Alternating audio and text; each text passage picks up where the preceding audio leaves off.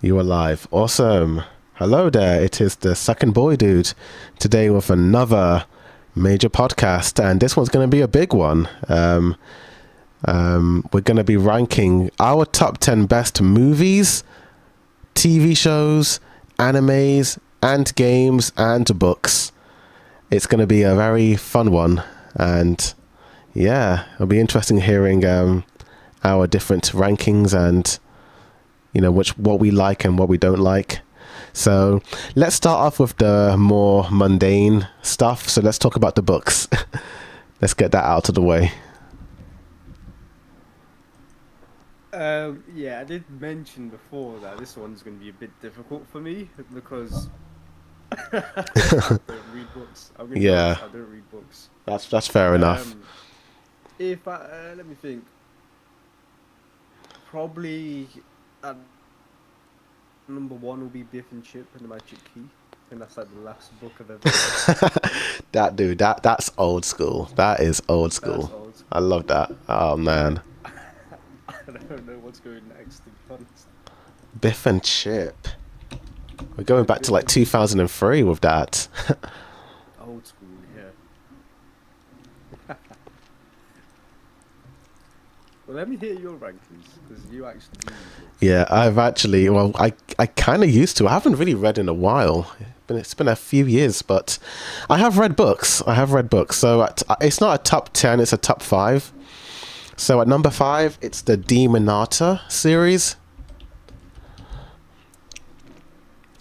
And this is a pretty dark series. It's about 3 teenagers. It's kind of like the first 4 books are 3 teenagers. They have their own stories and they basically get involved in demons and all that. So the first one starts off with this character called Grubbs Grady, an ordinary kid, and one day he wakes up to find his family completely massacred by demons, and that's when he starts to get involved in demons, and he has to try and defeat this final demon lord.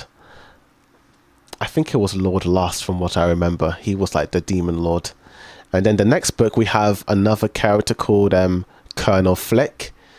And he gets, like, from what I remember, he gets teleported into another world, and my memories are fuzzy on it, but stuff happens, and then there's a twist involving one of his brothers. And the next book is a girl set in the 1600s, and her story ends in a very dark way.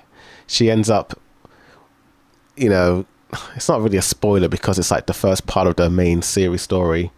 She gets Control Alt deleted by the demons, but then in the 5th book they all come together, and that's when they have to team up and figure out a way to defeat the demon lord. And that's all I'll say for it. When did this book come out? When did the Demonata come out? 2005 was the first one. You think Demon Slayer copied this? Demon Slayer copied it. No, it is not like Demon Slayer. It's nothing. It's nothing like Demon Slayer. This is a very different story. Very dark. Fair enough. You say demons and demon lord. I'm like, okay, you're right. Bit of Muzan in here. No, different. Totally different. There was a rumor online saying that they could adapt this into a TV show, but nothing has been confirmed yet. Interesting. It's a shame, but yeah, it is what it is. At number 4, I have the Adventure series. It's basically about a group of like 13, 12-year-olds who just go on these adventures. It's like Scooby-Doo, but British. It's like British Scooby-Doo. And they just basically solve mysteries, essentially. It was the first major book series I ever read when I was in school. It's pretty good. I think there's a TV show based on it. I think, from what I remember. But it's from the 90s, and it's like those early BBC soap opera kids TV shows. It has that style to it. Oh right, I see what Yeah. you're saying. Yeah. So it's kind of like that. But from what I remember, I thought it was a good series. I think the 8th book was my favorite, the circus one. That was a wild one. It's like a big like mystery on this one kid. All of his friends are gone, and he has no idea where they're all gone. And it's a good mystery. It's a good Okay. mystery. It does kind of look familiar to like an American version of this that I've seen, but it's like a movie where it's a bunch of kids going. It's like a very obscure film. I tried searching for this film. I can never find it. This is giving me a bit of familiarity with that American film I used to watch back in the day. Yeah. So it's just a bunch of kids find like a painting, and then there's some bad guys trying to steal that painting. Pretty much that. I don't Yeah. think the film was. I don't think the film was ever good, and that's why it's probably hidden now. But yeah, it gives that vibes where it just looks similar. Yeah, it's a little bit like the Goonies, but imagine British people instead of American. Exactly. Yeah. Yeah. But yeah, that's number 4, I think. At number 3, we have The Maze Runner. So that's The Maze Runner trilogy. So, I'm sure you've heard of the movie series of it. Of course. Yeah. Yeah. But not the books. So the books I thought were pretty awesome. The first 2 are amazing. The third one is okay, but it's not that great. It gets a bit too convoluted, but it's a fine book. And then we have like the 4th one, which is a prequel, but they never made that into a movie. They just stuck to the first 3. The movies are wildly different. So the first Maze Runner movie is pretty faithful to the book, I must say. They do change some characters around, like they made the main character like the main character, because in the books it's these 3 dudes, like they are like the main characters, like it's like the 3 Musketeers in a way, you know, it's this guy, that guy, and this guy. But the movies make out Dylan O'Brien to be like the main focus, like the chosen boy. And I'm like, why did they do that?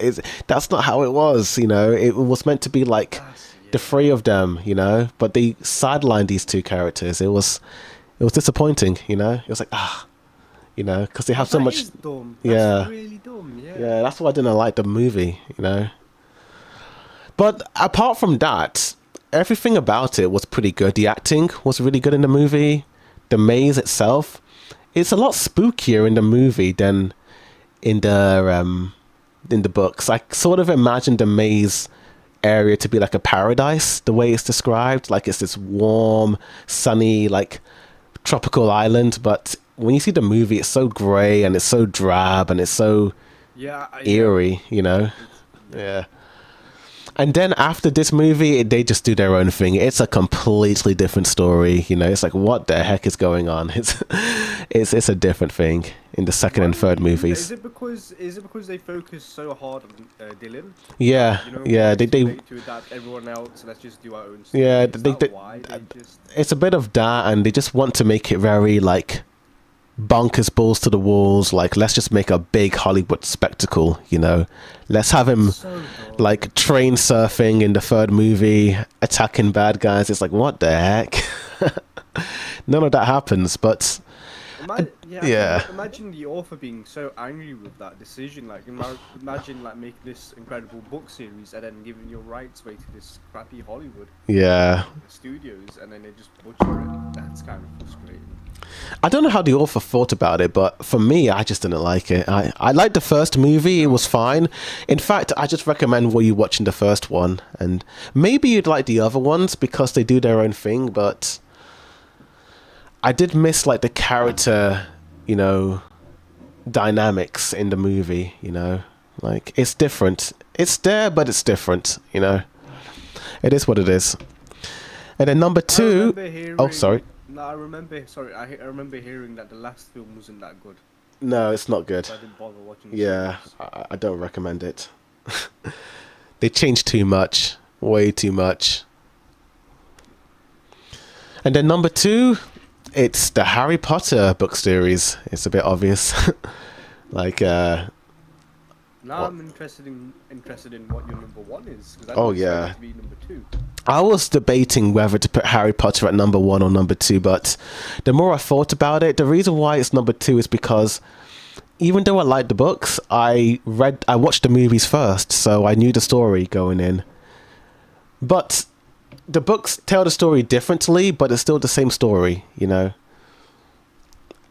As I said before in previous podcasts, the first three books and the last book are pretty faithful to the movies, but I think the fourth, the fifth, and the sixth are a little different.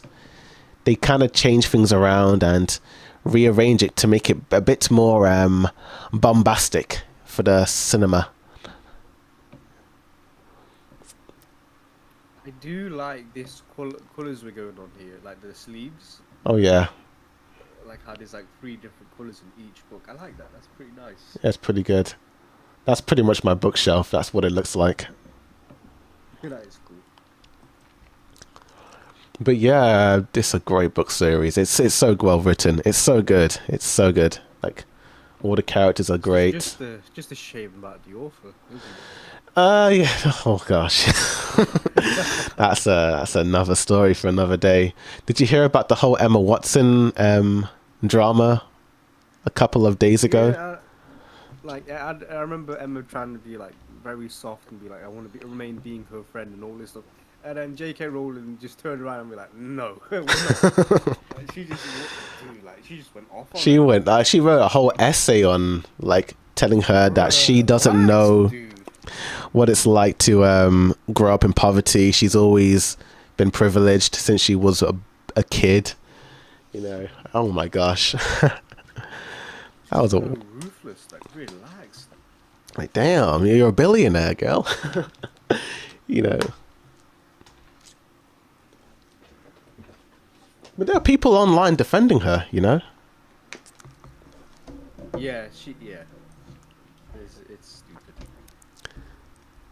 We'll talk about Harry Potter later on because, of course, I have it on another list. But I have it on that list as well. yeah, but all I'll say is, yeah, I love these books. I think my favorite book is Goblet of Fire. That is just, it's so cool. It's like all the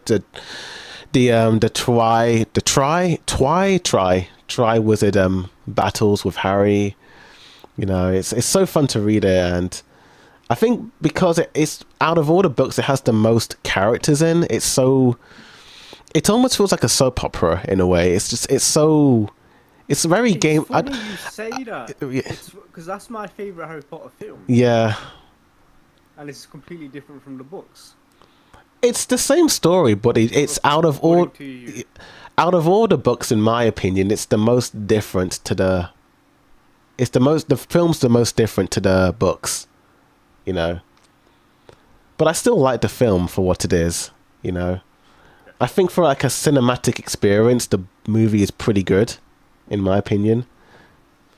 I just don't rank it as highly as the other movies, in my opinion. That's fascinating. Even as a So- kid, even when I was a kid watching, we'll talk about that one later on. So, yeah, I guess we'll move on. But yeah, all I'll say is Goblet of Fire is my favorite book.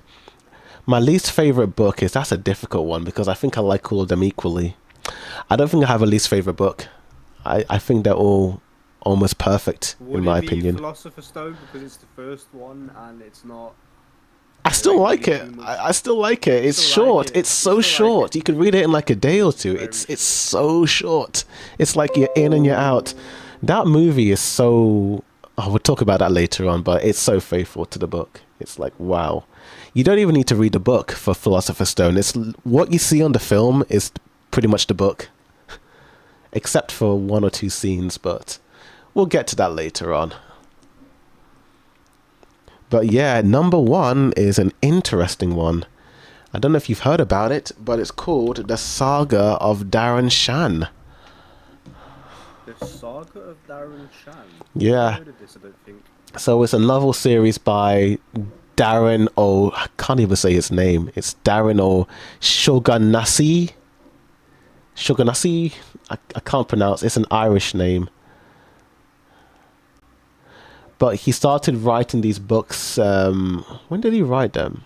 Was it like the the late 90s, early 2000s. And the books were so successful that a Japanese manga author wanted to readapt it into a manga series, and he did that. So if you're into manga, you can actually read the manga version of the Saga of Darren Shan, which is out. And in my opinion, it's probably one of the best pieces of fiction I've ever read in my life. It's so good. I won't even say what the plot is because you won't even believe it. I do know it has something to do with vampires. That's what Yeah. I saw, but I don't know what else. Hmm. But that seems manga series. I will have to check that out. Yeah. Your number one. It's my number one. They did make a movie on this actually, based on the first 3 books. It's not good. It's not good. It's oh boy, it's not good.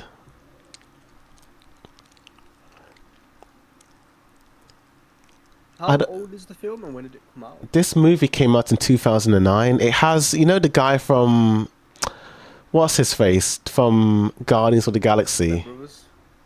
That dude. Oh wait, Guardians of the Galaxy. Oh, the old dude. Are you on about the guy from Walking Dead or? What's his face? He has a John C. Reilly. That's it. John C. Wright. Yeah. From which film? He was in Guardians of the Galaxy. Yeah. Yes, yeah, him, yeah. Yeah. He was the stepbrother. Yeah. And it also has Josh Hutcherson in. He's Oh, Josh, yeah. Stephen. He plays Stephen. He is probably the best actor in the movie, in my opinion. He was so good as Stephen. I was like, damn, that's literally how he is in the book. He's an underrated actor. He's really good at what He's a really good actor. Like, bros, he did a good job. I think it's one of my favorite performances of his, in my opinion. But no one talks about. He's ever been in was the Zafura. Remember that Zafura film? No, I don't. I remember It's like Jumanji, but it's a different type. It's made by the dude who made Iron Man. I can't remember his name. You're not talking about Terabithia. No, not Terabithia. Zafura, man. Zafura. That's the wrong Terabithia. How do you spell that? Zafura. Let me Google it as well, bro. Alright. Zafura: A Space Adventure. Space It's Adventure. like Jumanji for modern audience. Josh Hutchinson. Yeah, directed by John Favreau. Dude, you Space love this movie. film if you see it. Oh, Zafura. Okay. I've seen clips. I think the Nostalgia Critic talked about this. Dude, you have to watch it.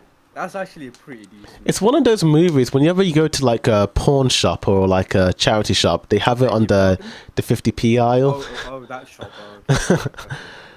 No, not not that shop, not that shop. Like a charity shop.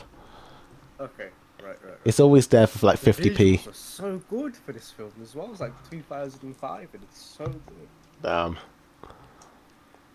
And then the twists and turns, dude. This film had it all. He's a little I think baby it's boy. better than Jumanji. That's a hot take, but I think it's better than Jumanji.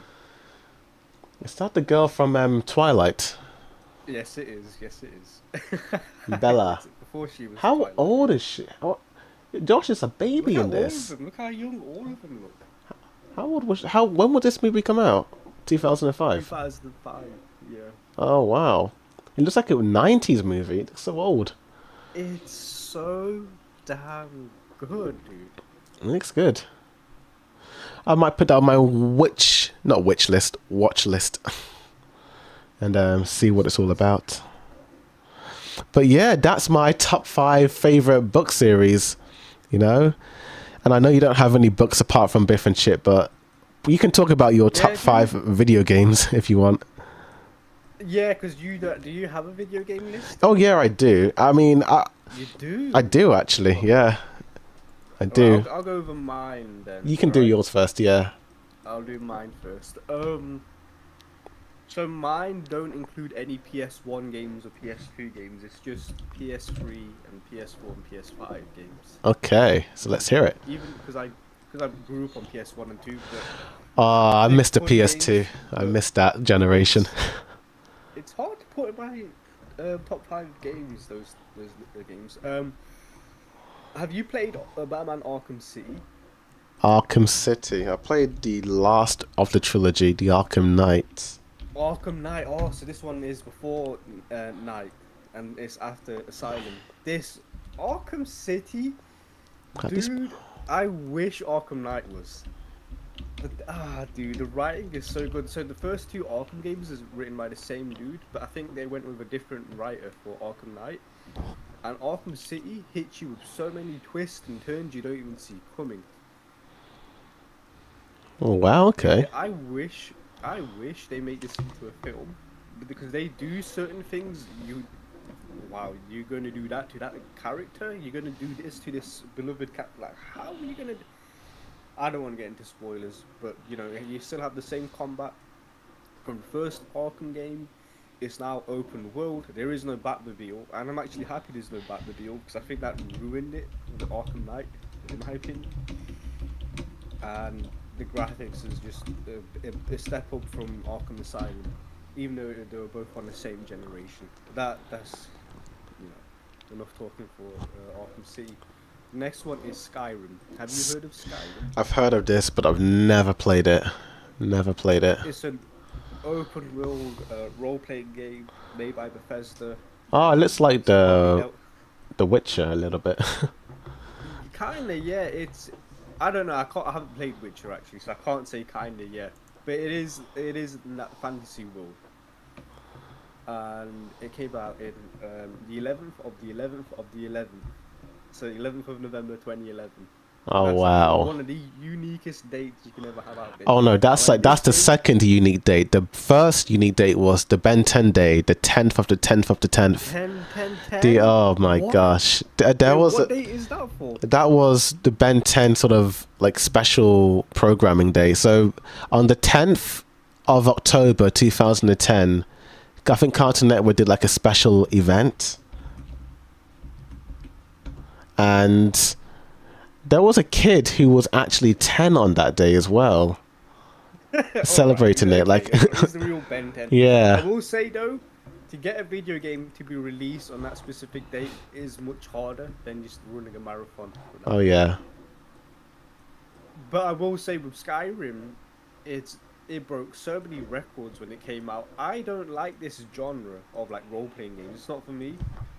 But you know what? Seeing the hype around it, people praising it so much. All right, let's just try it. Let's just put my step into it, dude. It's amazing. Like when you just walk 5 steps ahead, there's like a new quest. There's an NPC you speak to, and then he has this job where he wants to get sorted, and you help him out. You go over a cliff, you find a cave. You go in the cave. There's some bad guys in it. You meet bad guys. You loot the treasure. You come out. There's some NPC rushing towards you. Hey guys, and welcome! No, it's just some guy delivering mail, telling you to go to this a wizard school. I'm like, okay, that's interesting. And then you go off into the mountains and you go join this wizard school and you learn magic and sorcery and stuff like that. Dude, Skyrim is amazing. The only issue is, it's on the PS3, and the PS3 ran games poorly, third-party games poorly. And I think I had around 200 hours in this game, and each step was like a PowerPoint presentation. There was hardly any frames left to process what was happening. But that I played that game to the death of my PS3. Oh my gosh. So damn good. It does look like fun. It's amazing, dude. This game has been remastered so many times than any other game in history. I think you can even play this on your smart fridge, I think, as well. Wow. It's been memed about a lot, yeah. It's just been remastered over and over and over and over again. There's also a YouTuber, Shirley Curry. She's like an old grandma. I think she just retired recently. But her whole YouTube channel is just based on playing this game, Skyrim, for years. Oh wow. Like, sadly now, she has retired. but she made a lot of news just playing this masterpiece. If I And got it's to pretty retire, sad. I would just play games all the time. Once, you know. True, yeah. But she retired from playing Skyrim. She Oh, stopped uploading any more YouTube videos, ah, that which sucks. is a bit sad. Yeah. She's absolute legend in this Skyrim. I Nice. think for the next Elder Scroll game, Elder Scroll 6, she will be an NPC that you can meet, which is a nice gesture for um, that lady. Oh, that's great. But it's crazy that it's been almost, 2011, so over 10 years now, we've still not got a next Elder Scroll game. That's insane. I don't know why they're taking this long to release a new one. Maybe they want to But yeah, perfect it. that's potentially they did make a different game. They made a space role-playing game. It wasn't as good as Skyrim. So that is a bit. I think that's called Starfield. But Starfield, it came out with a lot of. In this difficulty. video, I'm going to show you And, Ah, it looks like that's fun. not about top 5 list. Next up, I have GTA 5. Oh, that's on my list as well. GTA 5. Yeah. When at the end of GTA 4, everyone's like, "When's GTA 5 coming out? When is GTA 5?" Now, dude, everyone's talking about when's GTA 6 coming out. And dude, remember when GTA 5 came out? It made $1 billion. Damn. I remember made the $1 billion hype. in 3 days. No other media has ever made that much money in 3 days. Looking at the Bro. gameplays, I'm getting nostalgia. Oh, It's man. not a PS3 game ranking. It's just your favorite games ever. Top Yeah. 5 favorite games ever. But 3 of these games are on the PS3. Actually, 4 of these games are. No, 3 of these games are on PS3 from my list. And yeah, GTA 5 was amazing and revolutionary, dude. You play, Oh, first yeah. time ever playing as 3 different characters. Mm-hmm. How this ran on the PS3 is mind-boggling. Came out in 2013 on the PS3 towards the end of the life cycle, dude. And this game got remastered twice, one for the PS4 and then, again on the PS5. The PS5 version compared to the PS3 version is night and day. It feels like a completely different game than it is on the PS3. Huh. How they got this game to run on the PS3 is incredible. But yeah, the hype for GTA 5 was unreal. Dude, it's just torturous waiting for this game to come out, dude. But, dude, the writing in this game is so funny as well. The dialogue between different Oh, characters. man. Trevor, he's so funny. Did you play GTA 5? I did. This was What like, was your experience like? I played the story mode, and it's been years since I last played it, so my memories are quite faded, but I enjoyed it. It was fun. It was like just going on doing all these tasks. Playing Michael, all of his family dynamics with him. Yes. Oh my gosh. And then you see Franklin, he wants to get out of the gang life, and then you got Lamar. It's like, yo, what are you on about? This is your life. What do you mean you want to get out of the hood life and all this stuff? And then you get that memed about scene where he's like confronting Franklin about his yee ass haircut. Remember that? Yeah. Oh, dude. And then, don't even get me started on the online. Remember when they teased online it will come out a month after GTA 5? Uh-huh. The servers were down for like 2 weeks because you couldn't play online. They released it like a month after GTA 5, but because there was so much hype to like buy your own apartment, buy your own cars, get jets, and just to hang out with your friends, the servers were unplayable for 2 weeks. I can't even imagine what GTA 6 will be like. It was just unbelievable.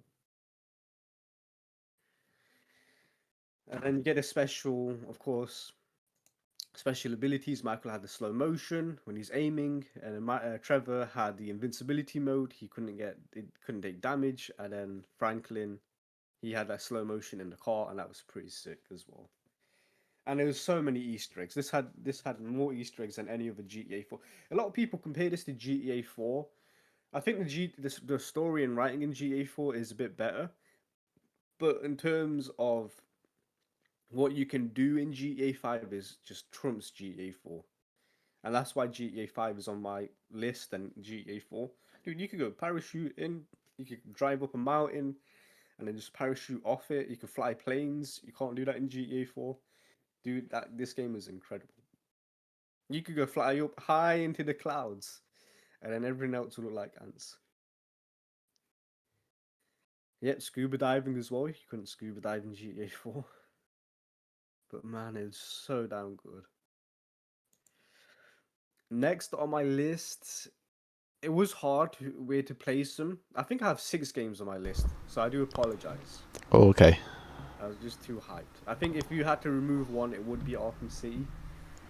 So this will be like, I guess, second on my list. So number 2. This will be number 3 if Arkham City is removed. The Mass Effect trilogy. The Mass Effect trilogy. Mass Effect is a sci-fi role-playing game. It's a trilogy, so there's 3 games in here, but I'm gonna include all of them because the story doesn't end in the first game because it's like it's an actual saga, and it starts in the first game, ends in the 3rd game. So I want to include all 3 games. But the issue is, the first game is vastly different to the other 2. The first game is mainly role-playing. Okay.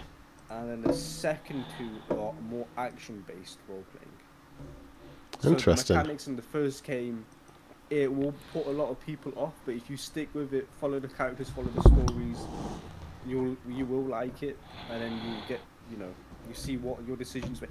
So in Mass Effect 1, your decisions carry over to the next games, which is, I don't think any other game has done that. So there are moments in the game where, for example, you have to sacrifice a teammate. And that teammate, the one you sacrificed off, won't join you in the next 2 games. But if you if you choose the opposite decision and choose the other character to sacrifice, then the other character will move on to the next 2 games with you, and then you just follow their journeys. It's amazing, dude. One of the best sci-fi space games ever made, and it's so sad that I haven't been able to replicate anything close to this. It does look good though. It's so damn good. It's not open world. It is linear, but you don't really need open world in anything. Yeah. To be honest with you. Oh, nice. Next one. It was hard to place this here because the first game is radically different from the next 2, but I just had to put it there because of my experience. That's one of the unique games where you actually play the game. You actually feel immersed into that environment. Because the writing is so damn good as well. There is a hub. Your spaceship is like a hub where you interact with the characters you've recruited. And the amount of dialogues that happen in place that hub of your spaceship is insane. More than most games I've ever played. But the writing is so good. Every character you meet is fleshed out and it's amazing. Next one is Final Fantasy VII Rebirth. I didn't put in the original game that came out on the PS1 because I never played it up until years later.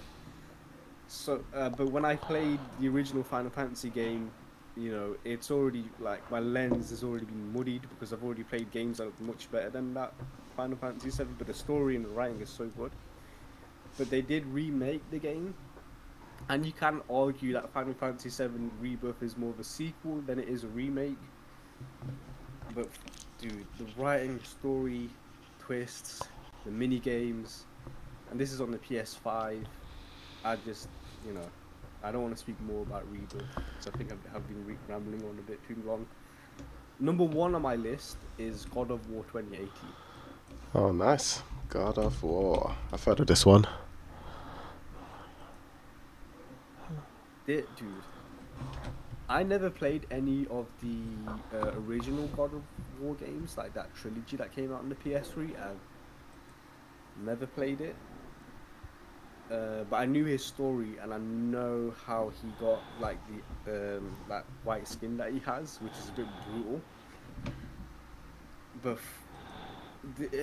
dude, what a journey! What a journey! Does sound like a lot of fun. Yeah, man. I've seen is an clips of incredible this. character. Yeah, because Kratos in the original trilogy, he was like a bloodthirsty, god-killing um, demigod in a way. He was just killing like every single like Olympians. Like, he was killing Hades, Zeus. I don't even know what the other characters, to be honest with you, except for Hades is. But dude, it just and then he was sort of like one-dimensional in the first three like God of War games, where he's just like killing stuff and he's just very angry and vengeful because of like what happened to his own family. But then when this remake came out, he has his own kid, and then he's like trying to be a better father and that, and then you just see where this journey takes, and just it's what a roller coaster, dude. Nah, visually it looks pretty good. I like the aesthetics And of it. sick. Yeah, the music is just phenomenal, dude. Okay, so your top list is God of War number 1, Mass Effect number 2, no, A Rebirth at number Rebirth, 2, Mass yeah, Effect at number number 3. 3. Yeah. Okay, Rebirth is very hard to talk about without mentioning the original original series on the PS1. It's I don't. It's hard to speak about it without spoilers. But it's just Final Fantasy. I'd gloss over. It's just basically you play as terrorists oh that dear. try and take on the government. Ah, fair enough. Yeah, that's in a nutshell. And then just it just spirals into some crazy. It's a Japanese game, dude. And It is a Japanese what game. was your number 5? Let me get my list up again, so I don't even remember. So 1 God of War, 2 Rebirth, 3 Mass Effect, 4 GTA 5, and then 5 was Skyrim. Nice. Nice. But I Okay. am now curious to see what your games are on that list. I mean, to be fair, I wouldn't have a whole lot to say. I just sort of name them and just sort of briefly talk about them. But let me Well, pop my God list of War up. 2018 be Red Dead Redemption 2, not Ragnarok. Ragnarok was the sequel, and I think that should have won Game of the Year that year as well. But it lost to Elden Ring, which I haven't played, to be fair. So I was just replying to his comment. Okay. Oh, that's cool. That's cool. Shame I don't have time playing all these games. It would be cool if I did, That's but an issue I have with games are like 50 hours nowadays. It doesn't yeah, need to be that long. Games do not need to be around 50 hours. But it just takes too much. takes way too much time. Yeah. But okay, so number 5 for my list that I can remember. I guess it's more of like you had like a top 6 list, didn't you? I had the top 6. There were more games that I could have mentioned because there was a special shout out to Clear Obscure 33. Ah, fair enough. It's a French role-playing game that came out this year, and dude, I think it's gonna win Game of the Year because of how good it is. It is a very special game. But I didn't include it. I don't think we have enough time to speak about it. So, but go on, carry on. Okay. Sorry. So I suppose I have a top 6 as well. So number 6 would be Watch Dogs. Probably the first Dogs, major right. game I completed from my memories. Again, I played this years ago when I was a teenager, and it was fun. It was fun. This game, just doing you all play this. as a hacker, right? Yeah. It's like an open world, like spy hacking game. Pretty Like, much. trying to take down the government. Yeah. Like Ubisoft. So yeah. It was fun. It was so much fun. I was so proud that I completed it as well. I was like, damn. I thought I was never going to What was complete this it. guy's name? Oh, I forgot his name. What was his Not name? Marcus, is it? I honestly forgot. I've not played the first game. I played the second game. Okay. Takes place in San Francisco. I've not played the first one. I Because there forgot. was drama and controversy with this game when they showed off Watch Dogs for the very first time at a presentation in E3. Hmm. The graphics looked amazing, and they're like, "Wait, is this running on next-gen hardware? Is this running on the PS4?" But what it turned out to be, the presentation was shown on a PC on like the highest end graphics. And Oh. when the game actually came out, it didn't look anything they showed. And a Oh, lot of really? people were really angry with that. Oh dear. I mean, from what I I'm remember, glad, I think it yeah, visually glad looked you had fine. fun with this. What console did you play this on? This was like was it Xbox 360 or PS4? What was it? It was one or the other. It I might think it have. could be both. I think it was on the Xbox 360. I think. Yeah. Oh god, I don't remember. Let me Google it. Watch Dogs console. It was on PlayStation 3, PlayStation 4, 360, and Xbox One. That's it. That's it. Yeah. Now I remember. And Now I the remember. unique thing about this is when you play online, you can hack your anyone else. Like you can stay in this server, and then you can try and hack them and steal their money or something like that. That was pretty cool. Yeah. Yeah. You could do that as well. Oh man. But I again, all these games I played when I was like a teenager, so my memories are so faded. I played them once and I never played them again, so I'm just going on memory. My number 5 is Batman Arkham Knight, which is the final one in that trilogy of games. It's the one with the Nighthawk guy. What was his name? Arkham Knight. Yeah. Also, because you played Arkham Knight, there was something that I wanted to spoil in Arkham City, but I was too afraid to. And because you played Arkham Knight, you know the spoiler. So it's at the end of Arkham City. Well, basically, Arkham City takes place after Arkham Asylum, where the Joker injects himself with venom. Mhm. And that's when he made himself big, like Bane, all big and muscular. Yeah. And in doing so, it harmed his body. He's poisoned, he's damaged, and he's frail. And that's what Arkham City is, like where he's like coughed up blood, like he is dying. But when you see him, he's healed, and he's normal. Mhm. And then that was the twist. It was actually Clayface that was pretending to be Joker, Oh, okay. and the real Joker was dying, and then he dies at the end of this. So in Arkham City, you interact with two Jokers: the real one, which is sick, and then the fake one, which is played by Clayface.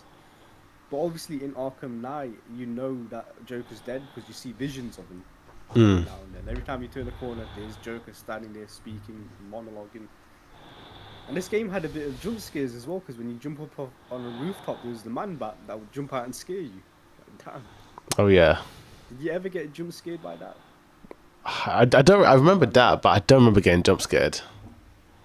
Okay. Yeah.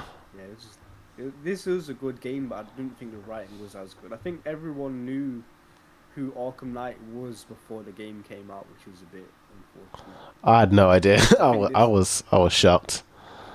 Have you seen Batman Under the Red Hood? No. Okay, so that's basically what this story is. Oh, okay. Present it as the Arkham Knight. I just jumped into this game. I had no idea. I was like, whoa. Yeah, you didn't know there were two games that predate this, did you? Nah, I just played this. Yeah. Yeah, this is like the third in the trilogy. Mhm. It was still a fun game, nevertheless, from what I remember. My number 4, of course, GTA 5. We talked about it. What more is there to say? It was fun. Again, I played it as a teenager, so my memories are faded, but storyline was fun. Yeah. Just move on to the next one. Number 3 is actually Angry Birds. So this game, I know. No way, I know. So oh. I mainly play this game on my phone, and I'm so hooked to it, dude. I'm so hooked. You know, I'm just always Did you playing ever it. see the controversy with Angry Birds? No, never did. Where Angry Birds was secretly storing your IMEI number? No, I didn't. Yeah, so apparently everyone who installed Angry Birds had their IMEI number stored in their servers, and then they were like secretly spying on you basically when you played this Wow, game, which is crazy. Which is insane because no one knew about it until years later. that's crazy, dude. I didn't know that. Crap. It is a good game though. But Yeah. yeah, it was that's shocking. Yeah, I can't believe. Yeah. Install an app and then they just spy on you. But yeah, I always play this game nearly every day. It's always on my phone, so yeah. Mobile games there are a lot of addictive games on mobile. Oh yeah. Yeah, I'd say this Asphalt is the first. as well was a pretty addictive game. That driving game, right? Yeah. And then number two, basically any Sonic game. I don't know which one. I'd say Sonic Colors might be it. Basically any Sonic game, but I would say Sonic Colors for this list. Sonic Colors was fun. I don't know if you played it, but it was fun. In fact, I might even rank this at number one, if I'm being honest. Sonic Colors, is that what is Sonic Colors? It came out in 2009, I think. So I do like Sonic, right? Mm-hmm. I like the 2D Sonic, but when it comes to the 3D Sonic, it's a bit frustrating sometimes, the controls, because when you want to jump on a rail, he will Yeah. fall and miss it. Yeah. That would always be my experience with these Sonic games. Like I- where you want to dash somewhere, it doesn't dash somewhere. If you want to hit an enemy, it doesn't hit an enemy. Enemy like take damage and you lose your rings. Yeah, It's yeah. always so clunky. The control schemes for these 3D Sonic games are always clunky, but the 2D Sonic games, they were phenomenal. They were fun. They were good. Yeah, looking back, I must say it's quite dated. You know, when I played this game, it was so revolutionary. It was like, damn, it's so high quality. Looking back on it now, I'm like, oh, okay. But it's still a fun game. I had a lot of fun playing it. Yeah, no, so it is fun when you play it, but when you do look back on it, I'm like, oh wait, I played that game. It doesn't Yeah. feel like the same game. Yeah, it doesn't. It's like, wow. I mean, I was a kid back then, so yeah. Yeah, it's not really the same game, is it? But number one is actually Uncharted number 4. Uncharted 4, I actually thought nice. this was like a phenomenal game in terms of the story. It You is. know, It is phenomenal. it was fun to play. Like this action. It's like an Indiana Jones sort of video game. You know, just traveling the world, going on all these adventures, seeing all these locations. It was great. You know. And then the graphics, dude, the graphics were insane. I feel like the human There's nothing like expressions were really like detailed, in my opinion. You know, it. And then you have Tom Holland pretending to be him, dude. What are we doing? I know that Tom was Holland is not Nathan Drake. that was bad. What are we doing? I think my only gripe with this game is more of like a narrative choice. Mm. He has a brother that was never mentioned in the previous Uncharted games, Or wasn't it? and then all of a sudden he has a brother. I'm like, what? That was a bit confusing, and I couldn't. It was so weird. I couldn't justify it. But the whole experience is pretty cool, though. Oh, yeah. The graphics, those driving segments where it's like a linear open world section where you just drive around in the car and you just look at the scenery and you look like they're just showing off the graphics and whatnot. I should have put Spider-Man on this list as well, to be honest, because Spider-Man is just so good. After having playing so many bad Spider-Man games, finally there's an actual good one with a swinging. Yeah. Phenomenal. Yeah, Uncharted was a whole nother level. I'm happy that this is on your list. I didn't expect it. Yeah, I want to say as well, What other games have you played if you've played Uncharted? This is insane. I I didn't know you played a played bit this. of Tomb Raider, but I never finished that. The 2013 one. Yes, yes, I remember that one. That was a pretty good game. In fact, I wish it was on my list, but I never finished it. So, It's okay. Because you're not yeah. really a gamer, are you? Nah. I mean, I used to, like, when I was a teenager, but I just sort of, you get busy, Phased out. you get busy with life, and I think, Yeah, I you know agree. what? Looking at these gameplays with Tomb Raider, I think this will be an honorable mention. This was a pretty good game.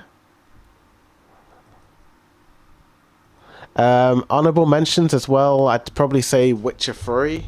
That was another game I You played. played Witcher 3. I've never played Witcher 3. I played a little bit. I never finished it. I Okay. kind of gave up because it just got really hard. It just got really, just became too complicated. Speaking about Uncharted, though, I will say that I liked Uncharted 3 more than Uncharted 4. Oh, I've never played the other Uncharted. I just jumped into 3. I mean 4. Sorry. I think the way I base Uncharted games is on the massive set pieces. Mhm. There was a set piece in Uncharted 3 where you're falling out of a cargo plane. Okay. Uncharted 4, I don't remember what that giant set piece was. I remember the set piece in Uncharted 2 where you have to climb up a bus that's falling off like a cliff. That was incredible. That was like the opening sequence. Uncharted 3, you're falling out of a plane. I don't remember the big action set piece in Uncharted 4. I can't remember it. I don't remember it either, but from what I remember, I thought it was a fun game. But yeah, I also played a bit of what was it, Watch Dogs? Tiny bit of that. Yeah. I never finished that though. No, sorry, not Watch Dogs. Far Cry. That's it. Far Cry. Sorry, wrong Far game. Cry, Wrong right. game. Sorry. Far Cry. Was it Far Cry 4? Which one was it? Yeah, Far Cry 4. Far Cry. Okay, yeah. Was it 4 or 3? Far Cry It might have been 3 3. is Three is Jason Brody, and the villain. One of the villains is Voss, the one that keeps talking about insanity. That was Far Cry 3. My- Far Cry 4 was based in India, the Himalayas. Okay, it might have been. RJ. It might have been 4 then. When did 4 come out? Was it 2014? It would have come out, yeah, around 14, 15. It would have come out around the end of PS4. Okay. But yeah, I played that one. Or PS3, I can't remember. They blurred lines. My favorite Far Cry 3 game was Far Cry 3. Oh, nice. Never finished it though. I just got busy with life. But yeah, I think those are all the games I can think of. And that's it for the game. Thing is, What's that? with Far Cry 4, if you didn't have time to finish it, did you know in the opening sequence, if you just sit still when you meet the villain, Mhm. the game ends. Oh, really? So technically, you did beat it. If you just sat If I just still. sat still. Because I don't know if you can remember this, but the way Far Cry 4 starts is you're in the bus, and then the bad guys stop it, and then you're escorted into the villain's mansion. Oh, yes, And I then remember that. The villain tells you to stay. And if you listen to his orders to stay in that room, 5 minutes later the game ends. You get a cutscene with the main bad guy, and then something happens. I don't want to get into spoilers, and then the game ends. Or you could escape, and then the game is like 10 hours long or whatnot. But yeah, this was a fun game. I think it went downhill after Far Cry 4. Mm. The villains weren't good. Yeah, I didn't hear too many good things about those others. Alright, so I think that's it for the games and books ranking. So now it's time to talk about the big 3 ranking. So, which one shall we start off first? That's a good question. Let's Can we do start. TV series? Yeah, let's do TV series. Yeah. Only because I don't think I have watched a lot of TV. So You know? the thing is that the way I rank the TV series is that TV can be anime or cartoons or live action. It could basically anything that has episodes in. So I basically combined my Because anime list with my TV list. because we've done an anime list, I tried my best not to put anime in here. Oh, I did because it's it's still TV. Okay. Yeah. Yeah, yeah. Because anime is more of like its own medium, right? Mm. But it is TV, but it is its own medium. It's Yeah. weird. I guess we can quickly talk about our top anime right now if you want to. Like just Well, yeah, we could just quickly skim through it. Let me Yeah. just pull up that list. If I still have it, I believe I do. I hope so. is it like a top 10 or top 5 for you? I think it was a top 38. Top 38. Damn. No, oh no, wait, no. Sorry, that's how much. I think I've watched 38 anime. And then Okay. I did rank them. So this is my quick five. Okay. It's, Naruto at number 1, Demon Slayer at number 2. If Demon Slayer hit off with the next 2 movies, it will be my favorite anime of all time, Oh, and nice. it will beat Naruto. You know how biased I am towards Naruto, you know? Yeah. But if Demon Slayer, if it hits off with the next 2 films, it will be number 1. It could be. It could Um, be. Just gotta wait and see. Next was number 3 was Yu-Gi-Oh 5Ds, Yu-Gi-Oh! 5Ds. and then number 4 was Dragon Ball Z, and then number 5 was Code Geass. Okay, so start from number 5 again. So Code Geass, what's number 5 for you? Code Geass number 5, Dragon Ball Z number 4, Okay, nice. Yu-Gi-Oh 5Ds 3. Yu-Gi-Oh! 5D. And then Demon Slayer number 2. Wow. And then number 1 is Naruto. That's an interesting list. Wow. Well, this might be a little bit different to yours. So far, at the time of this recording, my number It's just 5. filled with bias. That's what my list is. There's no objective reason to why those anime is in those lists. Yeah. It's just biased, you know? That's fair enough. Pure bias. Now, my number 5 is My Hero Academia, actually. I think season 7 was... Number 1? No, number 5. Number 5. Oh, okay. I'm going from 5 to 1. Right. So 5 is My Hero. Okay, yeah. Season 7 just skyrocketed my love for this series. So Yeah, it was good. it's great. Number 4 is Dragon Ball Z. It's just Yeah, an amazing shonen series. Flipping love it. Similar spot, right? Yeah. Pretty much. Number 3 is actually Naruto and Shippuden. Oh. Yeah. It's... I think it was the first full anime I watched in Japanese as well. So it was a great journey. Maybe a bit too many... I want to say plot holes, but... Okay, listen, there is too many fillers. There's too many flashbacks. I don't know Yeah. what they were playing around with, but you can easily skip it. Yeah, Skip it. You can skip it. You can fast forward it. you could skip it. Yeah, you could skip Naruto. Not Naruto, but the Not the fillers. whole So anime, not just not the anime, the just fillers. Chill. I actually Chill, that's did what I'm on my second rewatch. I did skip the fillers, and I was shocked by the lack of character development on the Konoha 11 squad. They barely have any screen time in the show. Yeah, it's mainly focused on the main 3. I will say, people say Sakura doesn't get character development, but she does. Oh yeah, she does. She does. She does actually. I just find this show so frustrating because I hate the way the villagers treat Naruto. I hate it. It's so annoying. That's what I love. And they That's what I love about this show. yeah. And the way they're so Bullying of Naruto.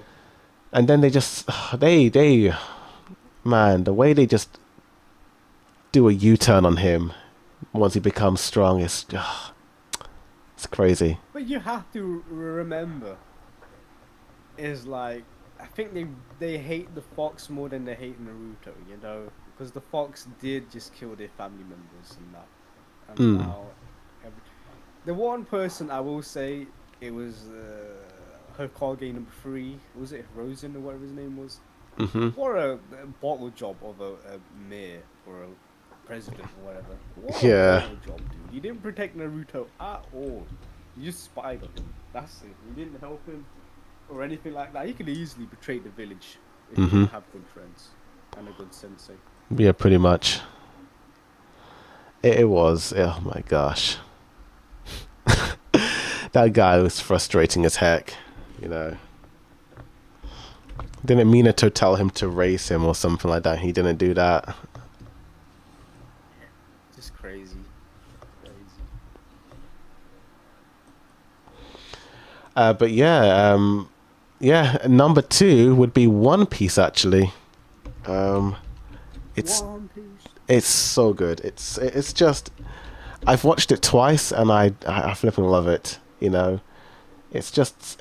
I will never forgive the pacing in that show. That's something you can't skip. I think the thing is that even though the pacing is kind of rough here and there, I think the world building and all the different characters are just so unique, and it's so exciting to watch that. I Have just we ever did a manga ranking? that's a good. I think it'd be the same for me for the anime, if I'm being honest. Yeah, it To would be probably. fair, I haven't even read that many mangas anyway. Yeah, it'd be the same I for did me. drop One Piece, to be fair. To be fair, my anime and manga rankings are the same, so I don't think it would matter. But yeah, it's One Piece is just it's so good. It's so good. I think it gets better as it goes along. Like what's happening in Egghead, it's so good. Hey, yo, Darkness, Egghead. don't ever mention that studio ever again, okay? That's the one, yo, don't talk about that studio. Just don't. Egghead. Can't. Oh, what studio? Don't. You don't mention that studio, Darkness. What Toei? The chat. No, Oh. the chat. Oh, sorry. Oh, okay. I didn't see the chat. I thought you were talking about Toei. No, not Toei. It's just, dude, Attack on Titan. Ah, what could have been? What could have been if Wit Studio just didn't stop making? Speaking Why of didn't they Attack on stop making? Titan, that is my number 1 favorite anime of all time. Dude, Attack no, on listen. Titan. The first 3 seasons were phenomenal. Mhm. Okay, it was phenomenal. Why we drop it? I don't care if it takes 10 years, you know? I don't care if it would have taken that long. Just keep animating it, dude. Oh, what could have been? That could have easily been my number 1 favorite anime of all time. Attack on I just Titan. didn't like the animation. Oh, for the final season. Not for the. I think they did do well in the final season, but it's it's season 4 is where it was rough. Oh, isn't season 4 the final season? Oh, you mean part 1 of season 4? Is part 1 Marley? Where Yeah, they part see 1. So the Marley for first time? 8 episodes are Marley, yeah. So Yeah. Yeah. Okay, so they call it stuff like that's so weird. That's so. yeah, yeah. The final chapters is the final 2 episode movies. But it was before this. It's where you see Reiner and he's much older. Yeah, that's Marley. So the Marley arc. Yeah, that's So it's final called season Final part 1. Season Part 1. Oh, Yeah. Yo, the names are I just horrible. call it Oh, Marley arc. Just call it Marley arc. Like I call each season by their arcs because I read the manga, so I'm more used to like that. So the manga was phenomenal. Yeah. We used to like talk about it. Yeah, back in the old days, Chapters. 2020, 2021, we used to do chapter reviews on the manga. Oh man. The theories I had, I used to think Eren was going to gobble up all the Titan shifters and then become the ultimate Titan, you know, or something like that. Like that was one of my Yeah, theories. That was insane. That was one of. But then I'm like, what sense does that make? You know, because then it would have been cool, but I'm like, I think I prefer the way it ended in the manga. It's more tragic in a way. It's like a bittersweet. Yeah, because Eren was he basically did a code Geass, you know. He just made the world hate on him. But it was much more brutal than Code Geass because you actually see people get crushed and destroyed. I know. And murdered. And you actually see it, like, and it's not. It was literally everyone got it. Like he was flattening everyone. Yeah. It didn't matter what country you're from and what he was doing it to everyone. And I think Attack on Titan portrayed a better job than Code Geass, because in Code Geass, it's like a quick few scenes of Eren like nuking countries, but you didn't really get to see the brutality of it. No. In this show, in Attack on Titan, you see it, dude. It's awful. Yeah, it's dark. It's dark, you know, and the writing, the storytelling, the character development, it's so amazing. And then like the music as well, like it's just so cinematic. This is another thing I don't like. The music? Like these type of no, Oh. the music's amazing. It's the whole I'm gonna make the world turn on me. I'm gonna be the bad person, and I'm gonna make the world turn on me, so that way people could start loving each other. I don't like it because when you're long gone, when you're dead, the world is just gonna restart itself anyway, where people are just gonna be fighting over Yeah, each other for I mean, resources and food. And dude, what was the point of the story? they literally said that in season 1. You know, that's What was the point of the story? What is the point of them even doing this? What? it's literally to show you, dude, that no matter what, people will always find a way to hate and kill one another. I mean, in season 1, Eren and Pixis had like a conversation on the wall, and Pixis was like, I heard a folktale saying that if there is one ultimate enemy, maybe all of the world can come, all of humanity can unite together and defeat It would it. have made more sense if Eren didn't die. Well, you wanted Eren to live. Like, I didn't want him to live. Have I seen Vinland Saga? I've seen first season. Oh. I need to watch the second season. Sorry. I wanted Eren to die because what he was doing was awful. But his messaging didn't really make any sense, because he would know if he died, it's just gonna the whole world restart anyway, and then fighting and wars will happen and all this stuff. Like, Eren, you're an idiot. You just kill these people for no reason. He did it just to protect his friends, you know. I don't think he really... I mean, he even kind of says he just had that primal desire to just destroy, you know. And just... He just wanted like a flat world where he and Armin can explore the world with no people. But at the same time, he wanted Armin and the gang to stop him, because if he took away their powers, then they won't be free. He's all about my friends. I want my friends be free, you know. He wanted them to have their choices and to do what they wanted to do, and he wanted to do what he wanted to do, you know. Reiner even says it in season 2 that Eren was the worst person to have that power, so... I think if it was just for... What were his race called again? Eldians. The Eldians. Okay, so if it was to break the world and the walls where the Eldians are, that makes sense. That makes sense. But we didn't get much scenes of those. I wish we did get more scenes of like life after Eren, you know? They kind of did that in... They did do it, but I wanted more. You wanted more of that? Oh, okay. I wanted more of it. What Like- life was like after Eren. Like to see how the world reacted. I mean, you kind of see it in the end credits, like... Based on the credit... That's not even that, sorry. I'm just talking about Eldians specifically. Because now they are free to travel the world, and then stuck in a bubble. Oh, you wanted to see them explore and like repopulate. Well, not that much. Just like I just wanted like an episode, just an episode of Eren and Mikasa being free, because they're not trapped in a tiny cage anymore, you know? Oh, that never happened. I mean, it was probably the ice cream episode. Yeah, I know, but this was like after. This is after, you know, Eren's gone. Mm-hmm. Everyone works together to fight Eren, and then the whole Eldians and Marlins are together, holding hands, kissing each other. Oh no, that's not gonna happen. I mean, it kind of did for a time, but then it didn't. But like, dude, why? What was the point of this whole show then? If you don't show those scenes. Well, so you Just want to say, oh yeah, people will still fight each other and kill each other, it doesn't matter. pretty much. What was the point of it then? It was just to tell you to, you know, Also, that's literally it. I don't understand how Titans formed. Was it like a white gooey alien thing? I don't know. Oh, the hallucigenia, the creature, Hallucinogenia, the hallucigenia. yeah. I think I think towards the end I had problems with this show. interesting. It's just I didn't like the end. I thought you liked. I thought you liked it. I didn't. I liked it. I don't like the anime ending. I don't like. I like the manga ending. I don't like the anime ending where they showed. Yeah, it didn't matter. But isn't the anime ending the manga ending? They showed that in the manga with the nuke. Countries fight each other. Yeah. And the little boy falling into the tree. Yeah, that's in the manga. Also, basically, when the final chapter, oh, this is years ago. So, when the final chapter came out, it ends on Mikasa saying "Sayonara, Eren," and then that's how it ends, like her saying goodbye to the bird.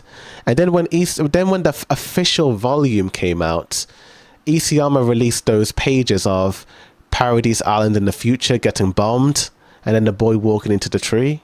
That was the ending in the manga. So when you read the volume, okay. I will excuse that. Yeah. If he's making a whole new Attack on Titan series following that boy. Oh, okay. I'll excuse. Otherwise, what's the point? What is the damn point of it all then? What? The cycle of hatred will continue.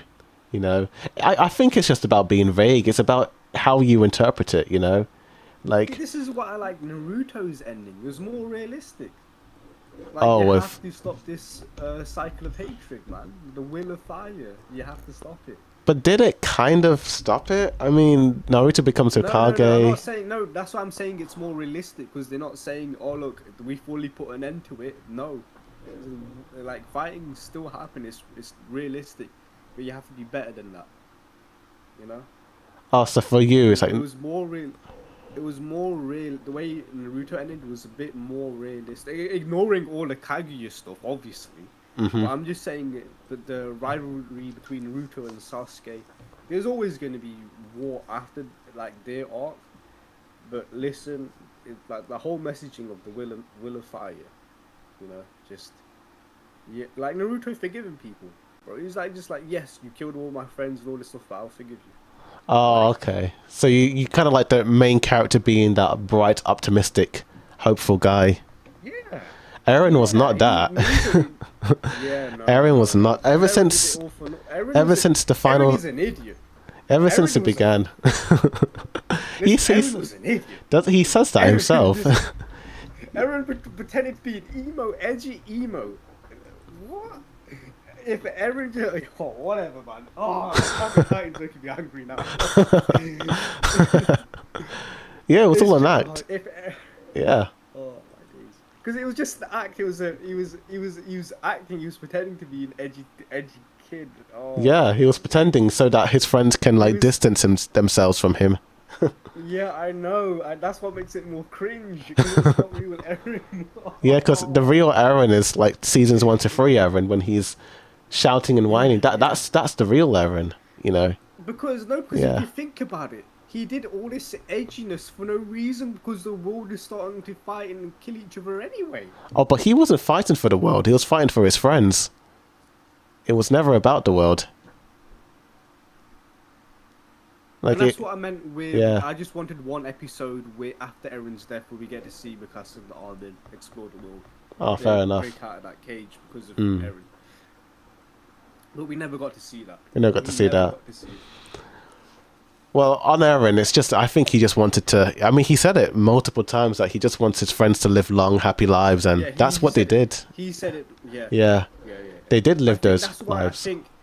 that's why I think those scenes with the war, like the countries still fought each other, were so unnecessary because it was meant to be about Mikasa and Armin. Ah, yeah. I mean, I like that. I like how bleak it was, you know, because it's like, okay, his friends, they lived a long, happy life, but now after their lives, what happens next, you know? Because I think that's more That's the realistic. thing. I think Yeah. if we got images of Mikasa and Armin instead of what we actually got, wars, the future wars or whatever, that would have been a perfect send off for me, because the Oh, whole story okay. was meant to be about Mikasa and Armin. Oh, okay. I see It what you was meant mean. to be about those two. So you wanted like a happier ending where Mikasa and Armin are like smiling, No, having an with ending their that made sense. No, with no, their no, just an kids. ending that made sense. Because if you kept talking about through the whole show, Mm-hmm. you're putting in these messages about, oh, he needs to protect Mikasa and Armin.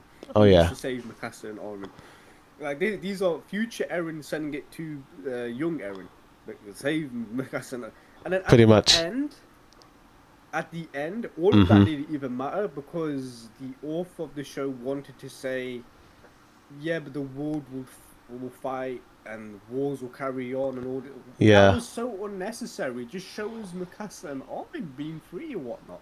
Let us do our imagination of what happens after that. You don't need to tell us how, like, countries will fight each other again. Oh, so you just wanted the what I'm ending to be saying? more focused on Mikasa and Armin being happy. Yeah, just or free, or just free. Just like no more behind a stone wall.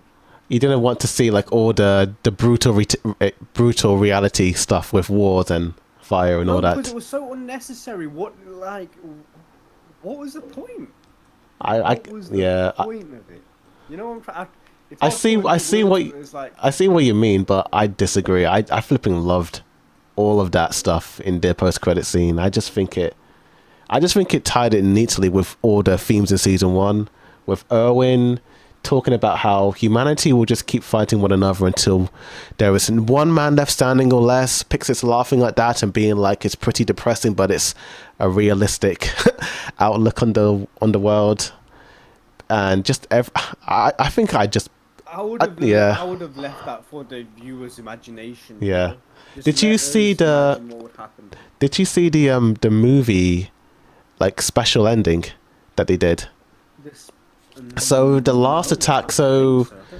they released the final chapters in the cinemas like last year, and at the end they basically adapted like the gag manga in Isayama's chapters. So every chapter Isayama would write like a gag spin-off thing, and Yeah. they adapted that like for the Egg end. of Mikasa. It's like an Easter egg thing, and Mikasa and Armin are basically having this argument. Mikasa's like, "I love the ending of Attack on Titan; it was so wonderful," and Armin is like, "How?" And Armin's like, "What are you talking about? It doesn't make any sense." And then they're arguing back and forth, and then they're like, "Eren, who do you agree with more, me or Mikasa?" And then Eren's like, "I don't really care. I just like being with you guys and hanging out with my friends." And it just sort of ended off like, "Oh, okay, See, yeah." listen. Okay, listen. Aaron, shut up for a second, Aaron. You want to hang out with your friends? That's fine. But the guy who written and created you didn't give a shit about you because he was just. The last thing he wanted to focus on was that the world was still shit and countries were still fighting with each other. Uh-huh. It seems like it was a bigger message than Mikasa and Eren. This one. Yeah. That felt more important than Mikasa and Eren. But the whole show was about Mikasa and Eren. You know? I think it was up until like the final moment where they say goodbye to one another, like in the cabin. I think their story ended there, and then everything else was like okay, but the rest of the world still exists. You know. I think that's where I think Isayama messed up. I think he should have shown more scenes post Eren's death. Oh, fair enough.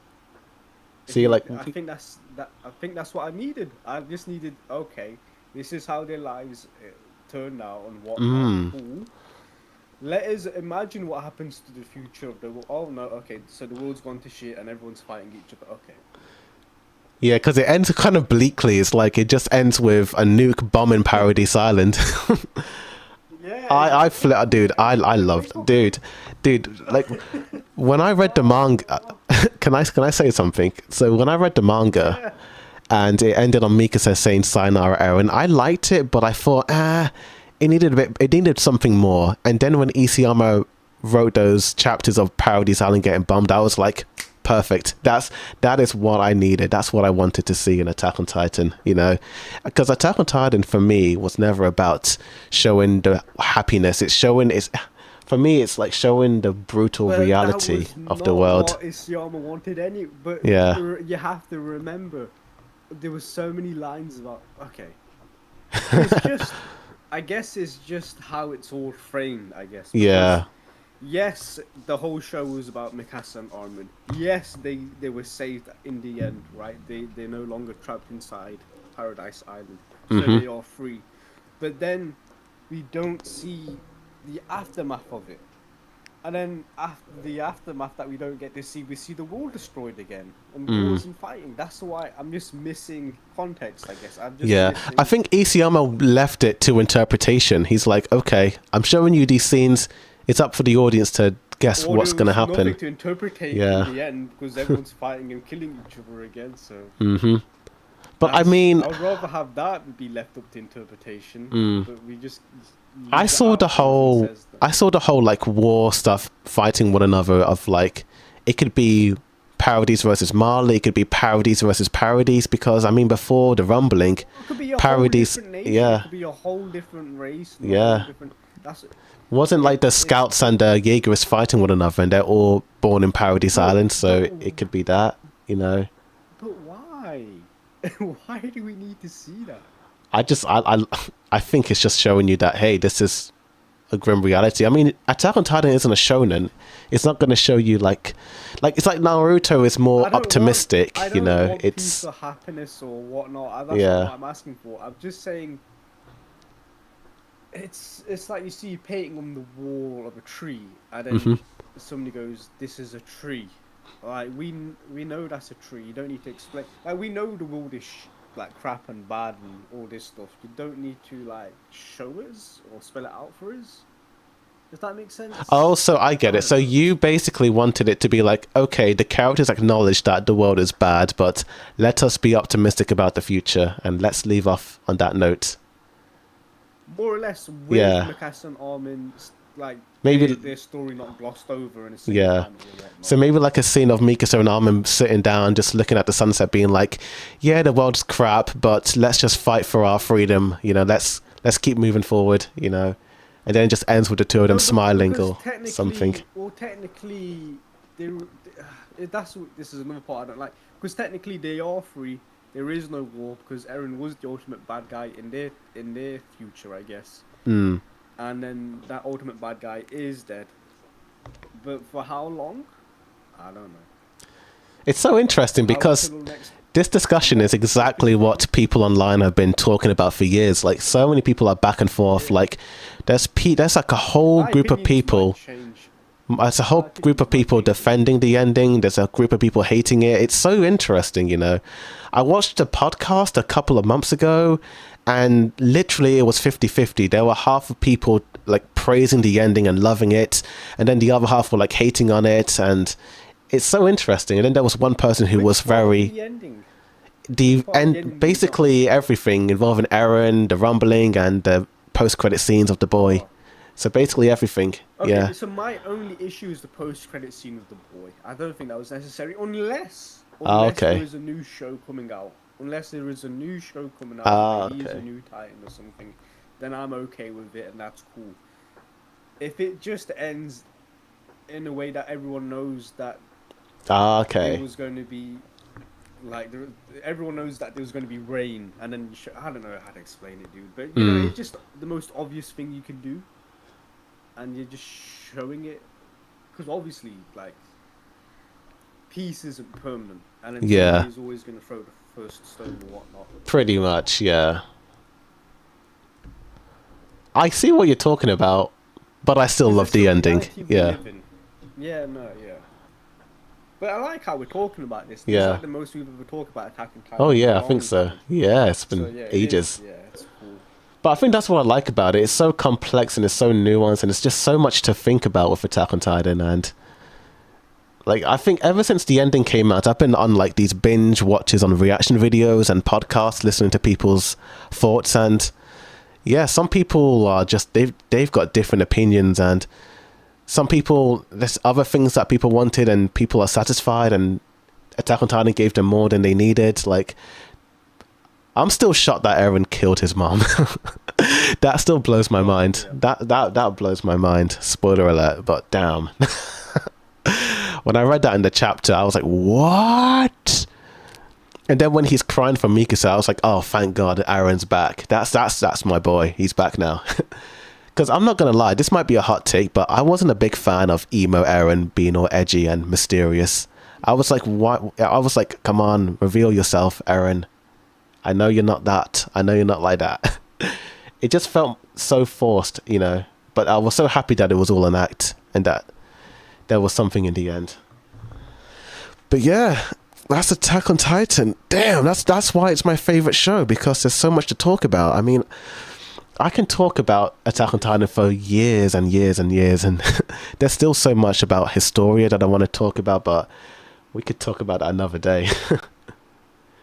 Maybe we should do a separate podcast about Attack on Titan and like all the stuff leading into the ending, you know? Because there's so...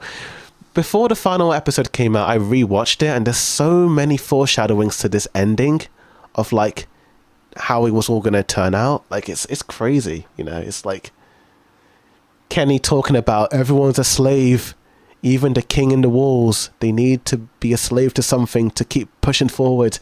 And I'm like, Aaron said that in the final episode. That's what I like about the show, you know. There's all these like little Easter eggs that kind of do a whole U-turn. It's so funny how I think this is probably the first time I've ever disagreed on you on anything. Like, maybe apart from One Piece. One Piece as well. Yeah, this and One Piece is like the most divisive. But I think, but it's not just us two. It's also like the internet. Like other people feel the same way. You know, it's so interesting. I guess that's why they're as popular as they are. You know, because people come in with different opinions. There was a whole controversy with the Trash Taste Joey gang and Gant. I think Joey talked about One Piece not being political, and people were hating on him, being like, One Piece is very political. Luffy is, and all this and that. Don't want to get into politics though, but One Piece is political. You know, Luffy is a revolutionary. You know, he liberates people. That's his whole gist. They were just playing. I think they were playing stupid. Because it's so on the nose political. You know, One Piece and Attack on Titan have one thing in common. You know, like the mystery. I don't know if the One Piece will be satisfying. You know, like. I don't think it is, dude. Because, after all this hype, you know, when I watched Attack on Titan and the basement was revealed, I won't lie, I was like, that's it? It's just racism? You know, I was more interested in the stuff happening after, like, you know, than the reveal. The opposite. I was blown away from the basement. Because oh, yeah. There was life. I knew that. I knew there was life from like almost day one. Ever since Bertel and Reiner were revealed, I was like, oh, there's a whole society of people out there. That was like a theory of mine. You don't know if they were like part of a different wall, different society inside Paradise. I think there's a whole continent beyond. Yeah. Which was like, the thing that shocked me about the basement was Grisha being a victim of, you know, the world's nonsense. I thought he was a bad guy, but he was just a poor boy who was brainwashed, you know? And then he ended up making mistakes. I felt bad for him. And then Dinah being the Titan, oh my gosh, that was a twist in itself.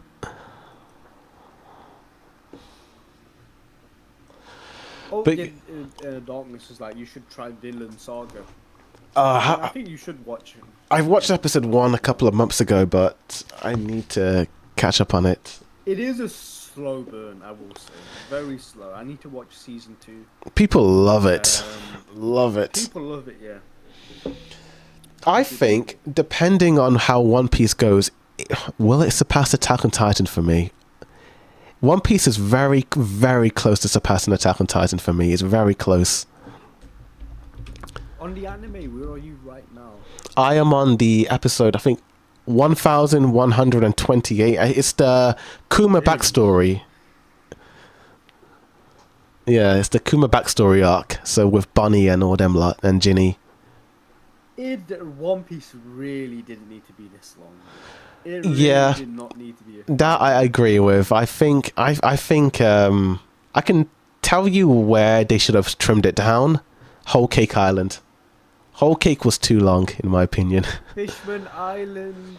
Fishman, I like Fishman There's so actually. many. Fishman was There's so fine. many For me, it was Skypiea and Whole Cake that dragged it down for me, and even parts of Wano as well. Dressrosa as well. Dressrosa in areas. Although, I think most of my issues come from post-time skip arcs. Too long, dude. Yeah, Wano, I agree with. But dude, the animation in Wano is so nice. It's so nice. I love it. It's very good.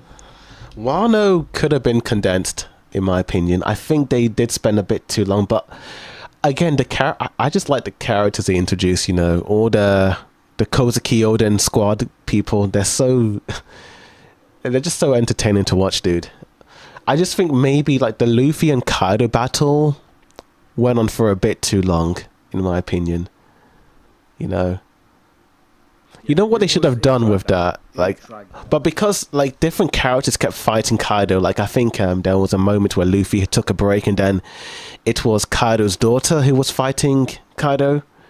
What's her name? I forgot her name. Damn, I forgot her name as well. What's her name? What's Odin Jr. Oh no, not Odin. It's what's his? The Odin dragon Jr. guy. Who's the dragon? Kaido. Kaido's daughter. Kaido daughter. Yeah. But she kept Yamato. right? That's it. Yamato. Odin Jr. Yeah. But yeah, I think they could have trimmed it down, but I love it. I One Piece is just too good, dude. It's too good.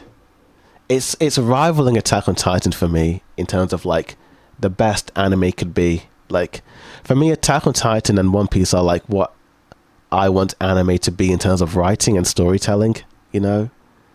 For me, it's like these shows are how you write characters and build a world and mysteries and all that. Like for me, they're like the blueprint.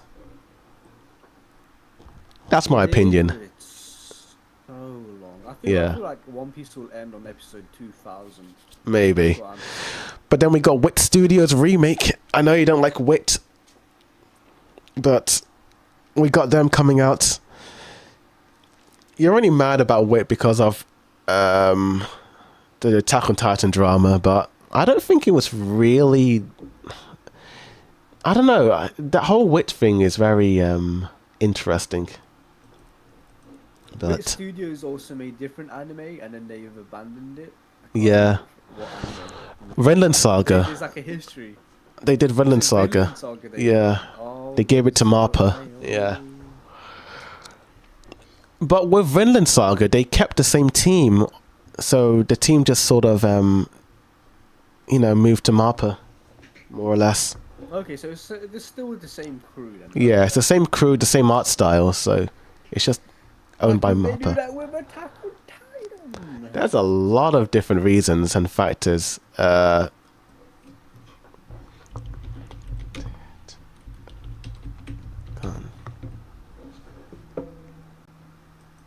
Basically, there's a lot of different reasons as to why Wit dropped Attack on Titan. The workload was too difficult. They're a small studio. They had limited resources. Basically, the production committee, not Wit Studio, the production committee wanted to elevate the anime's production further and felt that the new studio was necessary to achieve this goal because I think what they wanted to do was release Attack on Titan more consistently.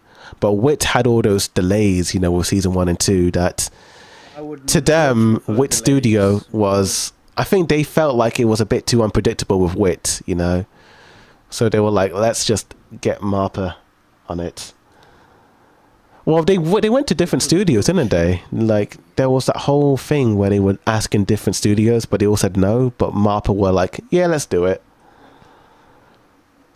I also think, in my opinion, the blame is not Wit Studios. It was the production. So basically, Pony Cannon and Kodansha are like to blame. That's why I always get kind of like irritated when people hate on Mappa and Wit Studio because it's not them. They just draw it, they animate it, but it's basically Pony Cannon, which is this company, and Kodansha. these guys are the producers. They are the ones that have the final say in how things get released. So That was so when Attack on Titan was split into 4 parts for the final season, they are the ones that said that. But the animators wanted it all to be done in a certain time, you know. I know the director wanted Attack on Titan to release the final 2 parts to be released as one long movie, but they were like, no, let's get it out now, you know, more or less. So frustrating to hear. yeah, I can't blame Wit Studios no more. no, the blamed production committee. They're the ones, you know, they wanted to get it out fast, essentially, but we're like, no, we need more time, but they were like, no, get it out fast now. So they were like, no, we can't do it, I'm sorry, but we can't continue Attack on Titan. So they went to MAPPA, and then more or less the same thing happened with MAPPA. They kept complaining, saying that we need more time. And then for the Marley arc, they had to do CGI Titans, you know, because they had no time. They literally worked on it for like 8 months for 16 episodes in the Marley arc. You know, it's kind of insane. But Wit Studio did approve MAPPA as the studio to continue it, and Also, there was to blame. Okay, they approved it. I'm joking. Mhm. But I mean, MAPPA did Have not improve. seen- So have you seen JoJo's Adventures? yeah, no, I saw the first half of it, but I never finished it. I've never seen it. I've JoJo's seen the memes, of course. Bizarre Adventure. Yeah, I seen like the first arc, and I gave up afterwards. I just thought it was a bit bonkers. It was a bit too loony, toony for me. You know, it was very crazy and wild. Dude, I think we went on a tangent. Yeah. 1 hour tangent. Dude, we need to get back to our list. Right, so next on the list, so we've done anime. Let's go back to so I may as well get rid of all these anime stuff on my favorite lists, but they're still here, you know. I'll still keep them. Guess, I'm still gonna keep them on the list, but what's your top? It's, Yeah, yeah, because there's like 2-3 animes in this list. It's hard to rank them now because it's so different from TV. You know, like to me, I view it as all the same. If I have to watch episodes and binge it, it's a TV show. It doesn't matter if it's an anime or an live action. But the question is my anime list, is my favorite anime higher than my favorite TV show? That's the real secret. Woo. So what's your list? Okay. Yeah. Right. So at the bottom. At number 10. See, it's so hard now. Dude, I can't, because now it's like I'm like making a mockery of you know what I'm trying to say? Yeah. You know what I'm trying to say? It's like I'm lessening one or the other, but I'm not trying to. 'Cause Nah. it's about TV series like live action, you know. Live action and cartoons and all that. I put cartoons and animation. Because let's be realistically, bro. It's always anime is always going to be winning and on top. You know? Yeah. Yeah. I think for this, I think we should remove the anime. Okay. All right. I What mean, you about can keep what it. about cartoons like you know, Keep like cartoons. like an yeah, all right. Keep- yeah, So that's I know I'll take because I have a cartoon on my list. All right. So keep anime, just remove. All right. It's a different beast. All right, so let me I'll mark these in red so I don't include them. That means my list is going to go Also, down that to my means my list is small. Me too. Me too now. Anime is going to be on top though. Yeah, Anime is it's going to be like. it's always going to be on top. All right, let's just what's your number 10? And I'll do sorry. Well, okay. So, yeah, number 10 in my list. I would say in my list, yeah, because it's not a 10 anymore. There's no 10. So what's your list excluding the anime now? Okay. How so many- At the bottom. So how many is in your list okay. now? 1, 2, 3, 4, 5, 6, 7. Oh, me too, 7. So top 7 then. Top 7. Okay. So what's number 7 for At you? 7, Yeah. I have Black Mirror. Black Mirror. I never. Yeah. Oh, that's actually a good one. Black Mirror is pretty But good. you have to understand though, it's not the whole of Black Mirror I'm putting on here because there are some episodes that are crap. Hmm. But this is mainly like the ones that stand out. Like, yo, this is insane. Like those type of episodes. Oh yeah. So yeah, that's why I had to give a special shout out and put it at 7. 6. Number 6 will be Doctor Who, Matt Smith. Oh, okay, Doctor Who, Matt Smith era. Interesting. And then at number 5, it's The Boys. Number 5, The Boys. I've never seen that. Never ever seen that. I've seen the memes, but never seen the show. It's brutal. It's gory. It's filthy. It's weird. So that was my number 5. I was gonna go back to like Doctor Who for a second. So yeah, you like Matt Smith in particular, you know, Yeah, compared to the other that whole Doctors. cast, the characters, Rory, Amy, Rory, Amy, and then their kid. Yeah. So for me, Doctor Who was on my honorable mentions. Ah, okay. Yeah. I didn't put it The on. reason why I'm specifically saying Matt Smith is because that's the only one I've seen. Fair enough. I have seen Peter Bacaldi's, but it's not on the same level. So I think you mentioned you haven't seen the Christopher Eccleston, David Tennant era of Doctor Who. I've seen episodes here and there, but not a whole binge. Yeah. Fair enough, actually. That's fair. I mean, season 5 of Doctor Who is probably one of my favourite Doctor Who seasons out of all of them. Where season 5 is basically the 11th hour, the crack in the wall, Amy and Rory's introduction. It was such an interesting time when that came out because we were also used to the David Tennant era of Doctor Who, and then Matt Smith came along, and it was whiplash in my opinion. It was like, whoa. That same season had Weeping Angels, right? Yeah, Weeping Angels was actually in David Tennant. That's when it was introduced, but they brought it back for Matt Smith. Season. Yeah, Weeping Angels. Season, that's when it had Weeping Angels. Like there's like a 2-part of Weeping Angels. That's it. Yeah. Special. It was so good. Yeah, I like the Matt Smith era, but man, it was a whiplash from David Tennant's era. It felt like a reboot of Doctor Who, because they kind of reintroduced the Daleks again, and even though Did he also say he was cooler? Like Matt Smith's character, he'd say he was cool or something like that. He was a lot more. He's cool. He was a lot more springier. He's youthful. David Tennant had a more like. Youthful, he would speak fast. Yeah. He was so damn great. David Tennant was like that supply teacher who was always quirky and fun. Well, I think not David Tennant. Sorry, Matt Smith. He was like the supply teacher who was very quirky and goofy. The cool Yeah, teacher, right? yeah.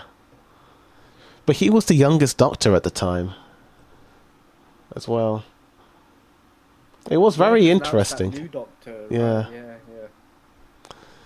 I remember people were very mixed on Matt when he came out, like online, because people were so. They hated him. Yeah, people. They hated Dude, him, dude. It's crazy. the love for David Tennant, you weren't, dude.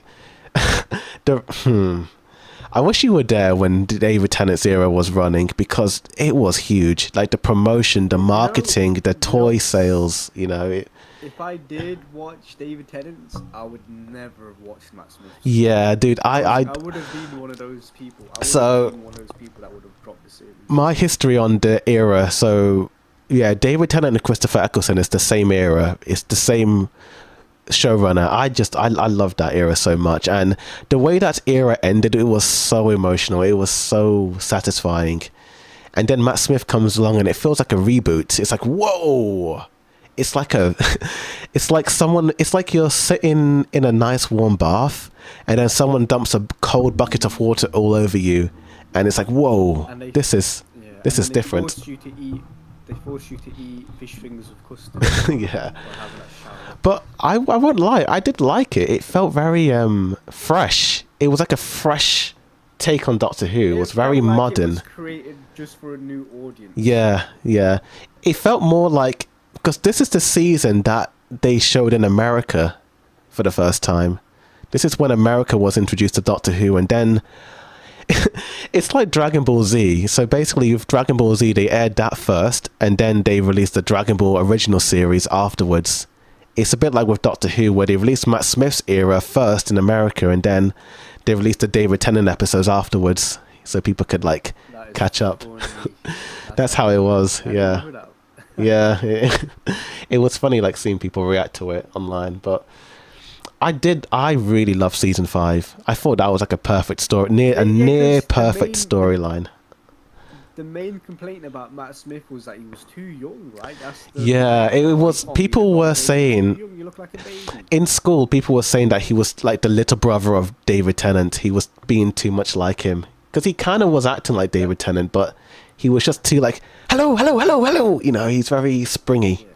You know, but big shoes to fill. And yeah. He did a good job. I ended up liking Matt Smith a lot. I was sad that he regenerated. I was devastated. I was like, no, I got used to you now. You're going. I think I fell off Doctor Who when Clara was introduced. You know, like then I started. It did go down. When Amy and Rory left, I was like, oh man, they would. I liked the whole Three Musketeers. You know, the three of them, the dynamic they had. You know, I think that's what made that good. That's what made that series of Doctor Who so special. Yeah. The trio. The trio. They're like inseparable.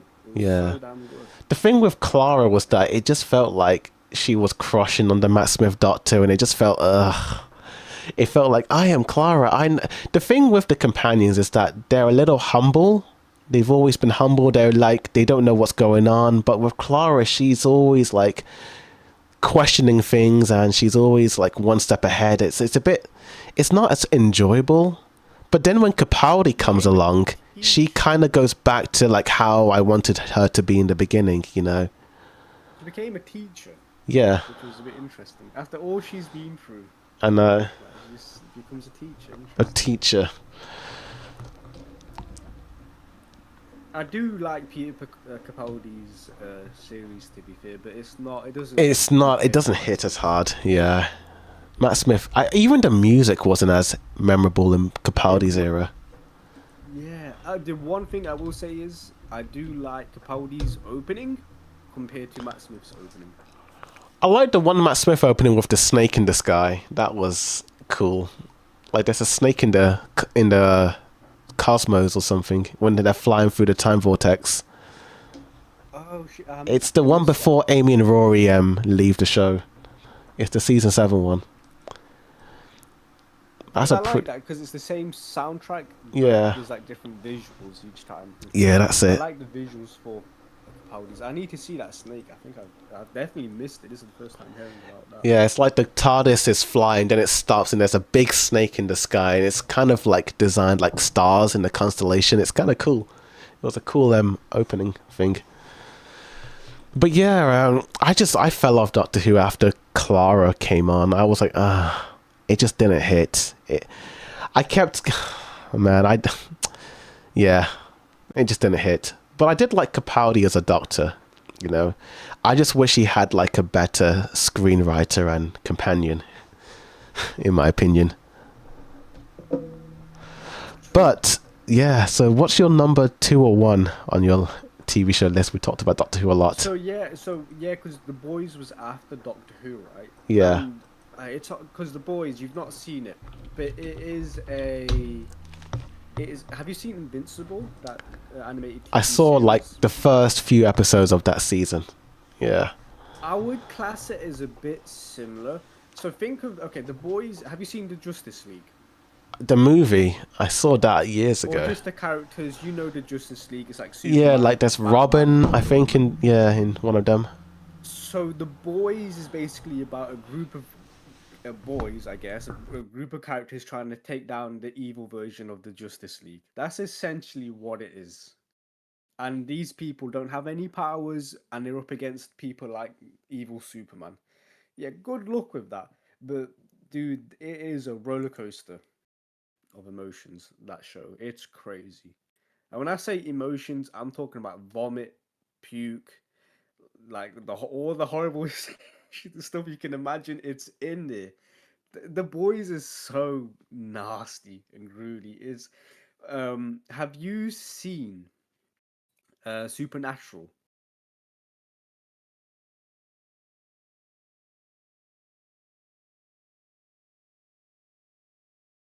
Pull up Supernatural cast. Are you familiar who Jensen Ackles is? Oh, I think you've muted, by the way. I cannot hear you. Oh, sorry. Yeah, I don't know who Jensen Ackles is. You said. Oh, sorry. Yeah, basically, in the new season, season 5, which will be the final season, he said that he walked onto set and then he broke character because of how nasty that scene that it was, and then he walked off set because he wasn't expecting it, Damn. and then he said no one was expecting it. So I can only imagine what messed up scene that was, right? Because The Boys is so rotten. I can't lie, it's so rotten and disgusting. It sounds rotten from you, yeah. But I heard the new season wasn't that good from fans. You know, like No, see, this the, that latest season had Negan from The Walking Dead. Jeffrey Dean Morgan's. It was pretty good, but he wasn't a bad guy. He didn't play as a villain. He was Ah, he played as like a detective, I guess. okay. Yeah. My list currently so far is Black Mirror, Doctor Who. Oh, what's the order? Sorry, is it 7 to 1 or 1 to 7? So It's 7 to 1. Okay. So 7 was Black Mirror. Okay. 6 is Doctor Who. Yep. 5. 5 is The Boys. Yep. 4. 4 is The Walking Dead. Oh, nice. Walking Dead. Yeah. So Yeah. Walking Dead, dude. Like that show. It, It's amazing. I have so much. It's amazing, but dude, I remember hating this show. Me For too. the wrong reason. Me too. I, it's so dumb because the main reason, the real reason why I hated the show is because I didn't want to wait Me this too. long for the Yep. next Me too. show. Yep. I But agree. my memory of the show was warped by people online hating on the show. Yep. Me too. People online were saying, "Oh, The Walking Dead is trash. It's this and that." I'm like, okay, yeah, sure. What? I'm a sheep. Yeah, Walking Dead is crap. And then when the show's finished, I picked it up again. This show is amazing. Yep.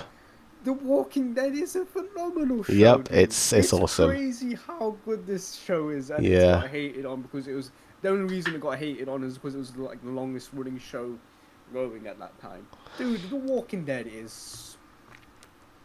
Dude, I was gonna swear then, but dude, it's the cast, the writing. You don't know what is gonna happen to the situation that they're in, or the settlement they're like living in, and then oh, dude, and the villains that they encounter. Oh, it's phenomenal. Dude. The Walking Dead is such a great show.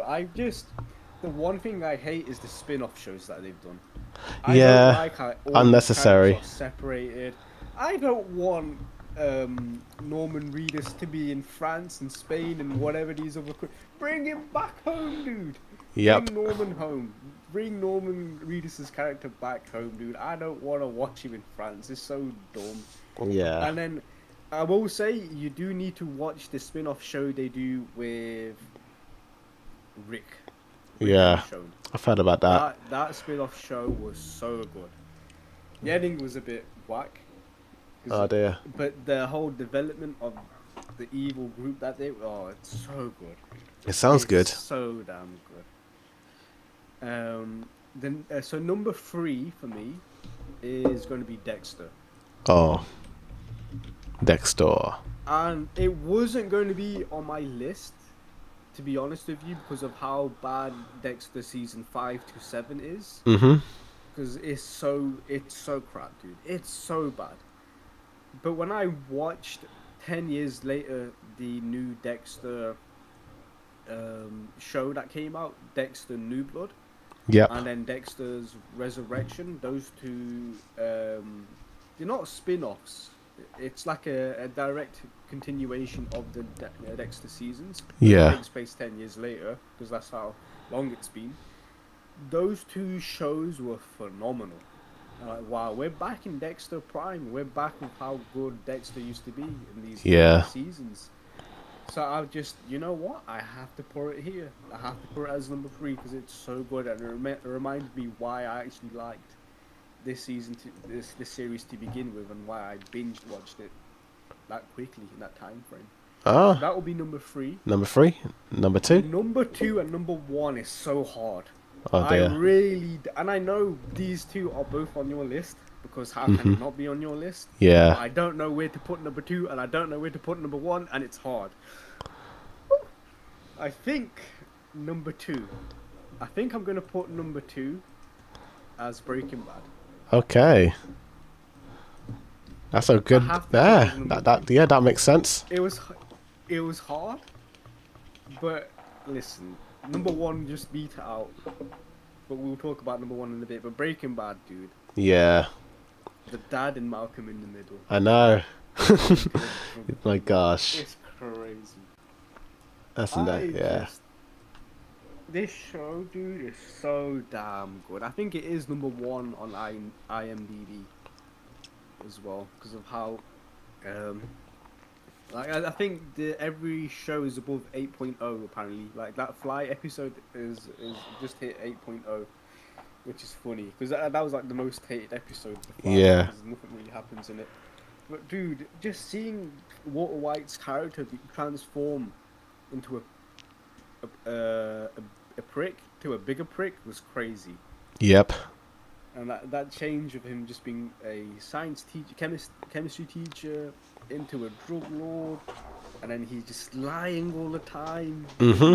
Oh, dude, it's amazing. So the characters carry this show, dude. Yep, they do.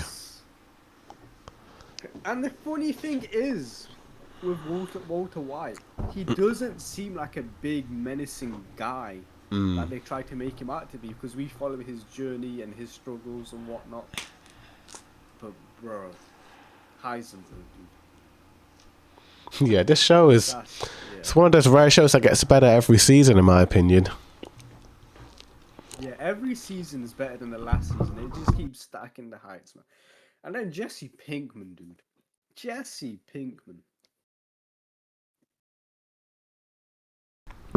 I haven't actually rewatched this show in a while. Have you seen the Jesse Pinkman? No, I haven't seen it. It's pretty good. It is if you feel, because towards the end of Breaking Bad, you feel bad for his character and what he's been through.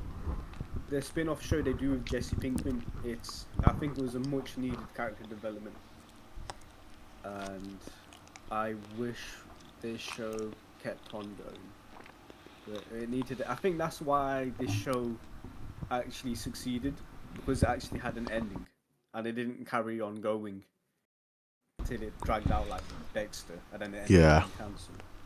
So, yeah, Breaking Bad, dude. I wanted to put it at number 1, but I couldn't, because I think number 1 is a bit too special in my heart. But we can move on to number 1. What's number 1? Number 1, and it ain't a live action show. So it is a cartoon. Okay. It is Avatar: The Last Airbender. Yeah, I thought so.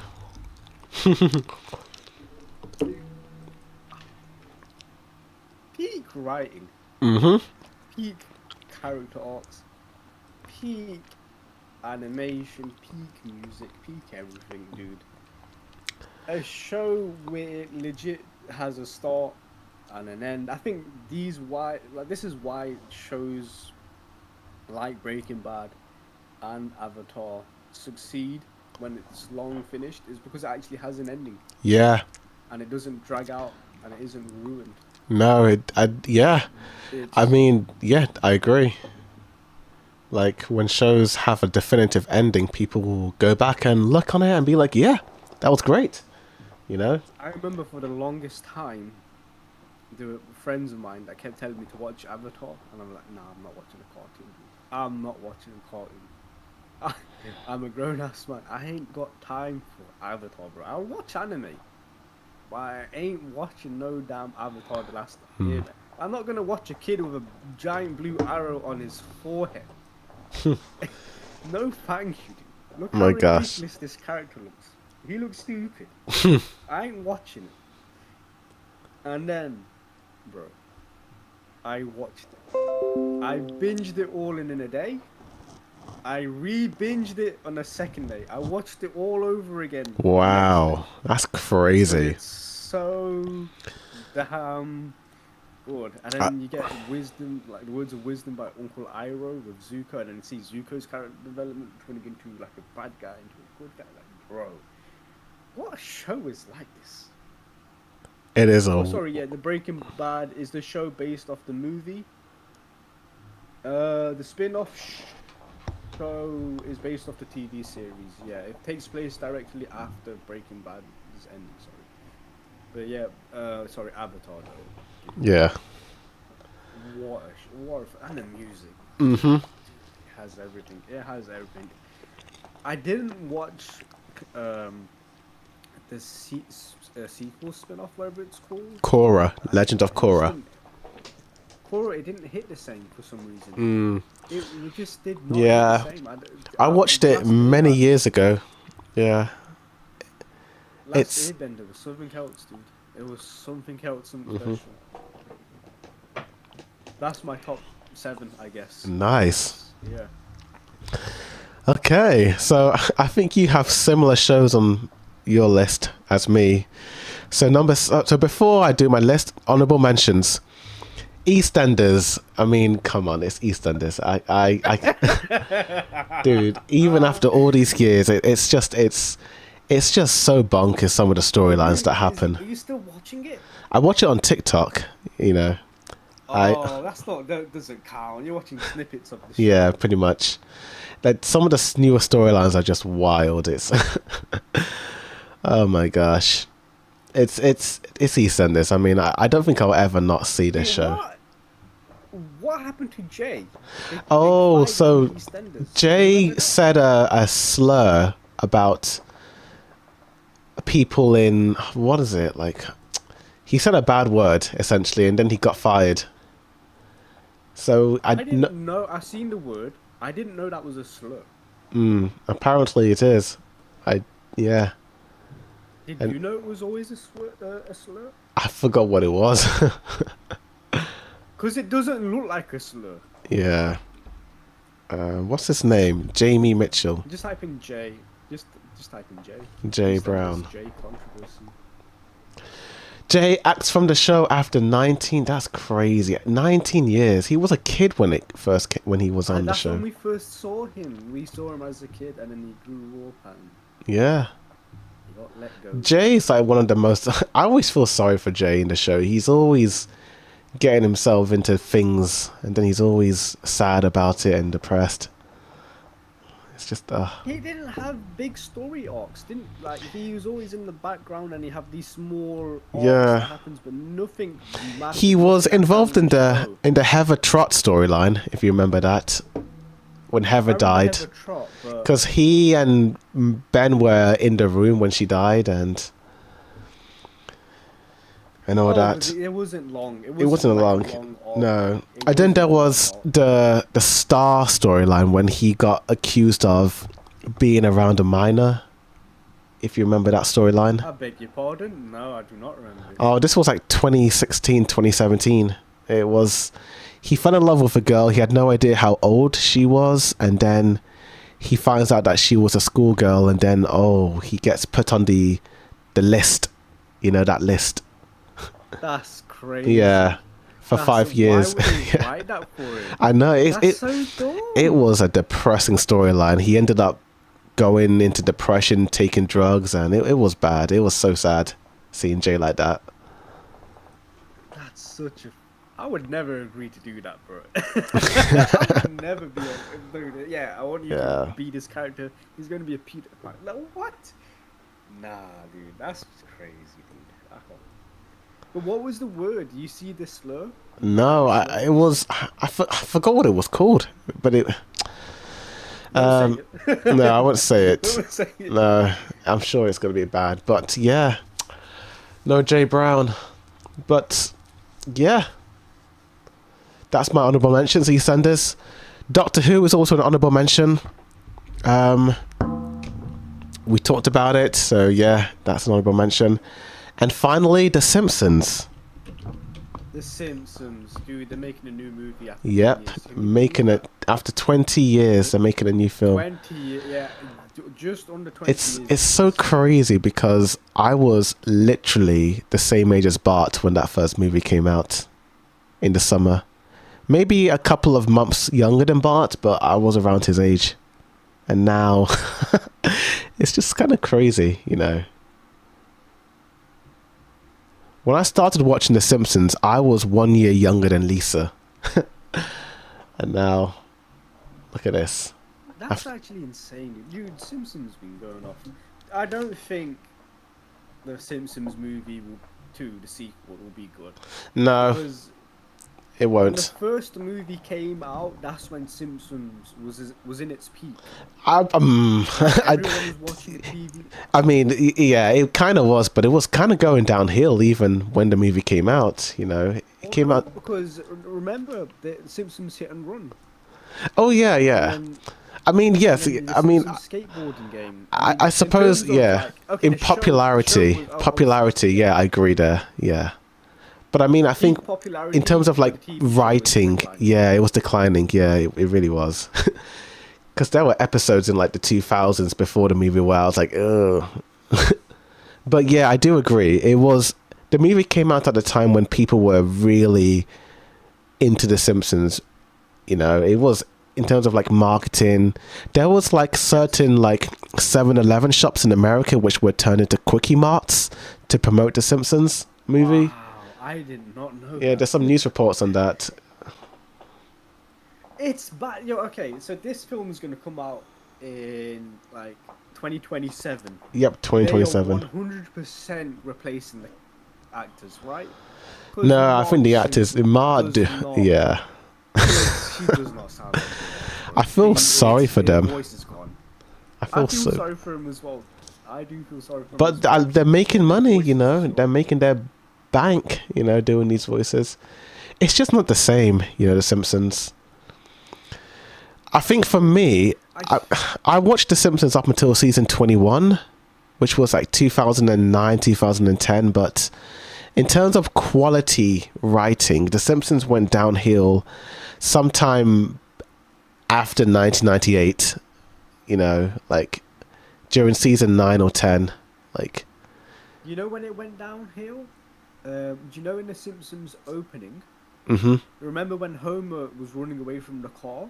yeah, And then he like quickly escapes. He goes inside the house, right? yeah. But then they changed the opening to where he does get hit by the car. Oh, yeah. Do you remember that? Yeah, change that happened? was the when it then- went to HD. Yeah, that's the switch to HD. Yeah, I think that's when it started to decline. The writing started to decline. That was like season 20, I think. Yeah, season 20.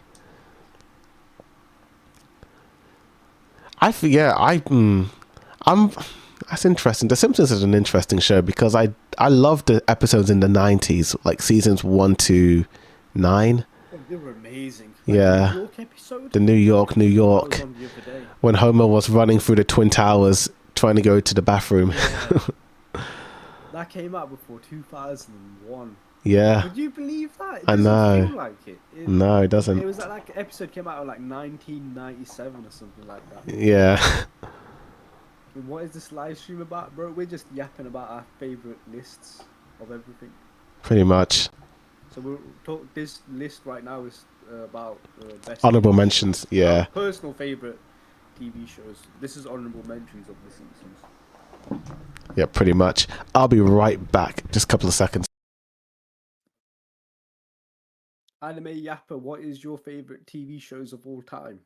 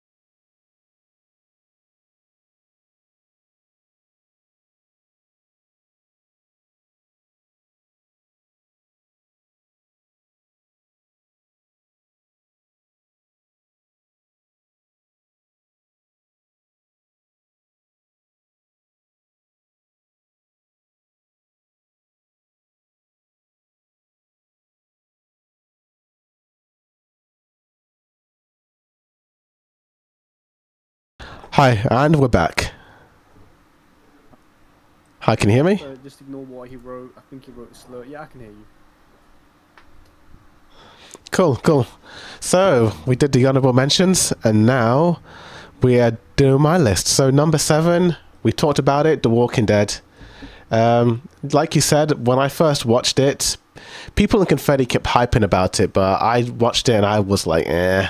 Because I was watching it like weekly, and I think when you watch it weekly, it just doesn't hit as hard because you have to wait 1 week and then watch the other episode. And I just fell off it and I got bored. And then the mid-season breaks. Yeah, the mid-season breaks. breaks. And then you forget all the storylines that happened before. It was, ugh. But then, Disney Plus bought the UK rights to Walking Dead to stream online. And in 2022, I just binged it and I was blown away. I was like, this is masterful storytelling. This is amazing. The first, like, I think from season 1 to like 9, I thought was amazing in my opinion. I didn't like season 10 that much. It just felt too long and a bit fillery, you know. I think that's when they were filming it in 2020 during that era. It just didn't hit for me, but all the stuff with Rick and the group was just so good. I don't know if I have a favorite season because they just all are so unique and interesting for what they are. Yeah, I like all the characters. They all have great... Daryl is probably the biggest character, has the biggest growth, you know. He's like this redneck ruffian in the first season, and he's a loyal dude towards the later seasons.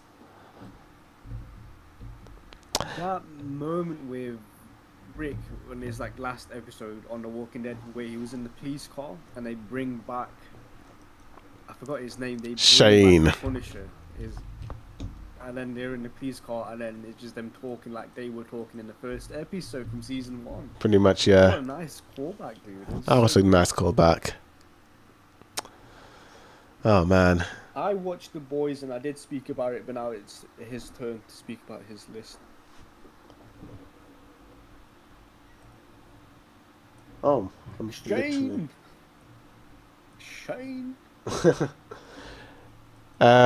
Yeah, Walking Dead was great. We talked about it. What more to say? Number 6, Steven Universe. I don't think you've watched this show, have you? I have not. Same thing with Aang, because of the blue forehead, the blue arrow on his head. I'm looking at Steven's belly button. I'm like, what's going on here? Oh man, don't let the art fool you. This show is amazing. This show blew me away by how well written it is. The storylines, the characters, the songs. It's just so good. Like, I did not... Oh my gosh. I don't even want to reveal what happens. This is just... It's such a good show. It's so good. It's so good. And I love the final season. On Cartoon Network? Yeah, it was on Cartoon Network from, like, the mid-2010s. This show is so good. It's so good. It doesn't seem like it... From my perspective, it doesn't seem like it's talked about as enough as... the other Cartoon Network show, Jake, I forgot what the show's called. Is it Amazing World of Gumball? No, it's the other one. Regular show? Adventure Time? No, Adventure Time. I think that's spoken about a lot more. Oh, this show was huge in like 2000, from 2017 to 2019. This was a big show, you know. It was huge. It's because it's over now. It's they finished it. But this show is good. I've watched it like more than once. It's so good. It's so good. I do need to watch this then. I did watch Amazing World of Gumball. That first episode is hilarious. Mhm. And then I never carried on watching it after that. Yeah. Yeah, dude. I will need to get in on Steven Universe. It's so good. But when you flick on Cartoon Network, all it is Teen Titans Go. What's Yeah. this quality? You had Adventure Time, Steven Universe, I guess Teen Titans, It's, OG Teen Titans, man. What happened? it's like after 2018, they just, you know, they still release cartoons, but I don't know. I don't really keep up with Cartoon Network anymore. I gave up after this era of Cartoon Network. This was like the last era that I liked. The Steven Universe, the Adventure Time, the Gumball, the regular show era. Like this was like the last good era of Cartoon Network. But yeah, that's number 6. Number 5 is actually Game of Thrones. Oh, I was debating to put that on the list, and I'm like, no, the fall off was too So, great. dude. The fall off was worse Yep. than Dexter. So yeah, yeah. Before we talk about the fall off, let's just talk about the rise, because no matter how you think about the final few seasons, this show was amazing in seasons 1 to, I'd say season 1 to 4, season 1 to 5. The first few seasons were amazing, dude. Like before this show, I did not First like. 4.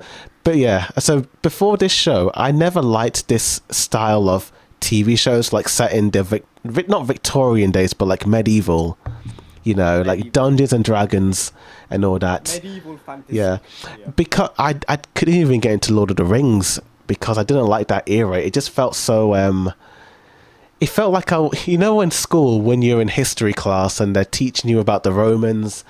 Henry VIII. Henry VIII, yeah.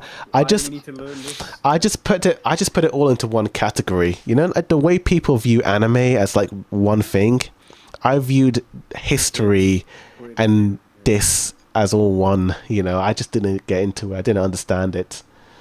You know, there was a time when I thought this was based on a true story before I watched it, but no, it's not. It's of course it's not. It's a fiction. It's fiction.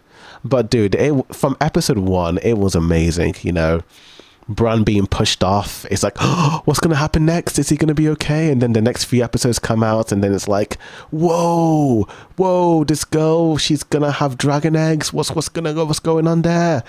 And then, Yeah, do you know what? Yeah, season 1, episode 9. Like thinking back, I was absolutely devastated. How what happened to that specific character in episode 9? You know, that the big moment, I was devastated. Bro. yeah, I couldn't. Like for an hour, I couldn't like do anything. yeah, It was devastating. it was shocking. Yeah. And I started watching Game of Thrones when season 2 was fully out and finished. Oh, okay. Okay, let's just carry on. Let's watch what happens. And then season 2 happens, and then nothing happens really in season 2. There was no big moment in episode 9. No, there was a big battle though, which was kind of epic. There but was Battle of Blackwater, yeah, but obviously, when you're fresh, when you start watching Game of Thrones, you don't know the universe so well because there's so much shoved in your face. You're like, what is going on? When you do like a rewatch, oh, this makes sense. Oh, Yep. they're talking about this. Yep. Oh, okay, they mentioned this. dude. Yes. Oh my gosh. You need to watch it twice. I thought for the longest, when I first watched season 1, I thought Tyrion and Theon were brothers for the longest time. Like, I got them names mixed up. I was like, because they both have a similar hairstyle in season 1. And I remember when he was coming in, I was like, is this his brother? What's going on here? Because it's Theon, Tyrion, Tywin, they all have T's. You know, it's like, I didn't really understand what was happening, but on a rewatch, it's like, okay, yeah. So in Different. the chat, I never gave it a chance. Never gave Game of Thrones a chance because the ending wasn't worth it. I will say, the reason why the end of Game of Thrones wasn't good was because the expectation was so high. It was high. It was high. so high. It's breaking through the ceiling high. That's how good the first 4 seasons were. There was a dip in season 5 and season 6, but it wasn't awful. It wasn't like bad. I still recommend people to watch it because of how phenomenal the show is. And then you just just enjoy the ride. It doesn't matter if the roller coaster there is no end to the roller coaster and you fall off and die or whatnot. Just enjoy Just to enjoy the ones that work. Mm-hmm. If that makes sense. The thing with the final season is that the story beats on a page I actually like. You know, I like the idea of this and that happening, but it's just how rushed it all felt. You know, they didn't have time to slow it down. Big difference, yeah. Yeah. It was, yeah. It was fast. Because all the plot elements, I'm like, okay, I kind of like this and I like that, but they just sped through it. You know. I always get sad when I think about Game of Thrones, you know, because Game of Thrones would have, if it nailed the ending, it could have surpassed Attack on Titan in my all-time favorite pieces of fiction of all time, you know. It's like Game of Thrones.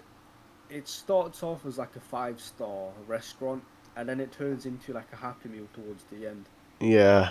There's no consistency with it. I think if it was consistently mid, we wouldn't really care of how it ended, but because like the first half is so damn, Yeah, it's like literally the first half, like the first 4 It's- seasons are like yeah. perfection. Then the Well, last I 4 think, seasons are not. If you've not seen the show, just watch it, dude. Just Even watch if it. The ending was not good. I mean, just watch it. there are some people online who defend the ending. I've seen those defenders, you know, so not everyone hates I mean- it, but you know. It's more than the ending. It's the entire season and the season before it. I Yeah, don't think anyone can defend it. it was just like going down, down, down. I think for me, Game of Thrones started to go downhill when, I don't want to spoil it for this person, but when a certain person comes back from the dead in season 6. What's in That- the books, no? No. When they come back from the dead, even though it's not him coming back from the dead not- that's bad. It's gonna It's basically Oh. that entire season onwards in terms of the writing. I just wasn't feeling No, it. but the battle Yeah. of the bastards, Oh no, dude. that was great. That was good. I like that. But I'm talking about all the story Yeah. elements, like Arya's Yeah, yeah. storyline, Each- Daenerys' yeah. storyline.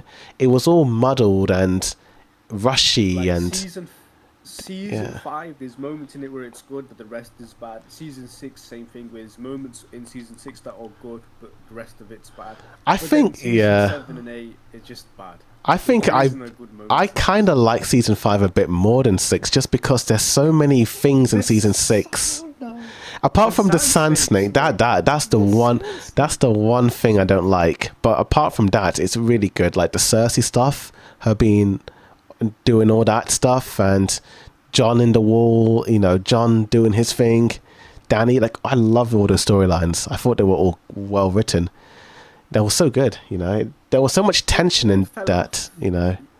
Yeah, the whole show dropped. Yeah. because the show writers wanted to work on Star Wars, but that never ended up happening for some reason. They never got to write their own Star Wars series. No, they didn't. So, yeah. What are they doing now, by the way? I don't know. David and Dan. What are David and Dan doing? David, Benioff, and DB Wise. I don't know. What are they doing? What no one are... Cause it's dude, because they were amazing. I mean, Adapting it was the TV show. books, yeah. They were good at adapting the books, but when it came to writing their own stuff, yikes. It is what it is. I get depressed thinking about Game of Thrones, but hopefully... Oh. I think the ending of the show is canon. Yeah. I don't think the books was going to be different. I think it was always going to end up with that certain person. Yeah, me too. I agree. So yeah. I think what happens narratively will happen in the books, but I think it's going to be told differently because even when you read the books, the way things are done in the books, it's just a little different. It's like Harry Potter with All right. even though the movies, Just, it's the same story. Why you get off Game of Thrones season 1, episode 9? That's huge spoilers. Get off that. Oh, page. dear. Get off the page. Even though so like with Harry Potter, even though the plot is the same, the little in-betweens and the characters talking and the narrative is just a little different. And I think the difference makes the key. And I think the books will do things differently, because even the first Game of Thrones book is very different to season 1 in some areas. Like in the first book, they do spend more time in Winterfell than in season 1. Season 1, it's only 2 episodes, but in the books, they spend a lot more. A lot more time. You know, it's like, pacing is faster in the show. But I understand it. Anime Yappa, did you hate the ending of Attack on Titan? Anime Yappa. He's asking for an anime original ending of Attack on Titan. There was no anime original rumors. It's just fans on Reddit hoping and coping, you know. Isayama said many years ago that the ending is the ending. He even said in the New York interview that how it's ended is literally how he always planned it. He even said that he planned the ending first and then he kind of wrote it around it. So all these anime original like coping, it's just fans on Reddit just hoping that their ending will be what they want it to be, you know. It's like I don't even know what to compare it to. But anyway, Game of Thrones, yeah, great show. Sadly, unfortunate final 3 seasons. My number 4 is Scooby-Doo Mystery Incorporated. Okay. Yeah. Now, I bet you look at this and like, oh, it's just Scooby-Doo, it's just a cartoon. But, oh no, this is not just any cartoon. This is the greatest Scooby-Doo show of all time. This show, unlike the other Scooby-Doo shows, is an ongoing narrative. Like there's ongoing narrative? Yeah, so every episode ends on a cliffhanger. And it's like, oh, to be continued. It's so good. It is wild. Yeah. I thought each episode was self-contained. Yeah, so usually Scooby-Doo episodes are self-contained, but this show in particular, we're like, let's be different. Let's have an ongoing storyline with character development and nuance. It's great, dude. It's a great show. Like, I actually recommend you watching it. You know, for me, I enjoyed it, but yeah, it's great, dude. There's so much mysteries have they done anything similar to this? Because this is the first time hearing about an ongoing season of Scooby-Doo. So this Scooby-Doo show's Mystery Incorporated came out in 2010, 15 years ago. It's the only Scooby-Doo show to have an ongoing narrative. All the other ones are your generic Scooby-Doo stuff, you know. But this one in particular is very different. Yeah. It's very different. I was shocked when I watched it. I was like, what? This is Scooby-Doo? This is kind of mature, you know? It had 99% rating as well. Yeah. Yep. It deserves it. Yeah, it's great. Number 3, of course, Breaking Bad. We talked about it. It's fantastic. I think the final season is the best season in my opinion. It ends it so perfectly in my opinion. Yeah. I don't get the hate towards Skylar. I mean, it's wild that people hate her. I will need to rewatch Breaking Bad. Me too. I didn't understand why people hated. It's I wild. don't know what she did. It's like she didn't. She didn't do anything crazy, except cheat, obviously. But there was nothing beyond that, which was. It's because fans wanted. Even before all that stuff that happened. Yeah. Didn't like Skylar. It was a bit jarring. Fans wanted Walt to just do his thing, and Skylar was like, you know, doing that. On these signs from Skylar, and then people started hating on it. Yeah. But dude, I want to shout out one scene, right, which just sticks out in my head.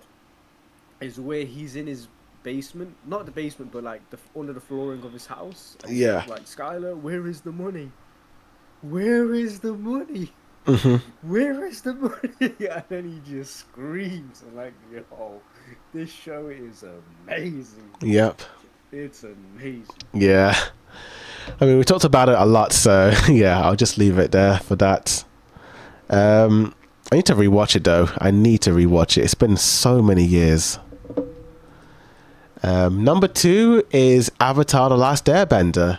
So interesting. Yeah, number 2. I know. I was about to put this at number 1, but I didn't realize that there is another show that is just perfect. It's a perfect show. Nothing wrong with it, and you may not even expect it. It's going to be interesting. Have I heard of this show? Oh, you've heard of this. You've definitely heard of it. Yeah, not anime. That's all I know. No, it's not anime. So Avatar, when I first watched it, I remember watching it in uni, and I liked it, but I didn't love it, you know. And I watched Korra, and then I was like, I think the first season of Korra is just as good as Last Airbender. But then I rewatched Avatar: The Last Airbender before the live action came out, and my opinions have completely changed. I think this show is perfect. I don't know what I was thinking, saying season 1 of Korra was great, but no, looking back, Korra, it does not rival Aang at all. Avatar: The Last... I think this is why you should rewatch stuff, because your opinions always change, you know. Dude, Avatar: The Last Airbender was so great. I rewatched it immediately. Oh man. Just make sure it was good. I will say though, the first 2 episodes or the first 3 of Avatar: The Last Airbender is very slow. Oh It yeah. does take time to adjust to the setting, the surrounding, the characters. But once you get past that, every episode, you just speed through it, dude. I know. It just goes by so quickly. So fast. Once you've adapted to everything. It's such a great show. It's so great. I love it. I love everything about it. I thought the ending was amazing. Possibly the best... No, actually, is it the best ending? I think my number 1 could rival it. It's one of the best. Yeah. It is one of the most satisfying endings of all time. You know. But my number 1... I'm very curious. Can you guess what it could be? Is it? I'll give you 3 chances. Is it live action? It's animated.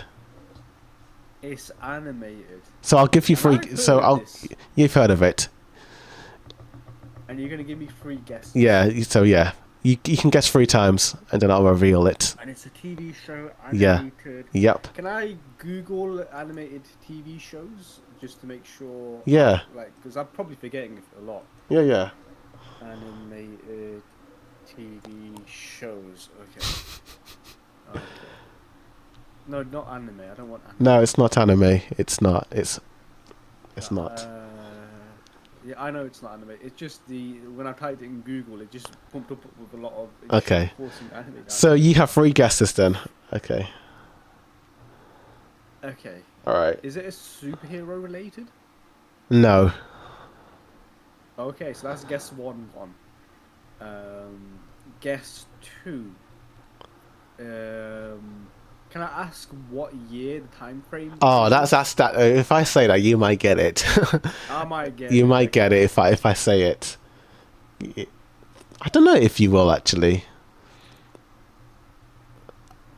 Is it Ben 10? No. So that's guess 1. Got 2 more. 2 more. So. Not superhero related. No, it's not. I mean, it kind of is. If in a certain point of view, like depending on how you view it, you can kind of view it as a superhero thing. Kind of. Say what network it was on. Oh, if I say that, you might get it. Yeah. Okay, Yeah. Network TV shows. You might get it if I. Because it was mainly Cartoon Network and Nickelodeon that I had. Okay, so I'll say it is one of those networks. It was the only 2 networks. That Okay, fair enough. All right. So what are your other 2 guesses? All Kids Next Door, right? Nope. You got 1 more. Okay. 1 more. One more. It could be interpreted as superhero if you want to look at it in that way. Mm-hmm. On your different point of view. I mean, it isn't, but it could be, and I'll reveal why it could be. It kinda, and it kinda isn't. But I will tell you why I think it, is. Okay, my final guess. Okay. I mean, it's not. Guess. So, yeah. Okay. What's your final guess? My final guess is Powerpuff Girls. I'll give you one more guess, and I'll say this: take out the superhero because I think it's misleading you. Okay. It's not superhero. Okay. I'll give you one more guess because I think no, yeah. Name the Kids Next Door and Powerpuff Girls. So they're like the most superhero you can get. Okay, so all right, so I'll give you two more guesses again, but no superhero. It's not superhero. Don't think of superhero. Am I on the side? Is my train of thought okay? Am I in the same time frame? Kind of. You're kind of ish. Nope. You got one more guess. Okay, dude, Your I feel final. like it's not on Cartoon Network now. I don't think it's on. One more guess. Nickelodeon. One second. I want to get this.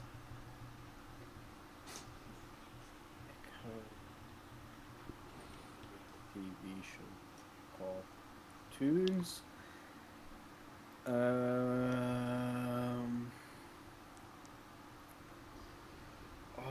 Okay, this is an interesting list compared to what Cartoon Network had. So what's your final guess? Jimmy Neutron? Nope. That's it. That's all your guesses. Let me reveal it. So, this cartoon came out in the mid-90s on Nicktoons, Nickelodeon, whatever you want to call it. And it is called Hey Arnold. Hey, oh no! Really? Yep. Oh my, that's crazy. I had no idea you seen that. Yep. This is without a doubt the greatest TV show in my opinion. Like Football Head Kid, yep. Football Head. This show, in my opinion, is perfect. There is nothing wrong with it. So when I said superhero, I was talking about Arnold helping people because in each episode, mainly in like the first few seasons, superheroes. I don't want to. He does help people. That's helping people is not being a superhero. Yeah, I guess I did mislead you there. No, but you gave me two more chances. Yeah, I did. But yeah, this show is it's awesome. It's awesome. It's just. Hey, Arnold is goated as well. Yeah, it's very good. I love the animation. I think a lot of the storylines, when you rewatch it, it's so mature. Like you realize, damn, like a lot of these characters really went through the motions. Like Helga, the reason why she's so angry is her family life and her sister being so much better than she is and everything. But then her sister, there's also another layer there, and how she's also trying to be perfect, but then she's struggling as well. It's just there's all these different areas of grey in this show, which is really interesting.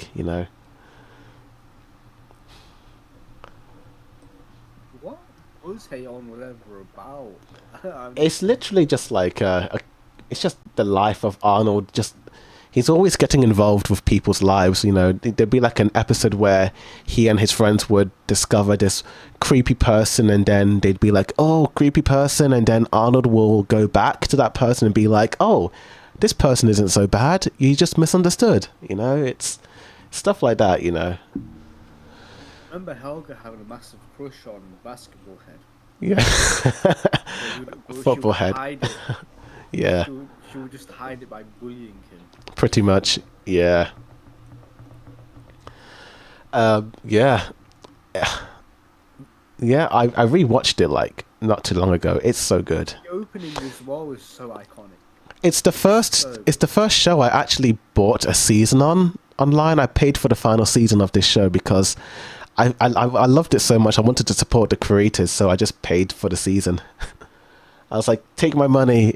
You wrote a good show, So yeah, so good. And what have they written after Hey? So when the show ended, they had like a movie, and then they had 2 final episodes, and then almost 20 years, no, not 20, 15 years later, they wrote a finale movie to end the entire series called The Jungle Movie. Interesting.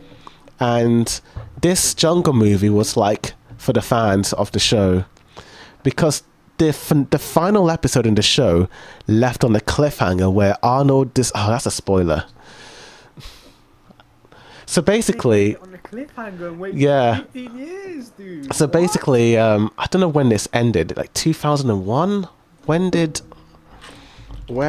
Hey Arnold show end? So it ended in 2004, and the Jungle Movie came out in 2017. And basically, the final episode was Arnold discovers something, and throughout the episode, you think it's this thing, but then it's revealed to be something else, and then it's like, oh, I just discovered something. And then that's kind of how it ends. And then we don't know what will happen. Should I just tell you what it is?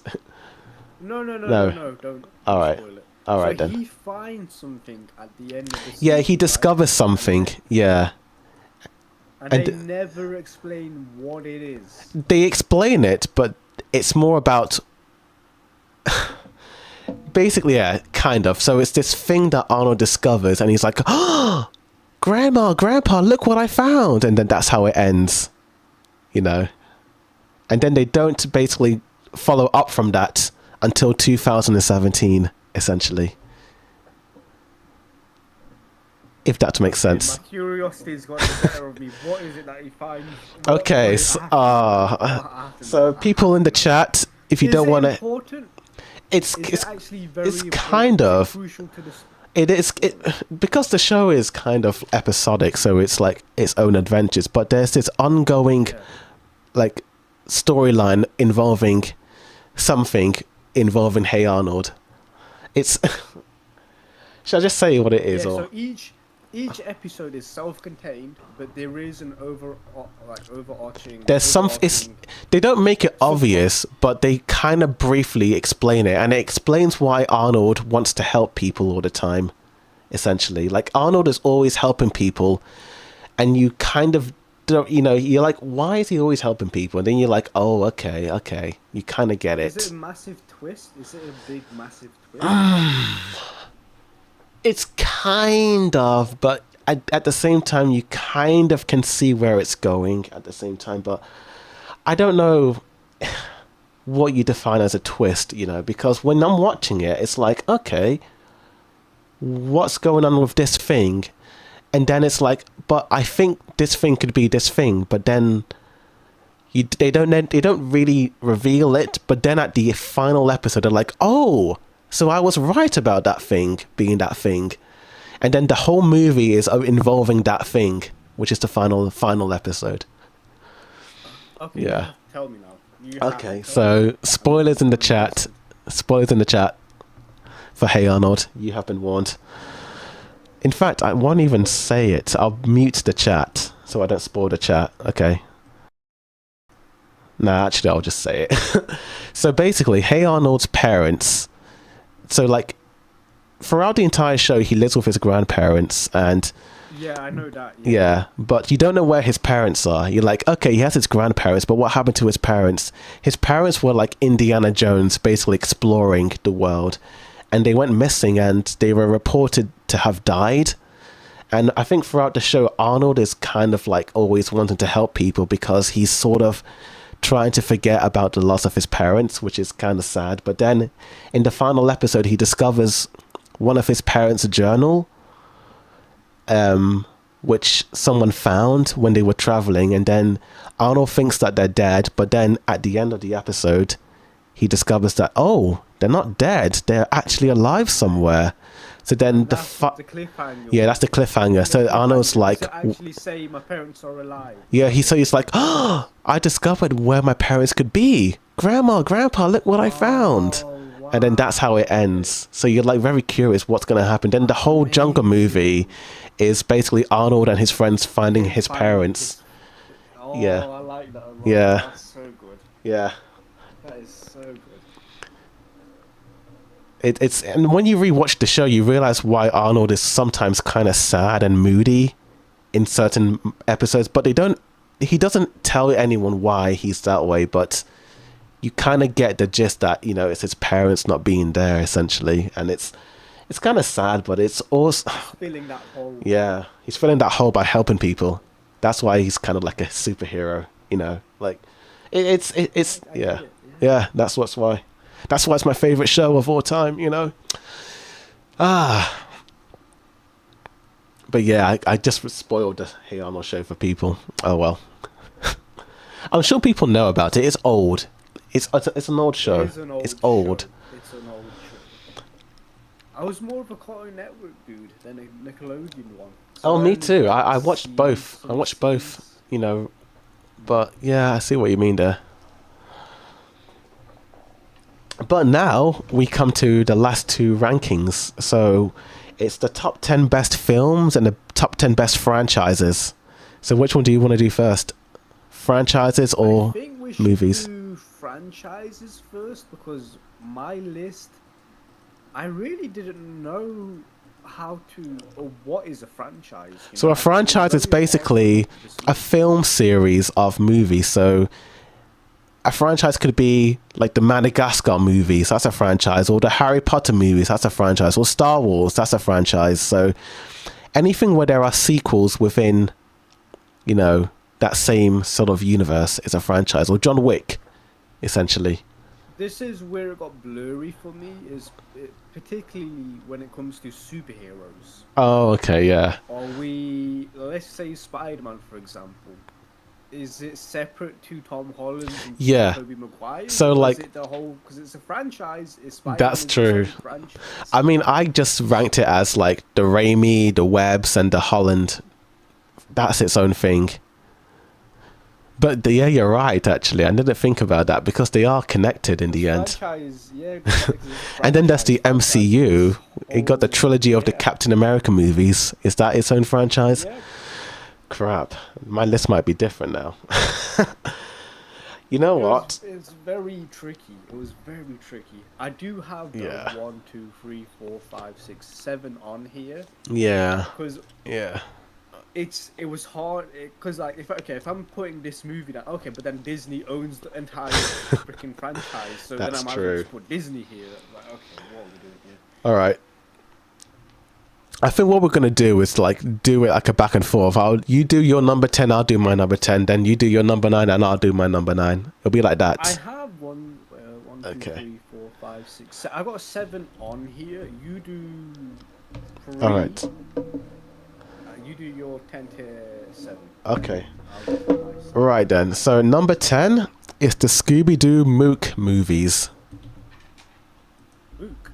Yeah, the Scooby-Doo Mook movies. So, in case you don't know, Scooby-Doo ran from the 1960s all the way until like the 90s or the 80s. And then it was on like a hiatus sort of, it kind of was, they just sort of ended it. And then they brought it back with Zombie Island, if you remember that film from way back when. And that was the beginning of what's known as the Mook era, where a Japanese studio basically animated 4 movies in the same art style. And even though they don't really connect, they are still part of the same universe. Because, you know, the Mystery Machine's the same design, the characters are the same designs.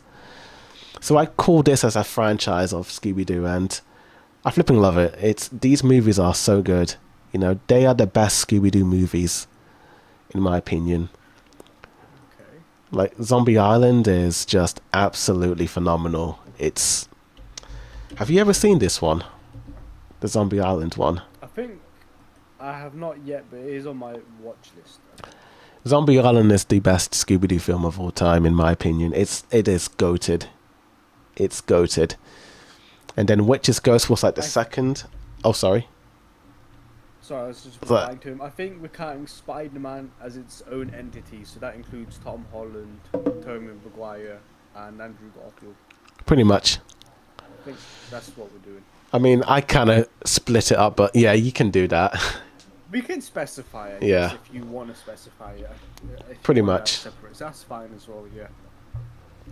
But yeah, Witch's Ghost, Alien Invaders, Cyber Chase, they were all amazing, and I flipping love this franchise. Yeah. Number 9 is the MCU. So that's kind of, but it's really the MCU before Phase 4, so like the Endgame era, the Infinity Saga. So from Iron Man to Endgame, I consider all those movies as one storyline, in my opinion. Just, yeah. Even though there are trilogies in this franchise, it's kind of weird. So like Captain America is my favorite of the MCU movies, trilogies, like First Avenger, Winter Soldier and all them lots. So if we're saying MCU, I'll just say Captain America then. Because that's like my favorite. May need to split, yeah. Yeah, so Captain America will also be like 7.5 here.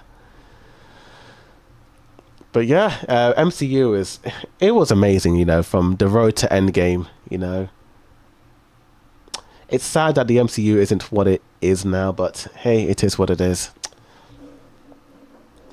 Number 8 is How to Train Your Dragon trilogy.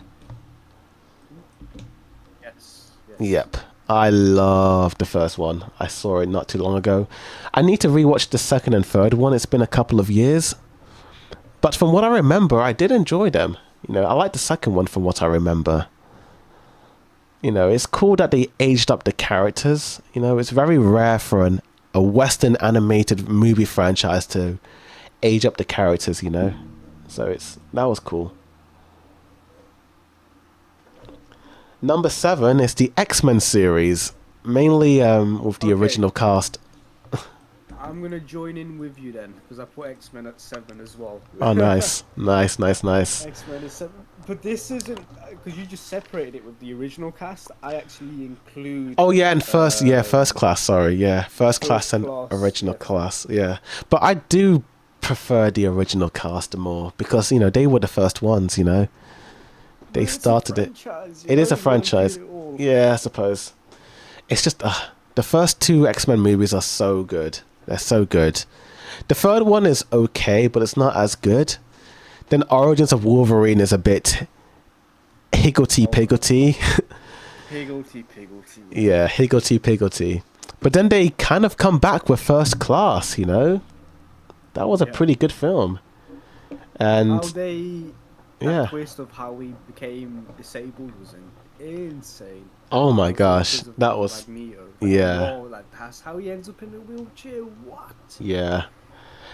And then Days of Future Past, which is like probably the best. Oh, before that, it was Logan, the Wolverine. Sorry, when he's in Japan.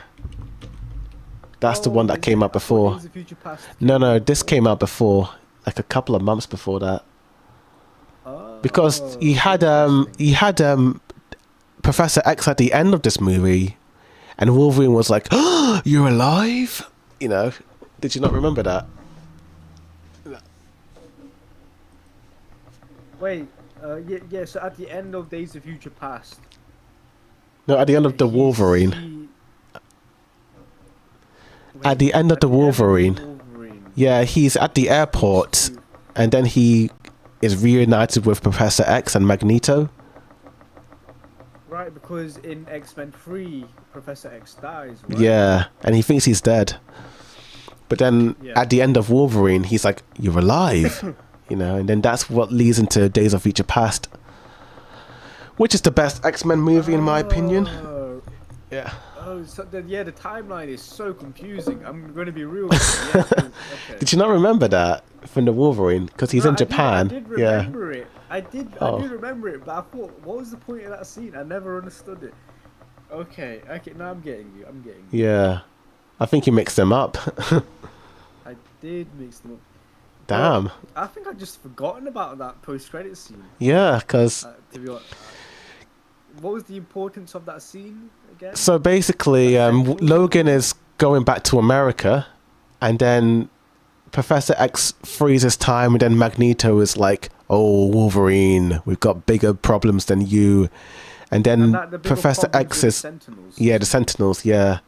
And then that's when Professor X is like, Logan, we need you back on the team. And then if depending on the DVD you bought, after he says that, they play the trailer for Days of Future Past being like, next time on X-Men, we have Days of Future Past. It was kind of fun. It was cool. Because I've always separated the X-Men and the First Class series, like, I separate them. I never put them together. Oh, really? I always kept them as like the two separate identities. Yeah. So when I watched Days of Future Past, I'm like, oh, this is a nice, cool spin-off. I never counted it as like a direct sequel to X-Men 3 or Wolverine. Oh, it was. Yeah, But it was. yeah, it's literally afterwards. Like Yeah, because if you watch the movie, like half the cast are dead because they were killed off in X-Men 3, if you remember. And then at the end of Days of Future Past, like Logan is in shock because Jean and Scott, they're all here. They're like, oh. No, but that's why I keep them separated, because the First Class has its own stories and its own timeline of Jean Grey. That's why I keep them separated. So it's a different timeline. yeah, so so the original timeline is X-Men 1, 2, 3. So no, it's Origins of Wolverine, which is the bad movie. Then it's X-Men 1, 2, 3. So sorry. So it's First Class is the beginning, and then it's X-Men Origins of Wolverine, and then it's X-Men 1, 2, 3, and then the Wolverine, then Days of Future Past is is sort of that, and then after that it should be Logan, which is the end. But then something happens in Days of Future Past where they change the timeline, and because of that, their future is now different. So the ending of Days of Future Past is the new ending, which is the ending that Logan fixed when going back in time. So basically, X-Men Apocalypse and Dark Phoenix leads to that timeline at the end when Logan sees Jean Grey and Scott and everyone in the mansion. If that makes sense. Does it? What about the alien? Alien? In the Phoenix, Rise of the Phoenix film, no? Oh, flip, I forgot about that film. And I watched it, but I forgot what happened in it. Because, yeah, the Phoenix because they changed the timeline, so Jean Grey's Phoenix saga happens differently now. So that's why she's alive in the ending of Days of Future Past, because that storyline happens differently. Yeah, it can be a bit confusing.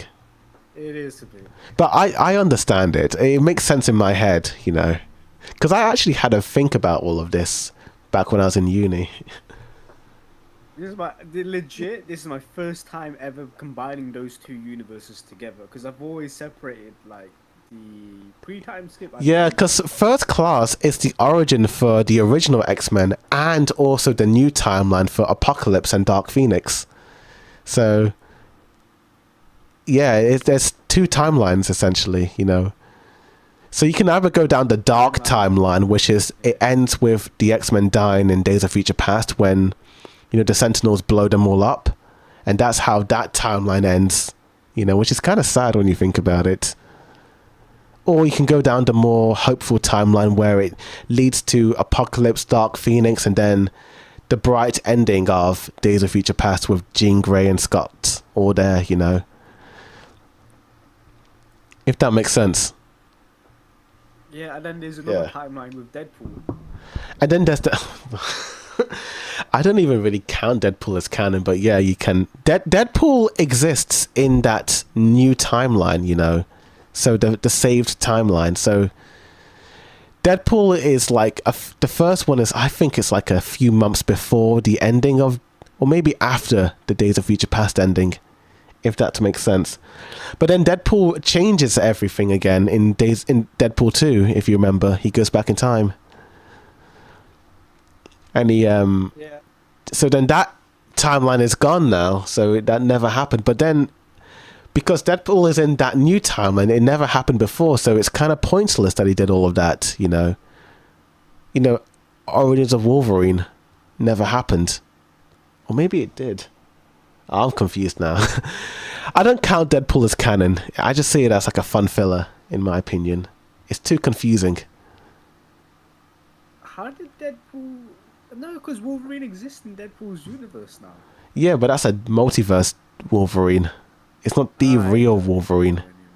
Because the real Wolverine died in the Sentinels attack, but then he went back in time and he was in the new timeline, which led into Logan of him dying. No, because Deadpool is canon, right? Deadpool, the character, is canon. Yeah. So he goes to a timeline to pick up a Wolverine where every X-Men is dead or something. Yeah. I don't know, like a drunk Wolverine. Like yeah. This is like the worst Wolverine can ever get because he's crap at his job. Pretty much, yeah. Yeah, I guess so. It's not canon towards the X-Men. Yeah, it's like a different version, but it's yeah. But then it doesn't make sense with Lara because Lara is set in the new timeline actually, X-23. But I don't know how she got into that, with Blade and Magic Man, whatever his name was, Gambit. Well, that whole space was meant to be a gag of like lost Fox property, right? Yeah. They're never going to use that again. But now at the end of that film, like they're all back safe in their new timeline. Like Lara is there, Wolverine is there. They're all eating dinner. So, you know what I think they're gonna do? I think they're just gonna reboot the whole thing. Like I think what Kevin Feige wants is to bring all these characters together, do their thing, and then say goodbye, and then just start all over again. Because I think it's starting to be a bit weirdly muddled now, the more I think about it. I've seen a theory for the new X-Men Disney show, or film, sorry. And they're going to make it more Harry Potter-esque, where Harry Potter and Hogwarts... Like, Hogwarts is its own character, right? And there's like a Hogwarts Universal Park and whatnot. They kind of want to do the same thing with the X-Men mansion. Where they want to make it all mystical and stuff. So like, the rumor was that they want to make it more like child friendly and whatnot. Oh boy, yeah. Which, I don't like that. I don't like that. That doesn't sound good. Give me the gritty X-Men, Give me like the 2000s X-Men again, Yes. I think we should just roll off our franchises and then get to the meat of the list of the movies. Yep. Okay. So, I'll just finish my one. So, number 6, Spider-Verse, the 2 movies that came out, fantastic, 10 out of 10s. Miles Morales is awesome. Gwen Stacy, I love those characters. The animation is awesome. Number 5, the Sam Raimi trilogy. For me, it's awesome. Awesome. I love that trilogy. Number 4 is the Toy Story franchise. You've got a friend and me and all that. Toy Story 4 was unnecessary in my opinion. I don't consider that canon. Have you seen that one? Which one? Which one are you saying?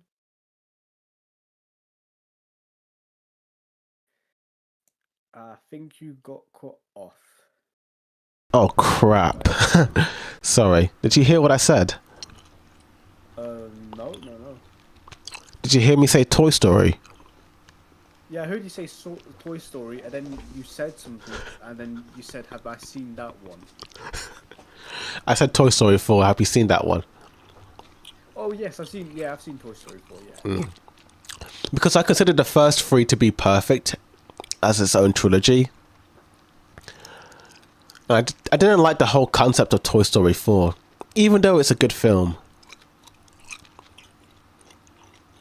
See what you're saying. It's I think it should have ended with 3. I think a lot of people say that. Yeah. I didn't. I think it was that reunion with Bobby, whatever her name was, Bobby, and then the sheep and Woody. I thought that was nice, but other than that, I don't think that film was necessary. I don't even remember what happened in that film. Basically, I don't know. Yeah. Same here, actually. I don't remember. Some Sporky Fork character was in it. I don't know. Oh, and Duke Kaboom? Yeah. Yeah, John Wick was in that. Yeah. I rewatched it. It's not good. It's not a good film. But the animation is great. Anyway, number 3 is Star Wars. We've talked about Star Wars so many times, but original trilogy is amazing. I like Revenge of the Sith a lot, and the sequels, Force Awakens is good, but the rest are not good. It pretty much dies after Force Awakens, in my opinion. Yeah. Number 2 is the Lord of the Rings trilogy. Love it. It's perfect.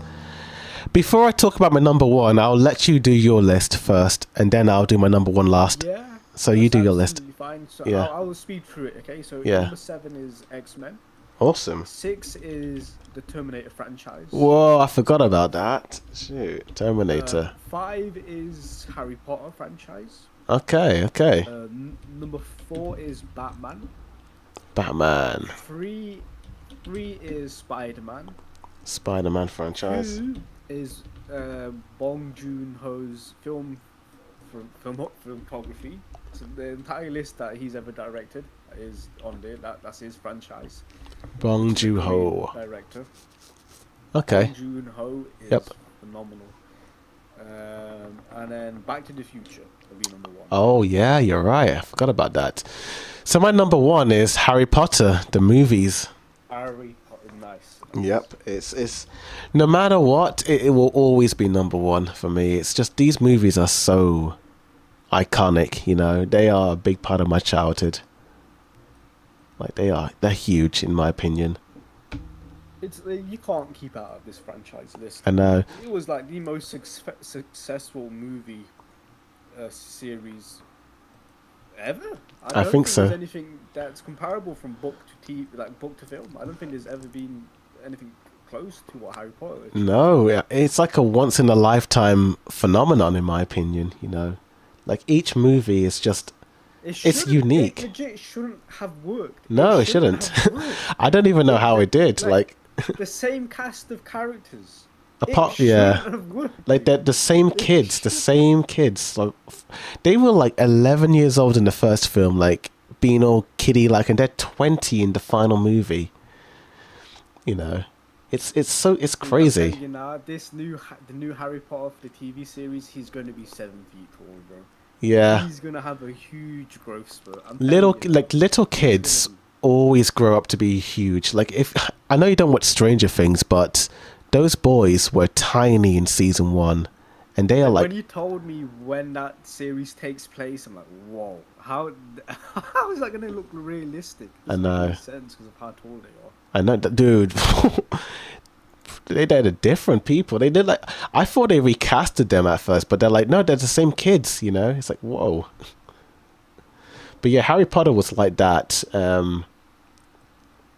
Yeah, it's so cool seeing them all grow up. You know, I actually love. If I'm being honest, I think all the movies are 10 out of 10s in my opinion. Even though I do like, there are things about certain movies that aren't perfect, but I still view them as like. I think, you know, the way you view Naruto as this sort of perfect thing, that's how I see Harry Potter in my opinion. Even though there are issues, you know, when in the films, I still love them so much, you know, and I'll always go back and watch them over and over again. Like, I think Harry Potter will always be that for me. Yeah, because there's like a certain moment in your life. Oh yeah. And you'll watch them. It's like the perfect escapism. Yeah. For me, it's Harry Potter, and for me it's Naruto. Yep, that's why pretty Naruto much. is my Yeah. bias. Yeah, I'm just too biased to Harry Potter. I mean, I know people like Lord of the Rings better, and I know there's people just prefer some movies better than others. But I'm like, no, Harry Potter is just it's good. It's good.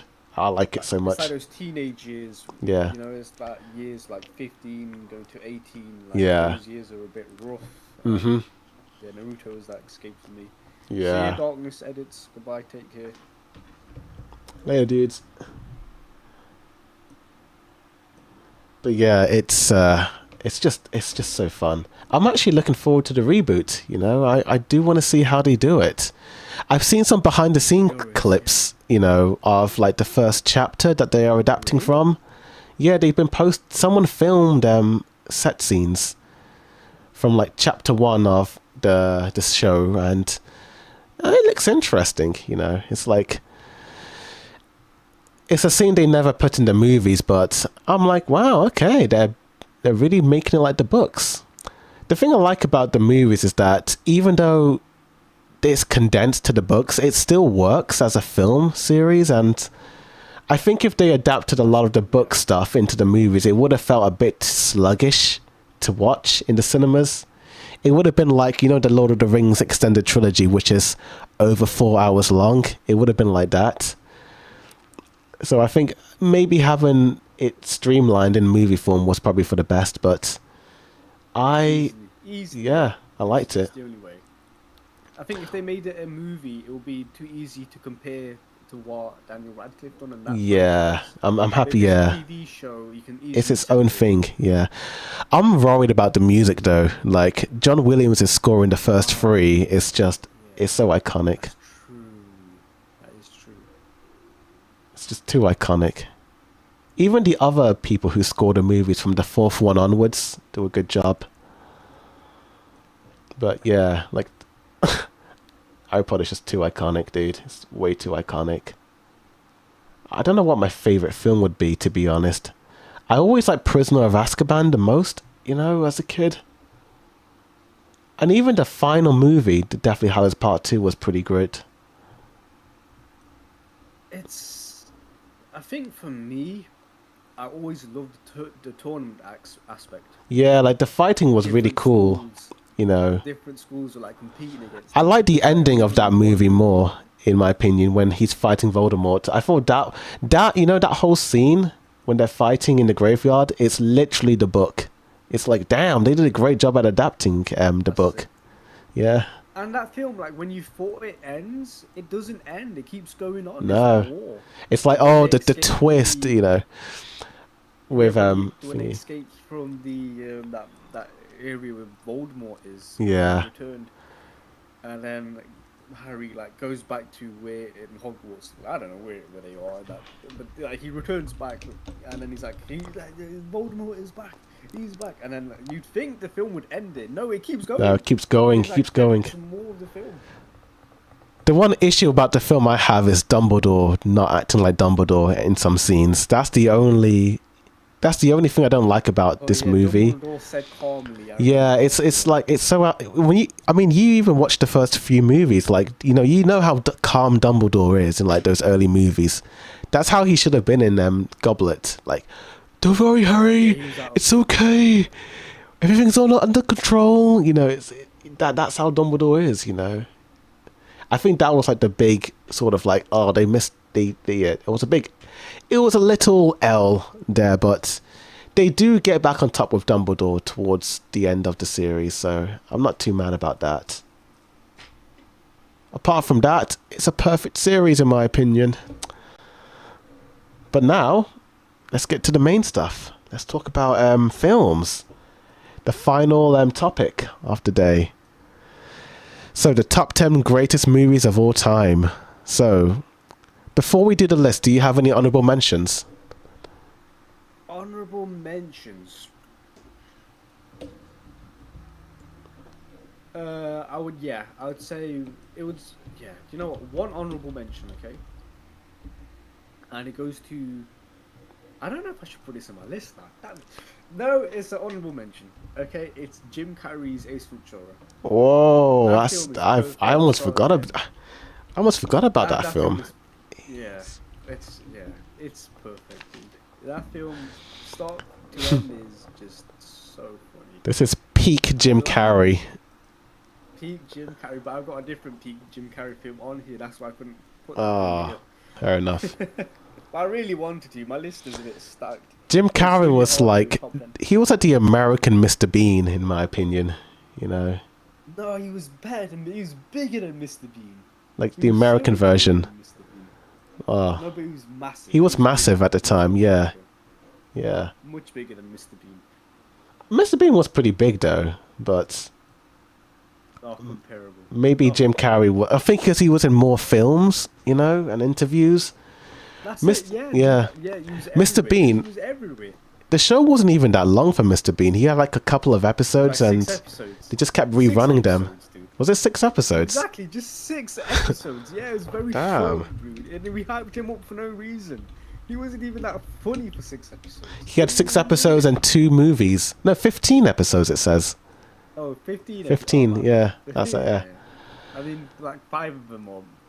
I mean, like 7 of them are. Yeah. And then you have the cartoon series as well with Mr. Bean. Cartoons, yeah. That was good. I think the cartoon series came out After. way later. Yeah, it was like 2003, 2004. It came out. Because the live action Mr. Bean was like the 90s, wasn't it? But yeah. Okay. Any other honorable mentions do you have?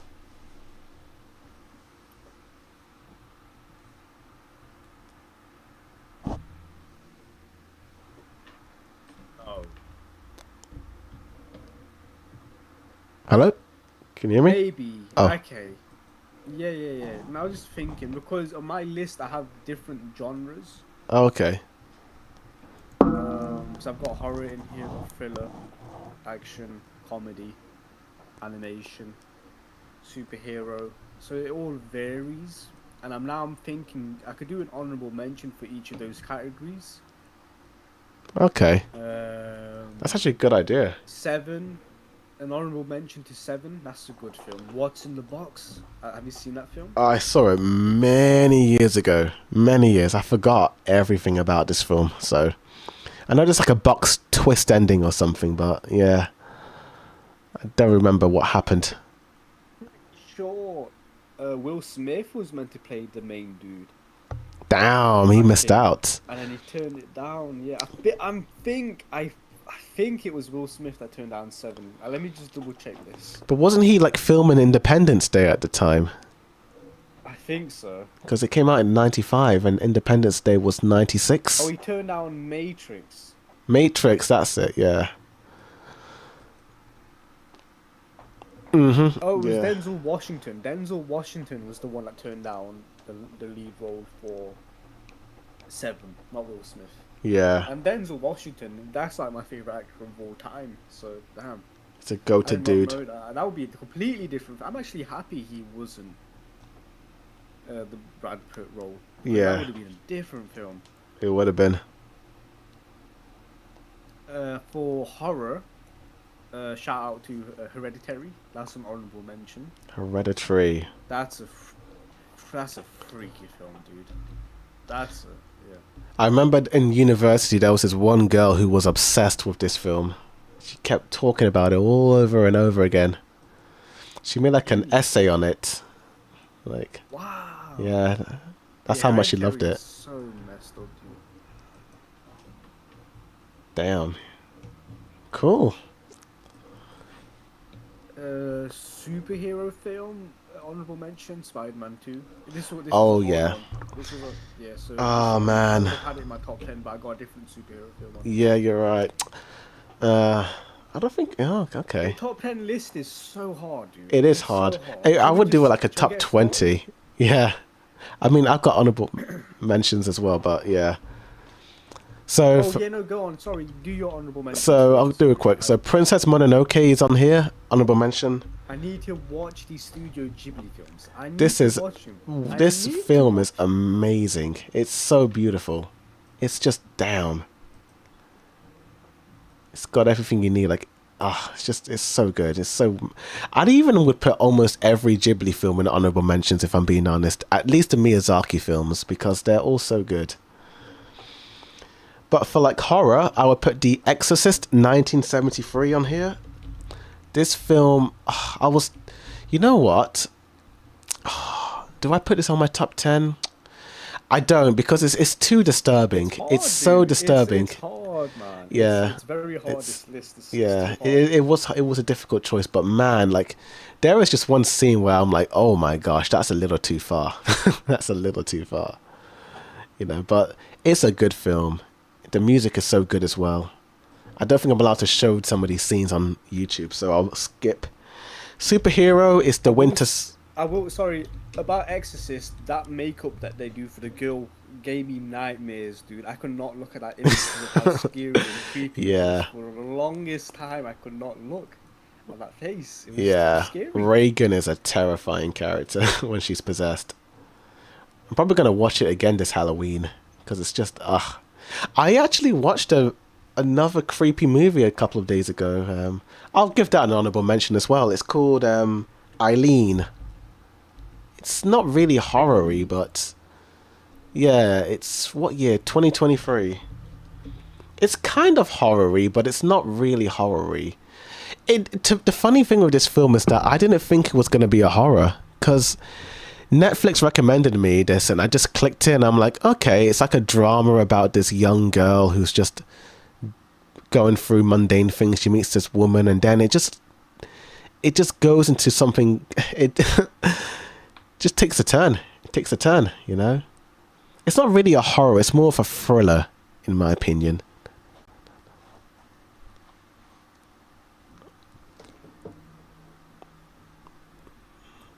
I might make a quick change in my list, but I can't remember the name of the film. Okay. Well, I'll say my superhero honorable mention. That's The Winter Soldier.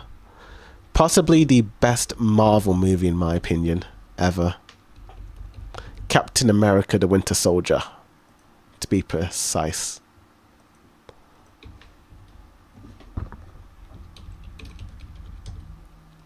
This is the movie that got me into the MCU. They played the trailer at the MTV Awards and I was like, what is this? Let me go to the cinemas to watch it, and I watched it and I loved it. I was shocked by the twist involving the Winter Soldier, and yeah, that's how I got into the MCU.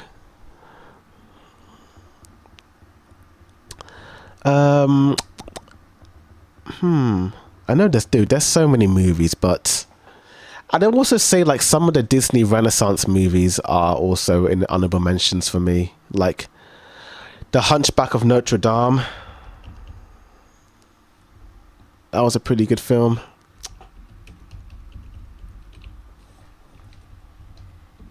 That's a Disney one, right? That's a good film. Yeah. But yeah, that's about it for honorable mentions. Okay, top 10 now.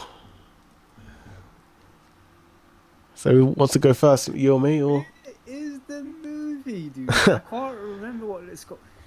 Damn it. If it pops up, this will be my number 10. But because I can't remember the name of it, I'll go with this one instead. Okay. So number 10 will be John Carpenter's Halloween. Oh, damn. The That Halloween. that should be at mine honorable mentions as well. That's a pretty good film. Yeah, this film was amazing. This is the film that spawned the serial killer slasher genre, bro. This is the film that started it all. Yeah. And then the music, it's so creepy, so good. This film, like, shut me up as a kid. Yeah. Nightmares of being chased by Michael. Even though Michael doesn't run, he walks. Dude, what can I say? Yeah, this film it's amazing. Oh man, I wish the list was longer for me, but I think the other movies just hit a little harder for me, in my opinion. It's the first one. So Yeah. It's the first one to introduce that genre. Mm-hmm. So that's where I give it its what's it called? Its bias. Yeah. It's due because you know, it's the first of its kind. It didn't it didn't base itself off other films, movies, or whatnot. It didn't get to reinvent anything. It was the originator. Of Pretty horror much. films. Slasher killer horror films. And But there are obviously better slasher films after that have come out. I think this is probably the But I'm best gonna- one, in my opinion. I I'm mean, just gonna give it. You know, this is the one that started it all. yeah. The twist at the beginning. Oh gosh. First person Damn, that was crazy. view of like a woman getting stabbed, and it turned out to be a little kid, and he killed his sister. Crazy. That was whole insane. entire sequence was one shot. There was no cuts. In that No entire- cuts. In that first sequence. And I want to do an honorable mention to the Halloween 2018 film, which was meant to be a direct sequel of this film, and that film was really good. I think it might even be better technically, but I want to put this film here first. Oh, fair enough. 'Cause Oh, that's that good. 2018 film wouldn't be here for this one. I think I'll do my number 10. Yeah, what is Yeah, my number 10 is 28 Days Later, which is a horror film. Okay, yeah. This film is amazing, in my opinion. It's probably, so far on this list, it might be the best horror film, in my opinion. It's so good. It's so good, dude. It's like the story, the characters, even the way it's shot on film. Like, I like the weird grainy texture of the film. It just sets the mood. It's so unnerving, you know.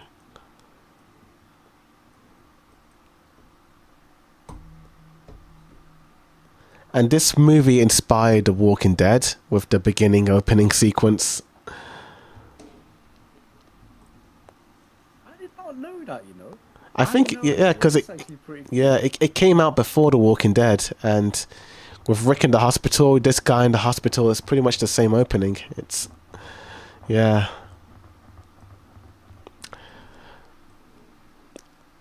It's a good film. I love it. What's your number 9? My number 9 is The Godfather. Oh, I haven't seen that yet. There is a debate between, you know, what's better, Godfather 1 or Godfather 2. A lot of people like Godfather 2 a lot more. For me, it's Godfather 1. Like, the politics, the story dynamics, how he rises to the top, the head of the family. Dude, it's an instant classic, dude. It is a must-watch if you haven't seen it. I've never seen it. I've never seen it. Please watch it. I think I should. But it's like 3 hours long, apparently. It's not that long. I want them to release it in the cinemas. If they ever do that, it would be cool for me to see it in the cinemas. Yeah, actually, that would be cool. I do like watching old films in the cinemas these days, but I don't mind watching it at home. That would be cool. Godfather. For me, my number 9 is Coraline. Seen this one either? Have you seen it? No, I've not seen Oh man, this is like the best stop motion movie of all time.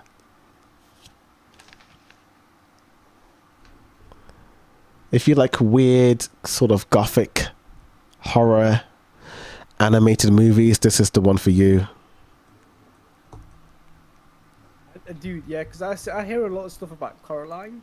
I've just not gotten around to see it. I still have not gotten around to seeing it. I watched a 3D version of it last year in the cinemas. It was amazing. It was amazing.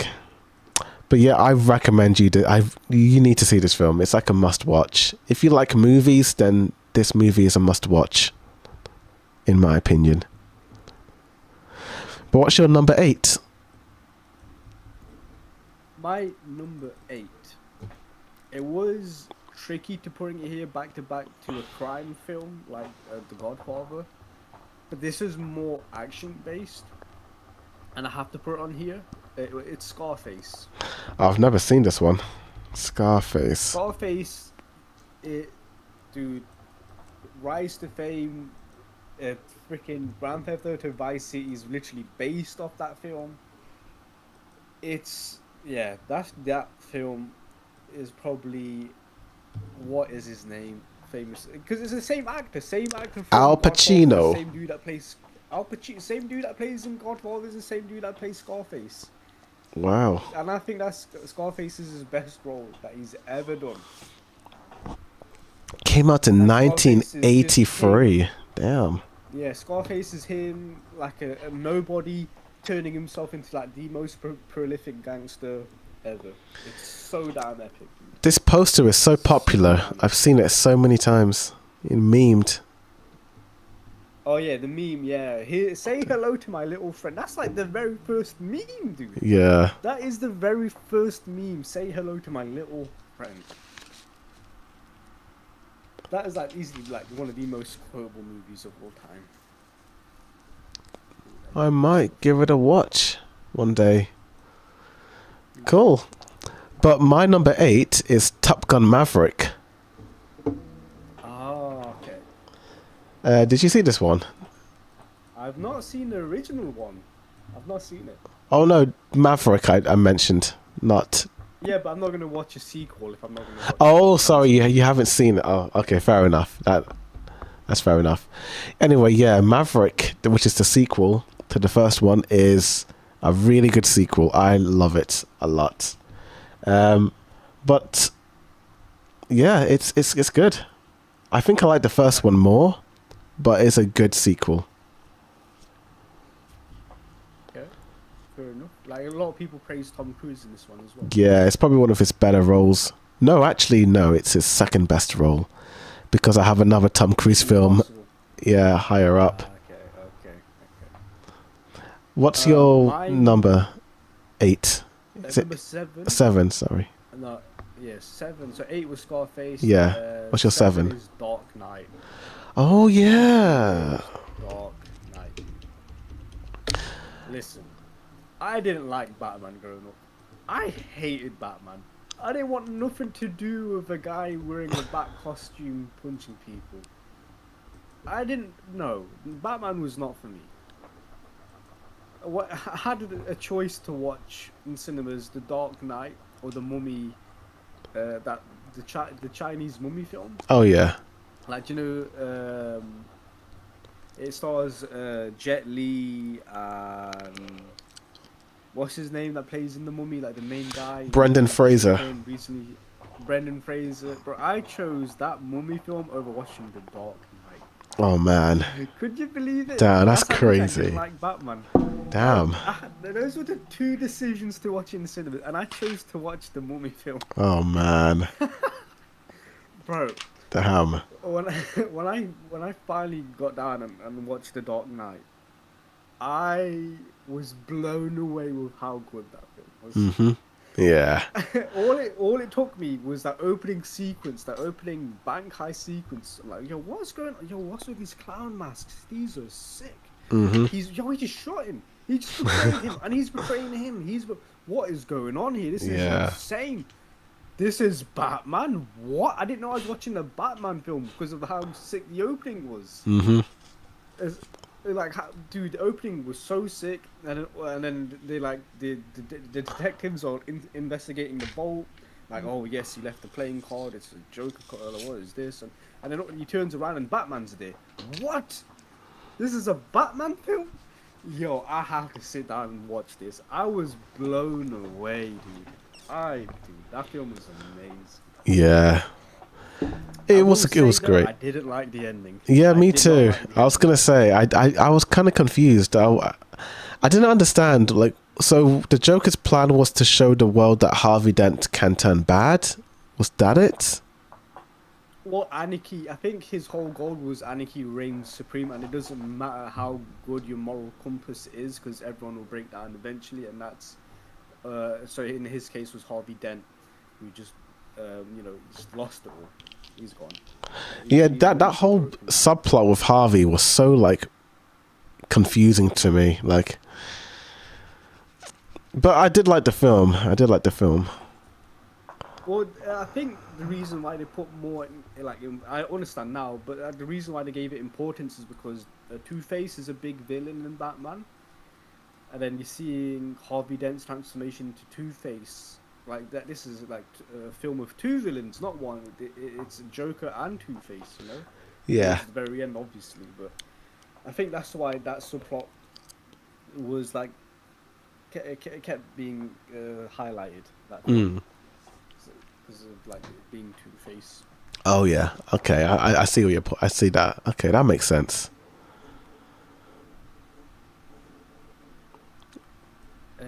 Yeah, and that's it. I think the ending though, the whole technology thing, him spying on every single citizen in Gotham, I didn't really understand it much, but they did it just to find Joker, and then after they find Joker, they destroyed it all, so it can't be used again. Yeah. Okay, it's whatever. It's like a whatever moment. That's fine. But yeah, I think the Dark Knight trilogy might be the best DC stuff ever, in my opinion. I didn't like Bane. I did not like Bane. I haven't seen that third one in years. I need to rewatch it. I know that final one is kind of polarizing, you know. People like it, people hate it, you know.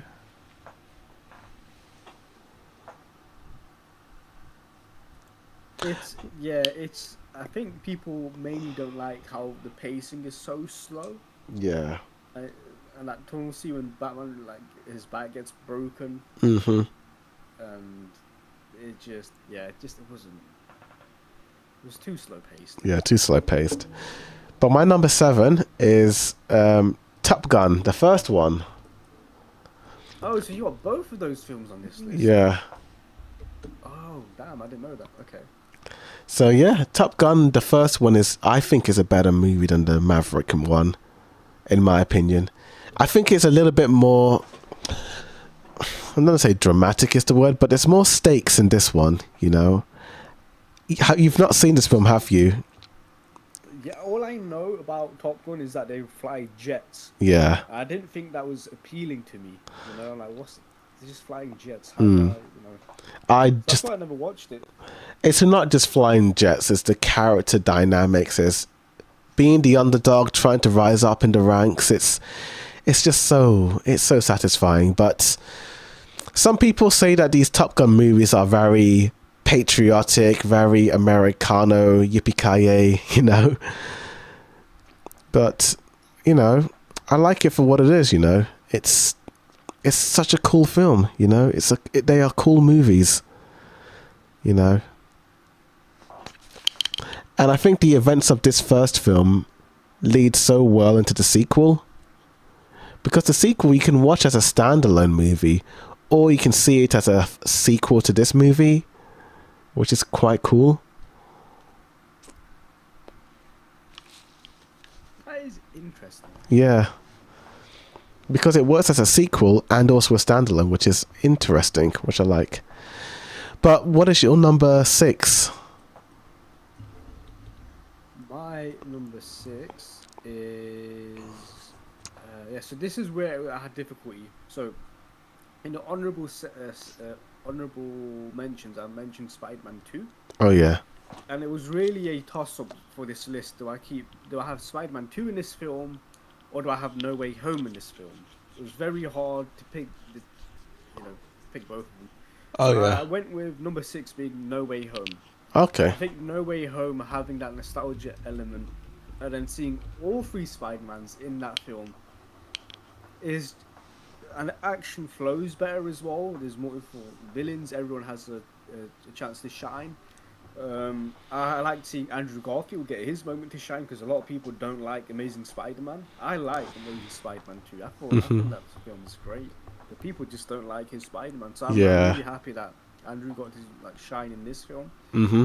And it's not a nostalgia film. It's not.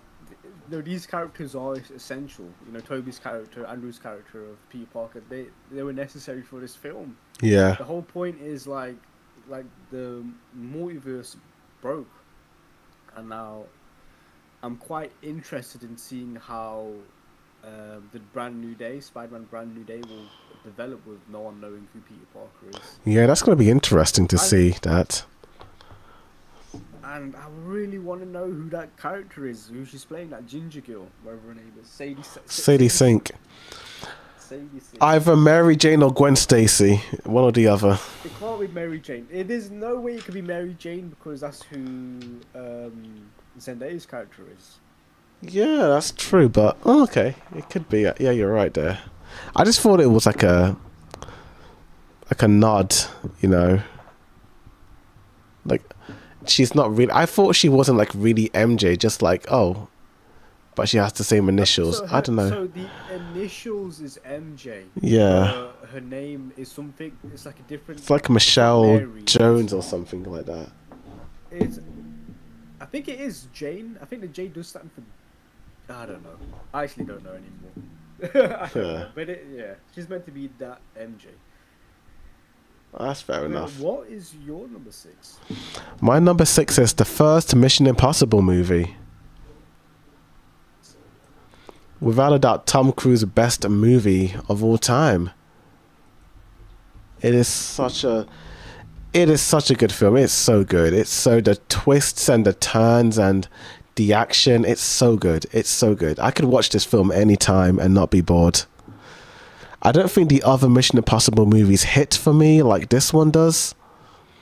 but this one is Right. so good, in my opinion. Have you seen this film on the franchise? I've not. I have seen another Mission Impossible film. It's the one where it's the underwater sequence. I didn't really like that one that much. The other one I watched, is the Dubai one when he's climbing the Dubai Tower or whatever it's called, the Burj Khalifa. I've seen that one. I didn't really like that film either. So there is two films that I've seen for Mission Impossible that I didn't enjoy. So I think you're talking about Rogue Nation and Ghost Patrol. Yes, Yeah. that's the one. Yeah, I think it's those two. I didn't like them either, if I'm being honest. But people love those movies. Like, they're like the fan favorites. But I didn't like them. I didn't. I was like, eh. Also, I do remember that horror film that I wanted to place on my top 10 list over Halloween. Okay. I remembered it. And it's an old film made in 1968. It's not black and white, it's in colour. It's called, I've spoken about it before on the podcast. It's called Rosemary's Baby. Oh, I've heard about this one. Yeah. Rosemary's Baby, dude. It's. Bro, this is my number 10 on the list. I'm taking it out of Halloween. So, quick synopsis about this Rosemary. She lives in this apartment with her husband, and her husband keeps inviting these guests over. The woman is getting ill by the day, and we don't know why she keeps getting ill. And that's all I'm saying. Don't look up anything. Just please. It's not even scary. It's not even a scary film. It's more of a thriller, but they're classed as a horror. But that's how scary films were back in the day, because there wasn't really that much, blood, gore, whatnot. So it's more of a thriller than a horror. But please just watch it. If there's anything on my top 10 list you haven't seen, it's this one. You have to watch this one. The tension is amazing.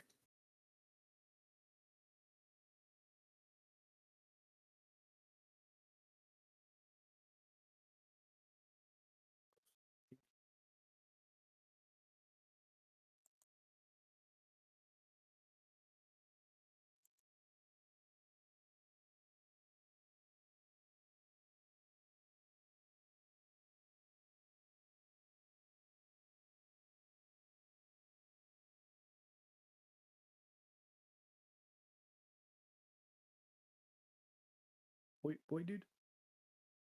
Boy, dude.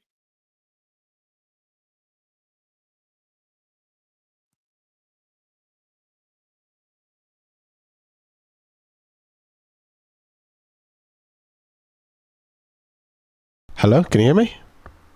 Oh, I can hear you now, yes. Cool, cool. Awesome. Sorry, my mic just sort of went mute for a second. No, it's all good. think Just it was- don't look up anything for Rosemary's Baby. Just Okay. don't search about anything. I just gave you the synopsis, kind of a synopsis, Yep, awesome. people visit her and she's getting sick. And she's got a baby due, And she can't be getting ill when she's got a baby on the way. Awesome. I think I'll put that on my watch list. I might watch that soon. Sounds interesting. Okay, so I think we're moving to number 5, are we? Yes, because So- number 6 of your Mission Impossible. So, yeah, So what's number your- 5? Yeah. My number 5 is Parasite. Ah, I saw this movie in the cinemas. Yeah. That's a good film. Very weird, but good. Bong Joon-ho. This is my very first film that I've seen that introduced me to Bong Joon-ho's film category. But let's talk about Parasite first. Parasite is literally what the name intends, man.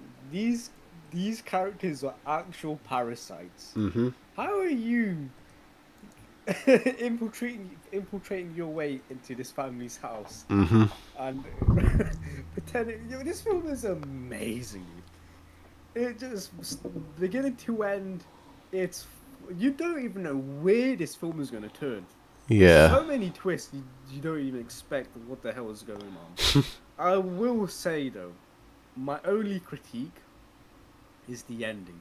I didn't feel like that was realistic, and I don't really want to spoil it. But the ending didn't feel realistic enough. for that moment to happen. Mm. I'm on about the dead end, the very end of the film. But everything before that was amazing, like the party scene, and then that happened. Like that was crazy. Mm-hmm. Yeah, the movie was awesome. I don't really remember it that well, but I do remember liking it a lot. Well, it's this family, this very poor family. Uh, um, the son was tutoring the girl Oh yeah. of this rich family, and then he was telling his family members like, "Hey, there's some positions you can get if you and pretend that you're like you could be a chaperone, you could be a driver for this family and what pretend you're a driver and all this stuff. Hey, you could pretend to be a maid and you could work here and be a maid and whatnot. We could try to get where they're maid, and it's just it's a legit parasite. They are legit parasite. They what's it called? They keep growing, bro. In this house, this whole house has a parasite. It's a perfect film. It's perfect. It's literally the naming couldn't be any better. The naming of this film couldn't be any better, and Parasite is just perfect. I might need to give this a rewatch sometime in the future. I'll definitely rewatch this. I think next. Oh, we got some breaking news regarding Chainsaw Man Resi Arc. They just released a new opening song for the movie. Oh, nice. Yeah. Okay. That's cool. Or maybe it's like the opening of the movie. I'm not too sure. That's awesome. Cool. Yeah, I'll check that later on. But to my number 5, it's kind of a movie, but it's not really, but it is kind of. It's actually Joseph and His Many Technicolor Dreamcoat from 1999, the Donny Osmond version. What the hell are you saying?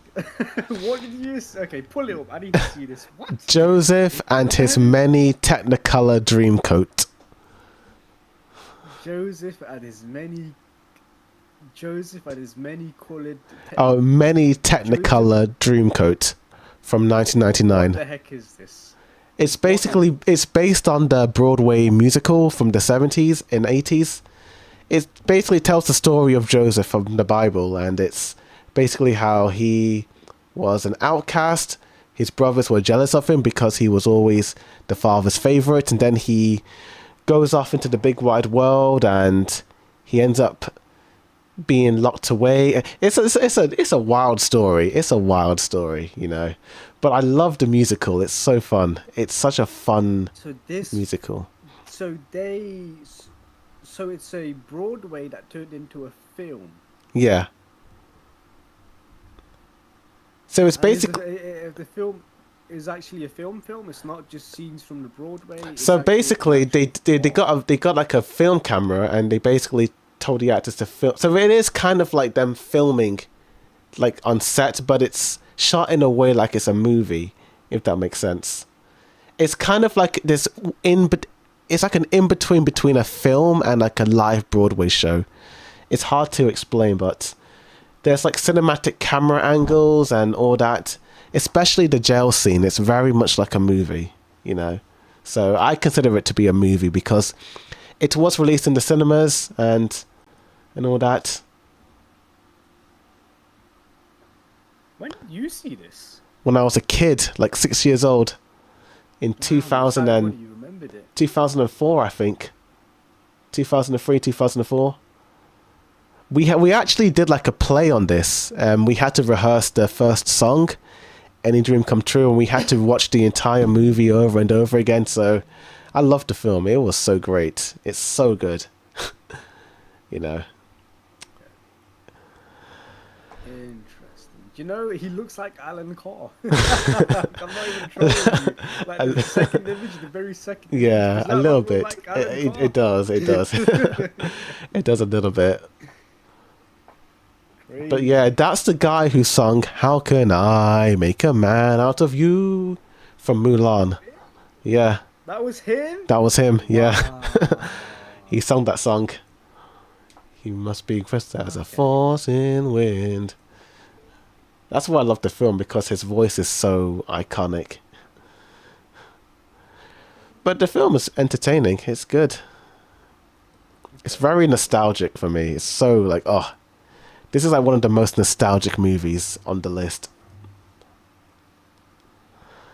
But what is your number 5 or 4? 5? Let me see. So I said number 5 was Parasite. Number 4, it's another Bong Joon-ho's film. It's called Memories of Murder. Oh, okay. Of So murder. When I watched Parasite and I was in love with this film, I looked at the director's film history, and I noticed, it's Memories of Murder, not Memoirs of Murder. I think Memoirs of Murder is a different film. Memories of Murder is about a series of a spree of serial killings that has happened in Korea. Okay. And the police are so bad at their jobs. they've literally let the serial killer get away with doing so much crap. Oh dear. And it's such a horror, these discussions of the film, like the subject matter is so horrific, but it's just the way the film is shot, the way the actors act. It's so phenomenal, dude. It had to be on my list. This film stuck with me for a very long time. Damn. I've only seen it once, and it just stuck with me. Has a very moody color palette.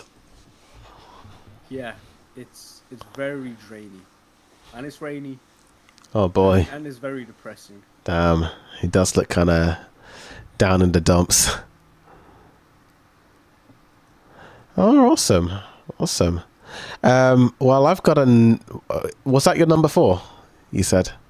4, yeah. So my number 4 is also a movie from the East, and that's Spirited Away. Studio Ghibli, Hayao Miyazaki. Another Studio Ghibli film. This film is the best Studio Ghibli movie of all time. It's the best anime movie of all time. It's my favorite anime film.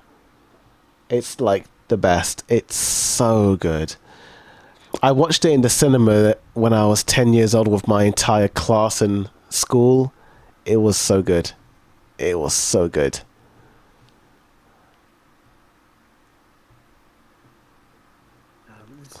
So many Studio Ghibli films I need to I'm watch. shocked you have. This is like the Ghibli film. Like it's this one and Mononoke. They're like the iconic ones. Like this one won an Oscar, in 2002.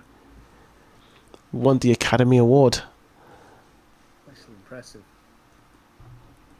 It's so good. I love it.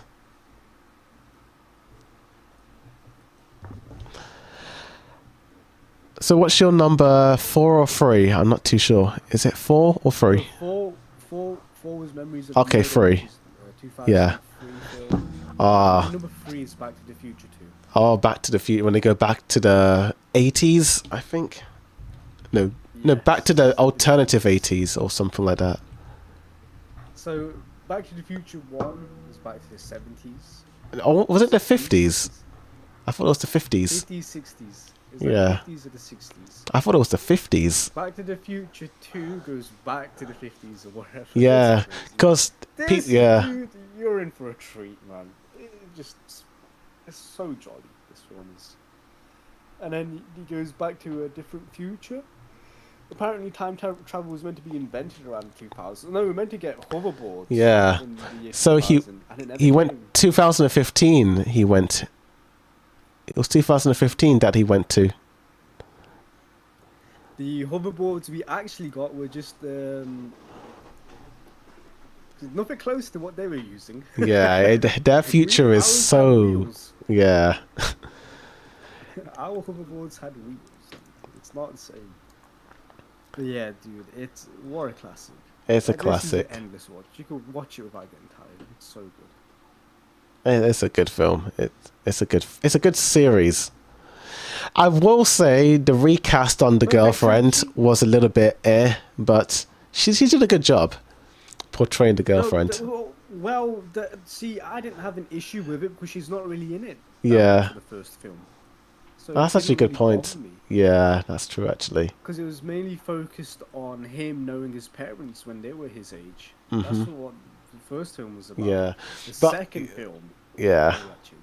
it's just that they reshot that final scene from the end of the first They movie, did, but and it was it's not just it's necessary. like whoa, It that's was not the not same person. necessary. That's not the it's not the same person. It I was so jarring. understand. Yeah, I understand why they did it though. yeah, Because if you've not, because back in those days, you're watching this. There was no digital storefronts or whatnot. You can't just stream it. mhm, And if you've forgotten about that film, you'd either watch it on VHS again, and that's it. pretty Or much. try and wait for a rerun on TV or something. I don't know. But yeah, dude, it makes sense why they just redid that scene of the new actor or whatnot, just to make sure, you know, it ties in with the ending of the last film. I guess that's the reason why they did it. Yeah, that's why. So Mhm. they couldn't, and also they don't want to use that same actor again because then they'll have to pay her even if she's not even in the film. Pretty much. Yeah, So they just redid the whole scene to yeah. carry off where they left off. So it makes sense. It makes sense. It was just it was just funny, just seeing that reshot scene, and it's just like, wow, that's a different person. But it It's is what very it is. different. It's fine. It's fine. But yeah, I do like these films a lot. I have the DVDs. I think I watched them a couple of years ago, as a rewatch. Good movies. Fantastic film. Fantastic. My number 3 is The Graduate from 1967. It's a Dustin Hoffman movie. This film is funny. I love it. It's so funny. It's just, I just find it so entertaining. It's one of those films where you can just rewatch over and over again and never get bored of it. It's about this 21-year-old college graduate he's very jaded from life, and then he ends up having this quote unquote affair with one of it's like his childhood friend's mother, essentially. And Oh, yeah, like he didn't, like, basically this girl he was friends with as a kid, but he never saw her as like anything more than a friend. And yeah, it's weird, but it's really her who does it, like the mother of the childhood friend. She kind of you know takes advantage of him, and the ending is just wild. It's a wild ending. It kind of leaves on this really like open-ended ending where you're like, whoa, that's how it ends. It's just it's a comedy, it's like a comedy drama. it doesn't. From the images, it doesn't look like a comedy, but wow, Yeah, it's shot to look it's very more like serious. serious, and they do have serious scenes, but it is kind of funny, in some moments. Okay. Yeah. The scenes in this movie remind me of, Peter Parker in Spider-Man 2, whenever he's being all clumsy and like the world isn't, you know, he kind of reminds me of Peter Parker, essentially, from Spider-Man 2, Ah, Yeah. crazy comparison. Yeah, that's kind of how I would compare I don't the remember movies. Peter Parker sleeping with MJ's mum. No, not that scene, but like, it's it's just the whole dynamic of him being the underdog, essentially. But yeah, yeah, it's a good film. It's a fun film. Very entertaining. It's filled with so many misunderstandings, and that's what makes it funny. What's your number 2 then? My number 2 was originally my number 1, right? For a Oh, very me long time, too. and that was just Me too. just because of bias, just because of pure bias, and because it's like one of the first films I've ever seen as a kid.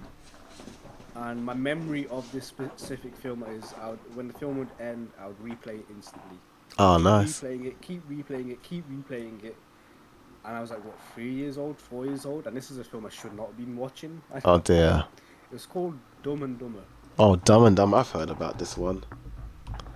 Dumb and Dumber. Dude, Another Jim Carrey film. here's a there's like a million laughs in this film. There's like a laugh per second. Every sentence you're laughing, dude. Every scene you're laughing. The situation they get themselves in, you're laughing. You're just laughing at them for so long. They are so dumb. They are so freaking dumb. It's so funny. Which is why it makes it heartbreaking how Dumb and Dumber 2 was so bad. But, Oh dear. this film, oh God, so good. I think I saw this many years ago, but I don't think I finished it. From what I remember. Oh, dude, like so, the beginning of the film, he's a limo driver, Lloyd Christmas, which is played by Jim Carrey. He's a limo driver, and he's picked up this woman. She has a briefcase, and for some reason, Lloyd Christmas has instantly fallen in love with her. And then he's watching her in the airport while he's driving, and then he's watching her like leave some items behind, and then he's like, "Oh no, I'm gonna pick up." And it's not even for him to pick up. She's giving this item to another group of people, and this idiot just takes the briefcase. You have to watch it, dude. Man. You have to watch Dumb and Dumber. It's so dumb. He lives in his own world, man. It's funny. I might need to see that one. It does look funny on the images I'm seeing. But this also came out. Damn, Jim Carrey was busy in the 90s, like 94. Dude, I'm telling you, man, he was on a roll. He had his Show, Ace Ventura, Dumb and Dumber. Wasn't he like in a Batman movie as well? Yes, One of them. Batman, yes, he was the Riddler. Oh, that's it. Yeah. Damn, bro was on cloud 9. Awesome. My number 2, I was about to put as my number 1, but then I was like, actually, I have a number 1 that is a little, that I think I prefer more. So my number 2 is Willy Wonka and the Chocolate Factory, the Gene Wilder version. Oh, wow. Yeah. Gene Wilder, dude. Yeah. Yes. I was about to put this as number 1. I was so tempted, but I'm like, but then that other film. So my list might change in the future. This might end up being number 1 again, but for now it's number 2, but it's still high. We'll see the longevity of it. Yeah. This film is just, it's perfection in my opinion. It's so good. It's so funny. It's so entertaining, you know. That one scene alone with the gum stopper. Yeah. The little kid. Gene Wilder's like, "You cheated. You ruined it. You cheated." Like that whole scene. Oh, dude, phenomenal. Dude, you have to watch Gene Wilder's "See No Evil, Hear No Evil." Yeah, I keep hearing about that. Very funny film. It's so. You're telling me I'm black? Yeah, that film is amazing. It's not just Gene Wilder. It's the other freaking guy. And I'm going off Willy Wonka, my bad. But very quick. It's fine. See No Evil, Hear No Evil. What's his name? His co-star. He was in Superman, I think. Richard Pryor. Richard telling me I'm black, and he's playing the blind man because he's joking. He doesn't know that he's so funny in this film. He's funny, dude. Oh man, that's another like Dumb and Dumber laughs, like a million laughs every sentence. Wow, actually, that does look interesting. I've never seen it. So one guy is blind, another person's deaf, and they're best friends because of this unique situation they've put themselves in each other. Wow, okay. But, sorry, back to Willy Wonka. Sorry. Oh yeah. Gene Wilder has amazing like comedy. Yeah. Filmography like Jim Carrey. It's actually really amazing. But it's not just Willy Wonka in the movie he's good, but it's just all the other scenes and the characters and just all the gags in the first half, you know, like when they're just so the mania. The hallway. Yeah. The hallway where the hall gets smaller and smaller, and they're crouching. They're like their heads touching the ceiling. That's amazing. That's amazing. And then the contract that they have to sign with the writing gets Oh, tinier yeah. and tinier Smaller, and tinier. You smaller. can't read it no more. Dude, it is amazing. And then the elevator that flies. Oh, It's yeah, just at the end of the incredible. film. Yeah. That, And that then a was TV wild. kid that gets stuck in a TV. My TV. Oh, my gosh. That guy was a troublemaker behind the set. In the behind the scenes, Really? I yeah. did not notice. Like Gene Wilder says, out of all the kids, he was the one that caused the most trouble. Apparently, you know the inventing room scene when Violet turns into a blueberry? Yes, yeah. There's like a cage or like a nest of wasps or bees in like a section, and the kid who plays Mike TV knocked them, and then the bees were flying out of the cage, and some of the cats got stung by them, and Why yeah. would they be there anyway? I'm not too sure. I'm not sure. I don't think I don't remember bees being in that film at all. I think there was like a shot, you know, when they're turning the gum. I think there's like a shot where you see bees in like a nest or something, and I think, Interesting. yeah, like from what I remember, but that's what one of the interviewers said, and oh my gosh, it was wild. And then the Oompa Loompas were This like, film as well. It was a my- musical as well, right? yeah, it was a musical, yeah, In a way. yeah, they That had boat songs, scene with- Yeah. That when the boat it just turned into like a horror for some reason. Yep, yep. What, Oh 2 my minutes later, gosh. Evil Willy Wonka. What the hell did they? What are you doing to me, Willy Wonka? What are you doing? Oh, dude, what a crazy film. that was a crazy flick. But yeah, like, dude, it's one of those films you could rewatch over and over again, and I'll never get bored of it. You know, I'll never get bored. Yes, yeah. You know, it's one of my best films of all time. You know, but it isn't number one. What is your number one? Shall we say our number one together? All right. Ready? 3, 2, 1. Go. Demon Hercules. Hercules. Wait, what? Wait, what? What? Hey, What? Demon Slayer? What? Infinity Demon Castle? Slayer, what? Yeah. Damn, that's your number one film of all time. Yeah. Damn. Demon Slayer. It's so good beginning to end. Holy moly! I knew you liked it, but damn. Number I'm one. telling you. Listen, Demons, dude. You don't understand. But yo, you don't understand. Even though we watched it together, you don't understand. Mhm. There was a moment. I think this is the main reason why it's number one, Mhm. because it parodies life as well. Yeah. The scene with Giyu, Oh yeah. where he's like, "Hey, you kicked me! Don't kick me ever again that far away." Oh yeah. And then he turns serious, and then that line he says about, you know, no one has ever pushed me this far. I've never been serious when I'm like killing demons. This Yeah. is the first time where I'm actually feeling serious, and this is what it feels like to be on the edge of life and death. And it just picks up from it, dude. He just locks in. He Yeah. just locks in on that moment, and then everything changed. Like just that one moment Mhm. when he turns serious, seals it, man. Favorite film. Oh yeah. Favorite film of all time. Favorite film. It has some of the best like action sequences I've ever seen in any anime, in my opinion. It's Yeah, you got the gear you seen up right now, dude. Look, yeah. that's the freaking moment. Yep. Oh, dude, like if you ever played competitive games, right, and your back is against the wall, where Giyu's back was against the wall in that moment, and then you have to lock in, you turn, like, I'm not even joking to you. Something happens in your brain where everything just like switches on, everything's lit up for you. Yeah. Just to like clutch this moment and win it. So damn sick. Yeah, this movie is, of course, so far it's my favorite film of the year.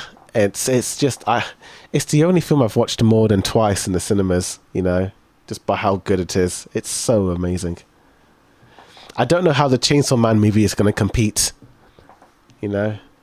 I don't think it'll be comparable, unfortunately. I hope it does well, but I don't think it'll be on the same level as Demon Slayer. No. I'm excited for Chainsaw Man, but damn, will it be on the same level as Demon It's been Slayer? too long, that's the That's the problem. That's the problem. It's been 3 years and only 12 episodes. That's it.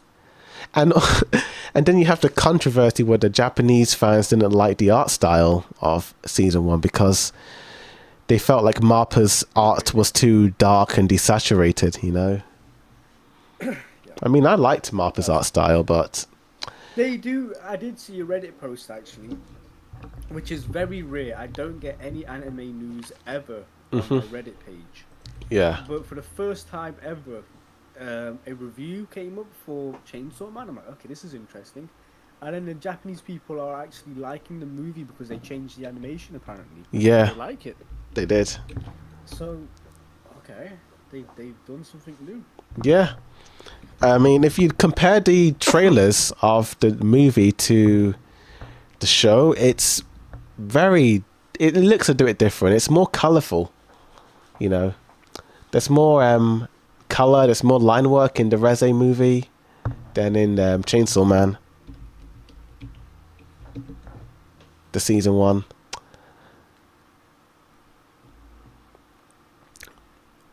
I think it kind of... The other news that I saw is that some Muslim country where they cut a specific scene out or something. Yeah. I'm interested in seeing what that scene is. You don't know what that scene... Oh, it's in the trailer. It's in the trailer. But they had to cut it out for their country. But I think that scene goes on for long. But yeah, it's it's weird because you would cut that scene out, but you would have violence in it. It's like priorities, you know. Well, violence is an everyday thing. Nudity isn't. Nudity, it's just, it's not gonna harm anyone. Come on, it's not the same. Yeah, I get it. I get it. Yeah, that's fair enough. But yeah, Demon Slayer. Wow, that's interesting. I didn't expect Demon Slayer to be number 1 for you, because for me, I didn't rank it because it's part 1 of 3. So I was like, it is part 1 of 3. Yeah, it's yeah. I mean, I love the film, but I guess it's all part of the same story of the others. No, but yeah, this is the thing. Like, what part 1 of a trilogy is the best one? you got a good point there. It's always the part 2. Part 2 is always the best film. Like, Dune Part 2 is better than Dune Part 1. Lord of the Rings. Lord of the Rings was pretty good. The first part. I liked. Fellowship. Actually, I liked Part 3. Yeah, Part 3 was the best in my opinion. Part 1, Star Wars. You're right. 3. Yeah, Star Wars Part 2. Yeah. Terminator Part 2. That's a good point. Oh yeah, no, Terminator 2. Yeah, Terminator 2. Yeah, is better than 1 actually. You said Godfather 1 was better than the second one, so. Okay, to be fair on that one, that's my opinion, but people say number 2 Yeah. is better. But me personally, Godfather 1 is better than 2. Oh, fair enough. I mean, for me, I always preferred the Batman Begins more than the Dark Knight, in my opinion. Yeah. That's crazy. Crazy, I know. That's crazy. I know. I always preferred that movie more. No, I'm curious, because to be fair, we've not seen Demon Slayer Part 2. Yeah. And it could be better. It could be. Right out of the gate, it's like a 10 out of 10. Oh, yeah, it is. It's 10 out of 10. It's like, damn, they knocked it out of the water. There's like no way Part 2 will be better than Part 1. There's just no way. We just got to wait and see. I don't know what they can do. You read the manga, right? No, but I know bits and pieces of what could happen via spoilers. I know, yeah, I know some things, but not big things, you know, just some things. Yeah, dude, it's crazy. No other film has had that impact from it. Okay, this is the greatest thing I've ever seen. I have to put number 1. It is, dude. It's too many moments that stand out. And then, of course, I mentioned it before, that Giyu scene is what sealed it. Doing that speech. Yeah. Yo, my dormant powers, that I've just kept, because there's no one challenging him enough, because he's that strong. No one was like strong enough to challenge him, and then all of a sudden, there's somebody bigger and better than him, and it's a matter of life and death. He just locks in. He just locks in that dude. A light switch just flicks on, and then he's just zoned in. It was amazing, dude. Obviously, there are some moments where I didn't like the flashback sequences or whatever, but way more good than that. Yeah. It's the best Demon Slayer has been, in my opinion. Like, this is the best Demon Slayer thing. Since season 2, bro. Yeah. I think it's better than season 2, in my opinion. Like, I think I liked it more. Yeah, obviously, it's way better. It's Yeah. way better than season 2. But Way better. It hasn't been that good Since season 2. Yeah, you're right there. If Demon Slayer nails the final 2 movies, it could potentially be one of the best animes of all time. You know? Yeah, it's replacing Naruto. It's replacing Naruto. I think it could replace, for me, I don't know if it's... I don't know which anime to replace it. It is. Maybe Naruto. Yeah, you're right. Yeah, Naruto. No, it's replacing Attack on Titan as well, dude. It's Oh no. I like Demon Slayer, but no, Attack on Titan that is like premium anime. That's the top of the top of the top of the top of the top. Yeah, Demon Slayer is premium, but Attack on Titan is just on another level. There's no. Replace your Harry Potter. What was that? Would it replace Would it beat Harry Potter? Demon Slayer? Yeah. Objectively. Oh. Because Harry Potter is your bias, Naruto is my bias. And it would. No. I think Harry Potter was just. Demon Slayers are good, but damn, Harry Potter just does things with the story that I'm just so much more interested. Yeah. I feel like I don't want to compare Demon Slayer to Harry Potter, but it is quite similar. Muzan and Voldemort, they want the same thing. They want to be immortal. They want to live forever. That is funny. Muzan wants to conquer the sun. Yeah, pretty much. But I forgot to talk about my number 1 on my list. That was Hercules. Yeah, we have to speak about Hercules. The Disney movie. See that coming at all. I thought Yeah. we were on the right track. You know what? No. Way you're sounding, Demon Slayer is also, no. No, this movie is the best movie of all time. I thought about it long and hard. For me, this is peak Disney. This is like the best of the best for me for Disney. Like, it has action, it has great animation, great art, a good story. It's heroic. It's got all the cool music. It's got a great villain. It's so perfect in my opinion. It is such a good film. Maybe I'm biased because I grew up watching it, but it's so good. It's so good, It's too good.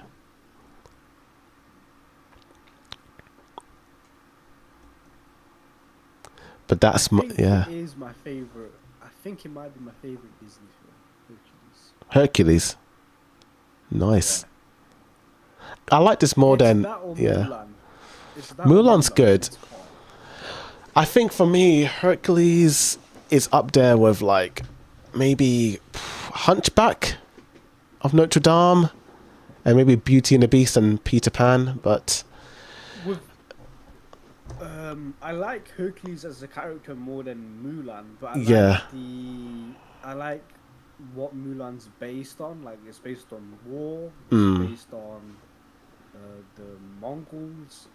I like that setting more than the setting of Hercules. Oh, I think you're right there. I think I like Hercules because of the tone, I think because I think because it's like a superhero in a way. It's like, it's very like heroic. It's very upbeat, very jolly. Danny DeVito, Danny DeVito's in it. Yeah. Like trying to get strong again. I know. It's so good. Bro becomes a Chad, He's like, it's zero to hero, Kind of similar as well, where a woman's trying to prove herself that she can be a man. Yeah. It's pretty much that. Mulan's a great film as well, I must say. Yeah. That's a good film. I think Mulan might have better musicals in it though. Oh, I have to give that to Hercules in my opinion. Hercules has the muses. The only memorable one is the the love one. In Hercules. It's like Hercules isn't in it. It's the girl. Oh, Meg. I won't say I'm in love. That's the one. I won't But say. I think Yeah. Be a Man is much better than all of them. Being Man's good, but man, that's just go the distance, man. You can't go wrong with that. Go the distance. Oh yeah, I forgot about Go the Distance. Yeah, You Distance is can't really go- good. you It's not- can't. I don't like it though. It's not better than Be a Man. I like the song. I like the song more. Being Me and Man is good, but man, go the distance. I think also the spectacle of this song as well was just, it was so like, wow, you know, it hit, you know. But yeah, that's our top lists. That was interesting, an interesting list. It's a long podcast as Oh well. yeah, long podcast. Holy. Holy, that was crazy. I do want to mention as well, which I should have mentioned at the start. I did watch Dandadan season 2. Sorry. Let me rephrase that. I tried watching Dandadan season 2, and I didn't like it. It didn't hit the same season 1. I haven't finished it yet because I just didn't have time. Dude, there's something about season 2 where it's just it's not good. It doesn't, and the opening wasn't good either. It was kind of lame. It was really lame. I could not stick with season 2 of Dandadan. It's just, This should be on the next topic for next week because I have another topic. The most disappointing TV shows and movies and anime of all time. So what show or movie or TV show did you think was going to be good or ended up being disappointing? You know, because I have a list. think about that. That's going to be an I've interesting got list. a list for video games and movies. Of Yeah, Dumb and Dumber 2. disappointing. You broke my heart. 20 years I'm waiting for a sequel of Dumb and Dumber. You do. Oh, Yeah, I've got list a ready. disappointing list. I've got a list. I bet Game of Thrones is going to be on there. Game of Thrones will be on there, maybe. Be there. Yeah. So, It's gonna be- so to the people who are We might currently have to go watching, into spoiler territory as well then. 'cause Yeah. it's like saying like why it was. Bad. yeah, why it's bad, but So, yeah, Spoilers. TV shows, anime, manga, games, books. I think nearly every category I have a disappointing thing.